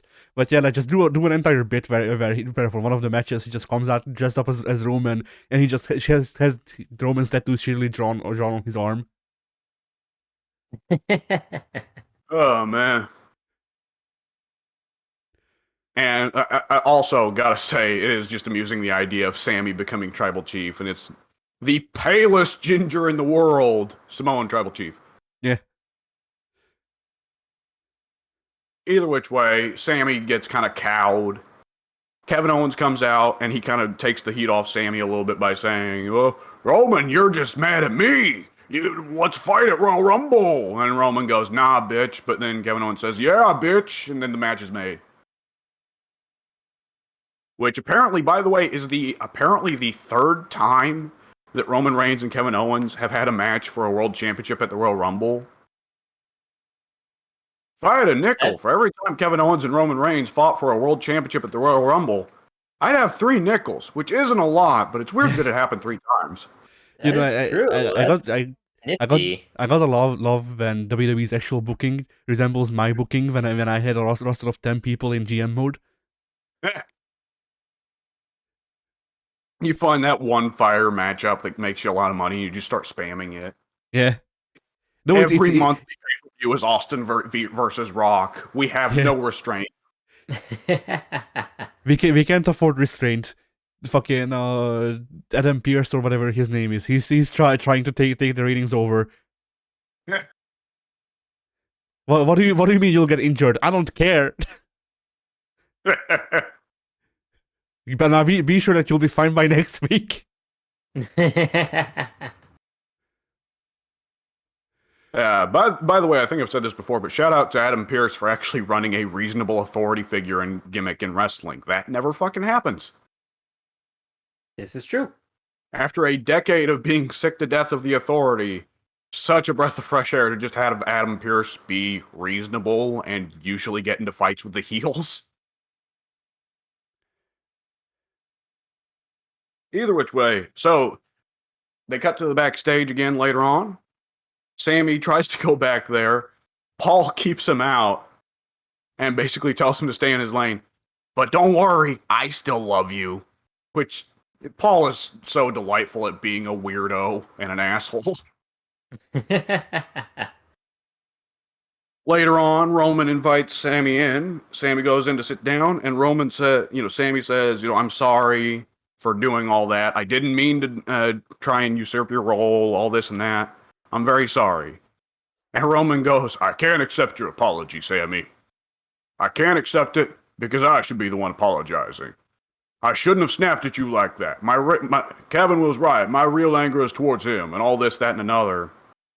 They go on for the last match of the night, which is a championship match. Usos versus the Banger Brothers, or Bang Bros for short, which is the team of Sheamus and Drew.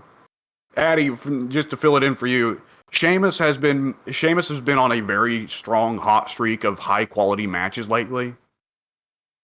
And Drew so hasn't. part of his Yeah. What'd you say? And Drew hasn't.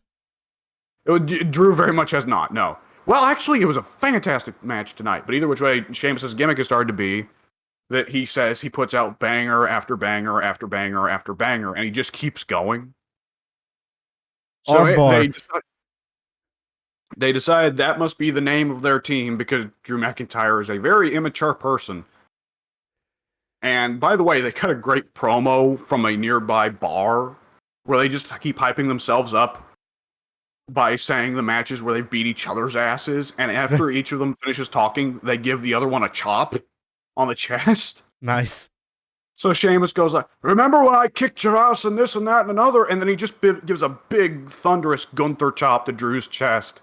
And then Drew goes, yeah, I remember that, and I remember when I kicked your ass and blah, blah, blah. He gives a chop. And they do this back and forth about 5 or 6 times and end it with, now we've beat each other's asses. Imagine how much ass we can kick together. And they just chop each other again and get the entire crowd in the bar to start chanting banger after banger after banger. And I don't know about you, but this is great shit. Yeah. Sounds like it.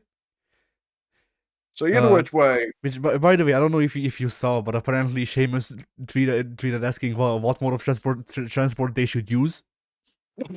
So they know. Well, there's no way they didn't know. They knew what they were doing. What?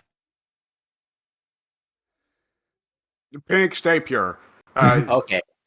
that You know how Eddie Guerrero used to come out with a lowrider. Yeah. If Sheamus and Drew will drive out in a van or a van that has like shag. Wait, are you saying like a on the inside. 1970s van with a shag Yeah. carpet in the back? Yeah. they'll just drive that out backwards and then pop out from the back. I like it. The van is bouncing up and down, and as they get out of the van, both of their wives pop out of the back door and run off screen. Yeah. Anyways, so yes, Roman tells Sammy, tonight you don't go out as a manager for the Usos. Solo can handle it. Tonight, you stay back here in my locker room. You, me, and Paul will watch the match together, because Roman's tradition is he doesn't go out and manage the Usos or Solo or Sammy for any of their matches. He sits in the locker room and he watches on his big screen TV. Right. So, this week, Sammy got the privilege to join him there. And we get the match, Usos and Solo Sikoa versus Bang Bros. Anyways, and it's a fantastic match. Ordinarily, I don't like the Usos, and I think, while I like Drew's promos and I like Drew's look, Drew's matches have been the shits lately. That is true. But nonetheless, they all put their A game out. They did some good shit. And, by the way, want to mention one specific spot in the match. Drew McIntyre, he does not pull it out very often, which is good. It makes it more special. But Drew, you know the tope con hilo, right? Yeah. Which is kind of like, it's like the over-the-top rope suicide dive. Yeah, but you do a But barrel you roll. do a front Forward flip into anyway. senton.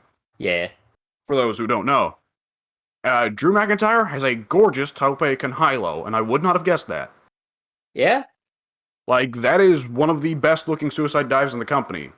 And we really need to make it so that only the people who can do good suicide dives do suicide dives, because there are a lot of people doing shit suicide dives in WWE. Yeah. Hashtag top dollar. I was about to say like the amount of people that I saw doing springboards in 2K22 that shouldn't be doing springboards. Like, it's fine when Undertaker does one.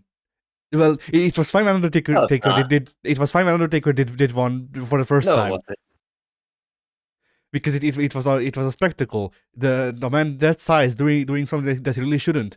When fucking Otis does a fucking Phoenix Splash plancha, then it not only undersells the amount of fucking work it takes to do that for other people, but also looks like shit. Otis's stuff actually looks great, because he's legitimately super athletic despite his girth. Does Otis actually have springboards enabled by default? He doesn't have any classic springboard moves, but one of his signatures is a springboard elbow drop. Ah. And would his other signature not be the worm? It should be. The caterpillar. Yeah, the caterpillar, excuse me. Scotty too hot. He still has exclusive rights to the worm, but Otis is the successor. Right. Otis is a bit too big to be a worm. Yeah. Well, he still does the dance pretty well, honestly. Oh yeah, he's got moves. Man, Otis is great. Anyways.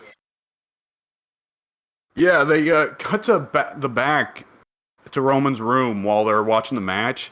And Sammy is sitting there eating popcorn. He got popcorn from concessions. And he tries to pass the popcorn to Roman and to Paul and Roman is always making that serious pose, like I'm watching from my comfy chair and I am judging all of you. God looks down from his heaven and he is not pleased. Right? And Sammy tries to pass him his popcorn while he's doing that, and Roman just looks at him with a glare, which is great on its own. And then about 5 minutes later, they cut to the back. Sammy, Paul, and Roman are all eating popcorn. Roman and Paul went and got popcorn from concessions. And in case you're looking at my Discord avatar and going, what the fuck is that? That's too tiny. You can click on it, and you'll see it's Roman and Paul eating popcorn. Oh yeah, look at that. Oh man, like the Sami Zayn Bloodline storyline. Like, here's the thing. Here's the real thing that needs to be said. Triple H has brought all these guys back, and people are like, "Oh, this guy's shooting straight to the top." None of them can, not even necessarily because of lack of talent, but because there is no room for them while the Bloodline storyline is still going on. Yeah. This storyline cannot stop for anything. Like, this is good fucking shit. Yeah. Like, they just managed to always keep you teased, tempted a little bit, like, oh, because we know Sammy's run with them is limited. Right. We know that the Bloodline as a whole has to be limited, and we're kind of wondering when it'll happen. And they keep successfully teasing us, like, oh no, not tonight. But then they pull it back in a way that makes sense. You know, it's never Yeah. feeling like they're just fucking with you. It always seems Yeah. like the wrestlers are behaving rationally as their personalities would dictate. Yeah. Oh man, like this is is good stuff. It is good stuff. We're coming up on a good WrestleMania, and you know that all of this has got to result in something fire at WrestleMania, you know? Oh yeah. All right then. That's the extent of my week, and boy, holy shit, it got dark outside. Oh yeah. I haven't eaten anything today. What the heck? So do we want to go ahead and call it a podcast? I think that'd be Sure. a safe thing to do.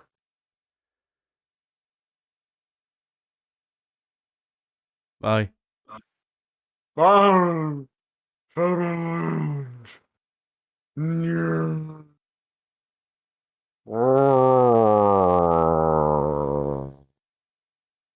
Watch it, you'll turn into Suburban Sex Squatch. Yeah.